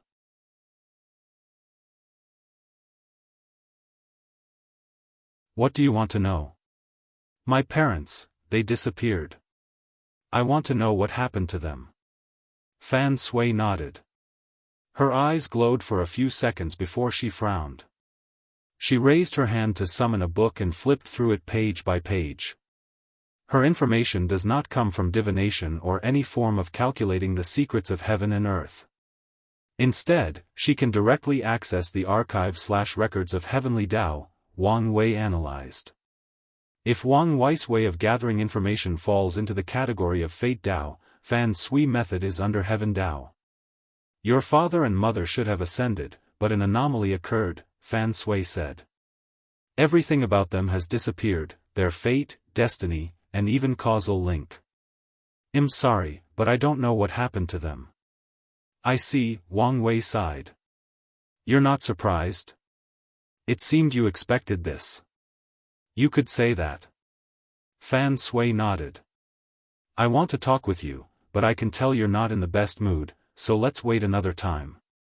She raised her hand to condense a second token before handing both to him. Return the original one to him, which is for you. You can come to see me if you have any problems in the future.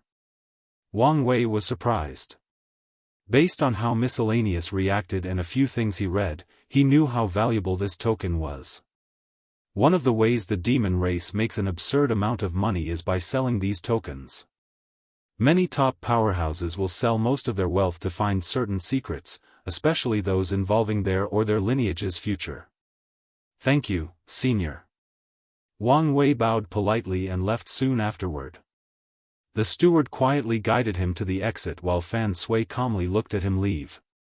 All the pieces of this grand chessboard have been set, and now, it's time for the players to officially start making their moves. How can the demon race survive the upcoming era? Fan Sui muttered. Her eyes penetrated the distance, and saw a handsome coiled dragon with its eyes closed, deep in meditation. Ao Shen, the future of the demon race might lie on you. Don't disappoint me. Wang Wei returned to the Origin Seal continent, and Yan Hai's projection appeared. So? Wang Wei only shook his head. If even she cannot help you, that can only mean. Let's not talk about this, Wang Wei said. It was pointless to say anything else. Yan Hai patted his shoulder. I'm sorry, kid. If you need someone to talk with, I'm here. Thank you, ancestor, but I just want to be alone now. Wang Wei entered his room and sat on a cushion. He was deep in thought. Unbeknownst to him, someone was watching him from somewhere or someplace. Things have gotten a little out of control, so you need more pressure, said the voyeur. These people are not enough to prepare you for what's coming. Are you being a little too harsh? At least tell him, said another voice. It would defeat the purpose of pressuring him if I told him the truth. As long as he doesn't know it's me for sure, he'll be motivated to improve himself as swiftly as possible, the first voice responded. As for being harsh? You and I both know that we can reach such a level only by being ruthless to ourselves. If you find any errors, ads pop up, ads redirect, broken links, non-standard content, etc., please let us know to report so we can fix it as soon as possible.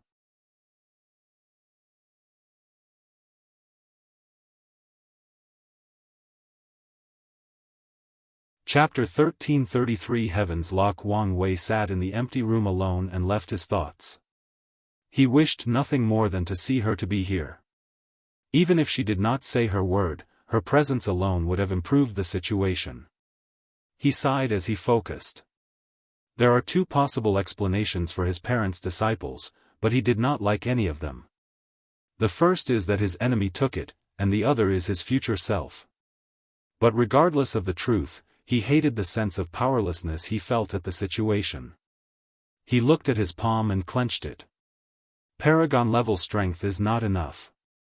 In novels about the prehistoric era, there was a famous saying on Earth, which says that everyone is an ant in the eyes of the saints. This statement can now be applied to these transcending beings. Wang Wei looked in the distance, feeling a sense of urgency. It won't be long before he becomes a paragon, but that is not enough for him, especially since it usually takes at least 1 million yuan epochs to increase their cultivation by 1%, and that number only applies to geniuses with the best resources. Furthermore, the higher the cultivation, the more time is required. I cannot, nor do I want to wait that long, Wang Wei thought. He had already broken all cultivation records by now, even becoming an outlier, but he was still unhappy. Destroying these parasites will grant me immense luck, destiny, and merit, allowing me to cultivate in the Paragon realm at record time, but it's still insufficient. I need to speed things further up. If it were before, Wang Wei's thoughts would have been nonsense. The Eternal Ascension world's cultivation civilization has reached its peak in resource utilization, meaning the best Wang Wei could have done was keep the cultivation speed of the top geniuses during the Golden Era, and that was only possible in the first place because he was living in a time of chaos where destiny and luck are abundant, similar to the time of the Devil Catastrophe. Old Man Tianji's technique, Wang Wei thought. That's his method of ensuring an absurd cultivation speed. Through participating in or creating major events that fundamentally affect the entire world, he condenses these, pure fate power, that can boost his cultivation dramatically. During the retreat, Hunger and I created a prototype of that technique, but it never reached the desired level, so I left a clone to use Monk's Battle Tower to complete it. Let's check on it. Wang Wei closed his eyes to sense the clone situation. It's quite the improvement. Wang Wei nodded. Compared to their versions, this one had improved significantly. The clone was now even studying the effects of Dao rhymes to make further progress. Wang Wei sighed deeply. The current technique was only 50% as effective as the power he took from Old Man Tianji, but that power was billions of times less potent than the one the transcendent Old Man Tianji created to cultivate his people. Wang Wei shook his head to focus. He always knew he had a long way ahead of him, so he wouldn't let anything discourage him. Let's contact the team to deal with the upcoming changes in the world. Boom! Wang Wei's thoughts had just finished when something changed. He looked outside the continent and saw a grand vision that covered the entire world. There were purple clouds, purple chi coming from the east, golden lotus, Dao sounds, celestial and fortune beasts, and sages celebrating. This is... Wang Wei thought as he swiftly saw the source of these visions. Someone has become a paragon. No, not just that, but a boundless paragon. Moreover, they seem to be hiding in the lawless zone. Wang Wei saw a man with his body flowing with brilliant immortal light released from his body. An unknown power isolated him from the effects of the lawless zone. The power also protected him to ensure he finished his final transformation. Why does he feel familiar? Wang Wei thought. He did not recognize the man's face or aura, but his intuition told him he knew this person. Wang Wei wanted to divine the person's identity quickly but stopped himself from doing something so stupid. This person was under heavenly Daoist protection, and his actions could be considered an insult, resulting in severe backlash. So, he slowly observed while deducing. Could it be him? Wang Wei waited for a few minutes until the process ended. Then, the man opened his eyes and declared, "Today, Empyrean Jimin will be known as Paragon Jimin. The world should celebrate." His voice echoed throughout every corner of the Eternal Ascension world. All life, no matter how weak, could hear these words. For mortals, this was simply the birth of another powerful cultivator, but for cultivators, this was something else. This day represented hope. This era existed for 256 million yuan epochs, and today, a new paragon finally appeared again in the world. So, it's him, Wang Wei thought. This was not good news for him since he had basically taken over the rebellion. Although he was on guard and kept his hands off Empyrean Jimin's men, it did not change the fact he took over the latter's foundation. Wang Wei waved his hand to send a message to his people to abandon the rebellion and go underground. He looked at Empyrean, no, Paragon Jimin, in the distance. Such a vast destiny, he commented. As the first paragon of this era, he brought hope to this world, so heavenly Tao would reward him immensely. With this destiny, Paragon Jimin will have no problem cultivating to the peak of the Paragon realm, even if his talent is not up to par. A new paragon in the world, Wang Wei thought with squinted eyes. Will things really be that simple? His thoughts were indeed a jinx. Before the visions in the sky even ended, another one occurred. 5 bright moons manifested above heaven and earth, followed by 5 terrifying aura. 5 people stood in the heavens, looking above all sentient beings. One was a handsome young man with a black robe and green hair.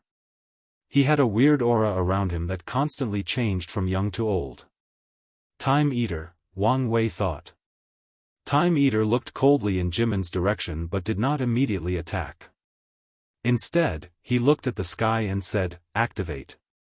A white cover that resembled an eggshell appeared above the sky, covering the entire world. Most cultivators were confused about this, but a few could tell this was a terrifying formation. The Hong protective system, Wang Wei said with squinted eyes. He knew this thing because his future wife built it. However, according to her, these people should not have full access to its control, but now. So, you're finally making your move, Wang Wei thought, feeling uneasy. Sadly, his intuition was correct. A pair of indifferent eyes manifested between heaven and earth. The aura was so powerful that even someone like him instinctively felt fear and respect. Supreme unity, he thought with gritty teeth. The pair of eyes coldly looked at the world. It seemed to have seen through all its secrets and hidden truths with a glance. Then, it said one word, lock. Massive and incomprehensive chains manifested above the heavens to surround the globe. Umitba, said another voice, followed by a humongous golden palm heading for the chains. However, the pair of eyes remained indifferent. The 5 moons suddenly acted as they summoned their territory's luck-condensing artifact and condensed the luck of the eternal ascension world. A mighty purple-white dragon manifested between heaven and earth before rushing into the sky. The dragon flew toward that golden palm and opened its mouth to fire the characters for exile.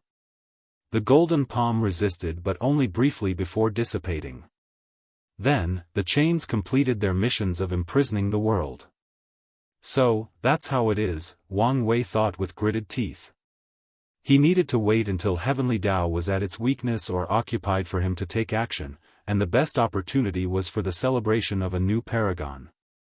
With the birth of the new paragon, according to heavenly Daoist codings, it would celebrate and also reward the paragons with blessings since the latter represented hope for the world. But this is also the best time for supreme unity to take action. More importantly, these people have entirely sided with supreme unity. The situation has genuinely changed beyond his expectations, but he remained calm. Wang Wei watched these moons enter the lawless zone, to be precise, 4 entered, and 1 stood at the entrance. They know that I've taken all the talents from the lawless zone, Wang Wei's eyes squinted. These people do not want a boundless paragon existing next to them, so they plan to besiege him. Now that most of the powerful talents from the lawless zone are gone, Paragon Jimin must rely on himself to survive this ordeal. I can't let them succeed, but for now, I'm more worried about the effect of that heaven's lock. If you find any errors, ads pop up, ads redirect, broken links, non-standard content, etc., please let us know to report so we can fix it as soon as possible.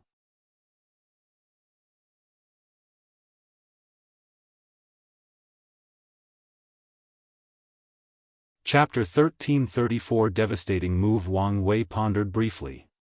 He first tried divination even though he knew it might not work. However, he immediately felt something wrong with his utilization of the Tao. It felt slightly clunky and out of sync. Most people might not notice this difference given how minor it is, but for people like him with great control over his Tao, this chance was no different than a burning star in the middle of a dark room. What's going on? Wang Wei thought. His divination failed, but he was more concerned about the problem with his Tao. He closed his eyes to sense it as he used more techniques, and the result was the same.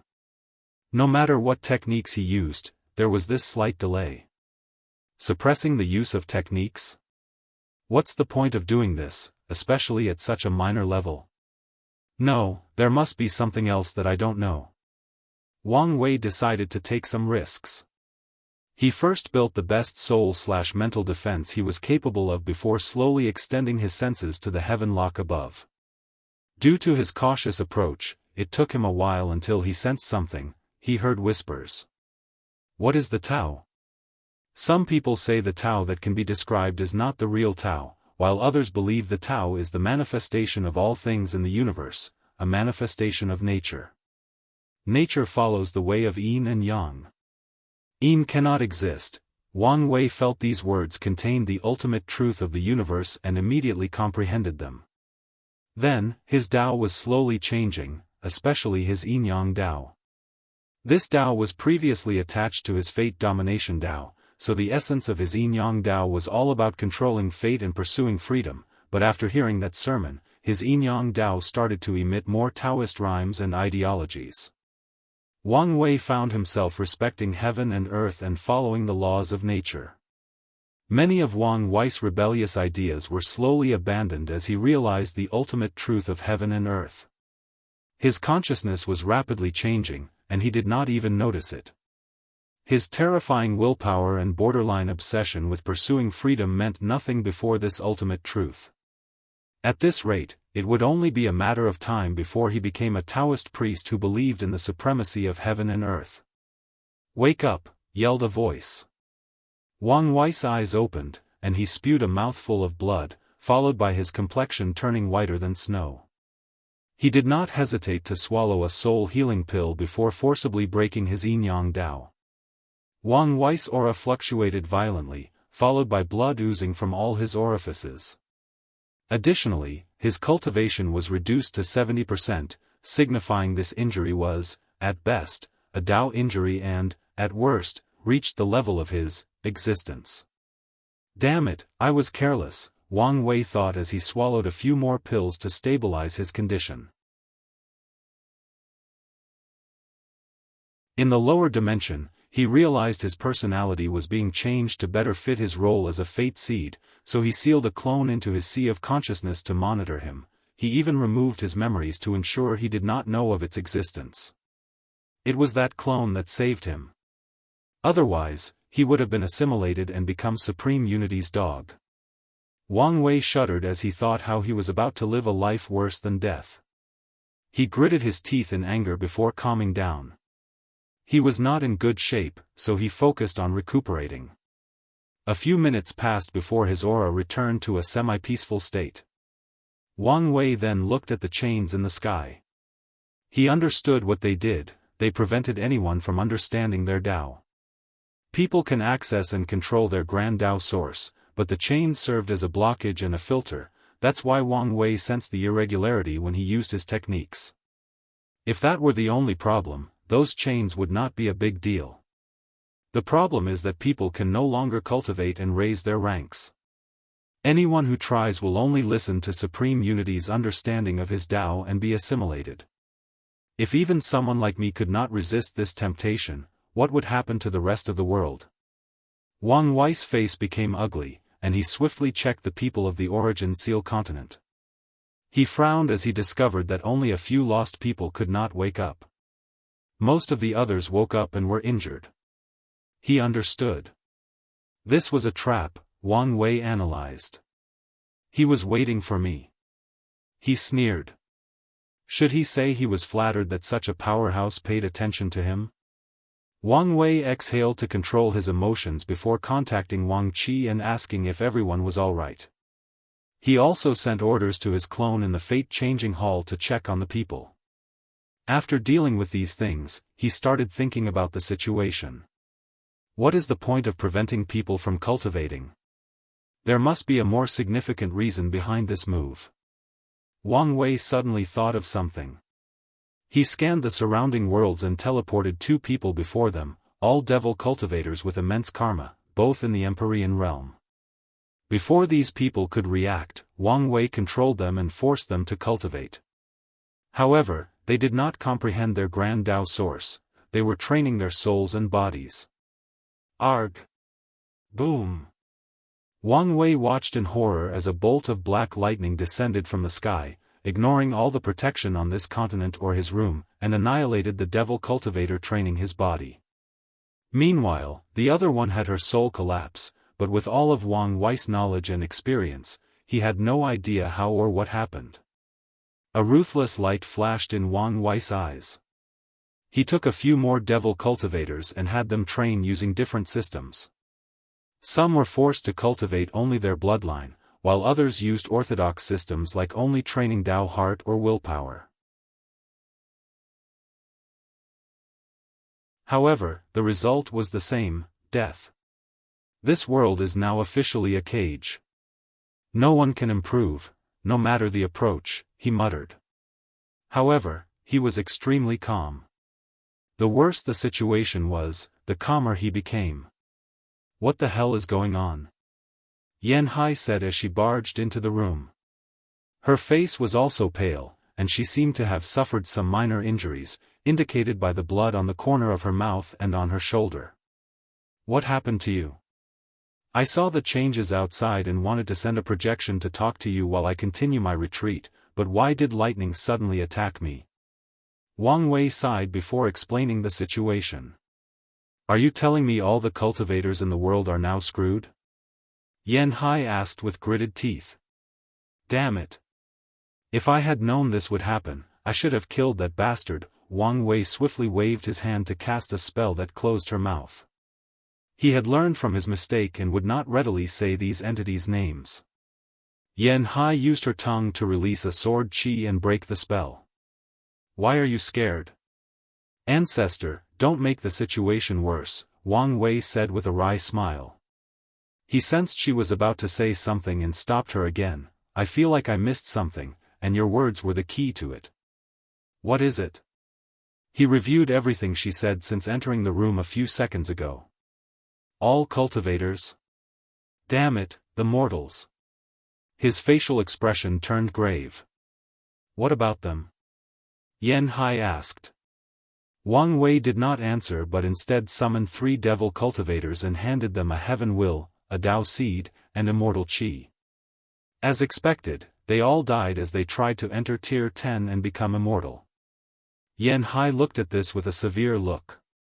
She was not stupid. After seeing what just happened and with Wang Wei words, she understood the severity of the situation. Without the ability to improve, all cultivators below Tier 10 will die of old age due to their restricted lifespan. In slightly over 1 yuan epoch, 99% of all cultivators in the world will die of old age. Everyone else will die, except for the few who can get their hands on immortal pills or the Tao children. Why would he want to kill all the cultivators? Weakening heavenly Tao so he can fully take control, Wang Wei said calmly. The death of all the cultivators will significantly blow heavenly Tao, which is the perfect opportunity for supreme unity to annex the latter's power. So, what's the plan? Xianxia asked, but Wang Wei did not answer. He was still analyzing the situation, thinking of his next move. Could it be that we have to let everyone die and wait until we deal with him to restart civilization with the surviving non-cultivator mortals? Xianxia frowned. If you find any errors, ads pop up, ads redirect, broken links, non-standard content, etc., please let us know. Report so we can fix it as soon as possible. You're tuning in to the Unparalleled Sword Will YouTube channel. Don't forget to subscribe and join us on this journey to catch the most captivating stories.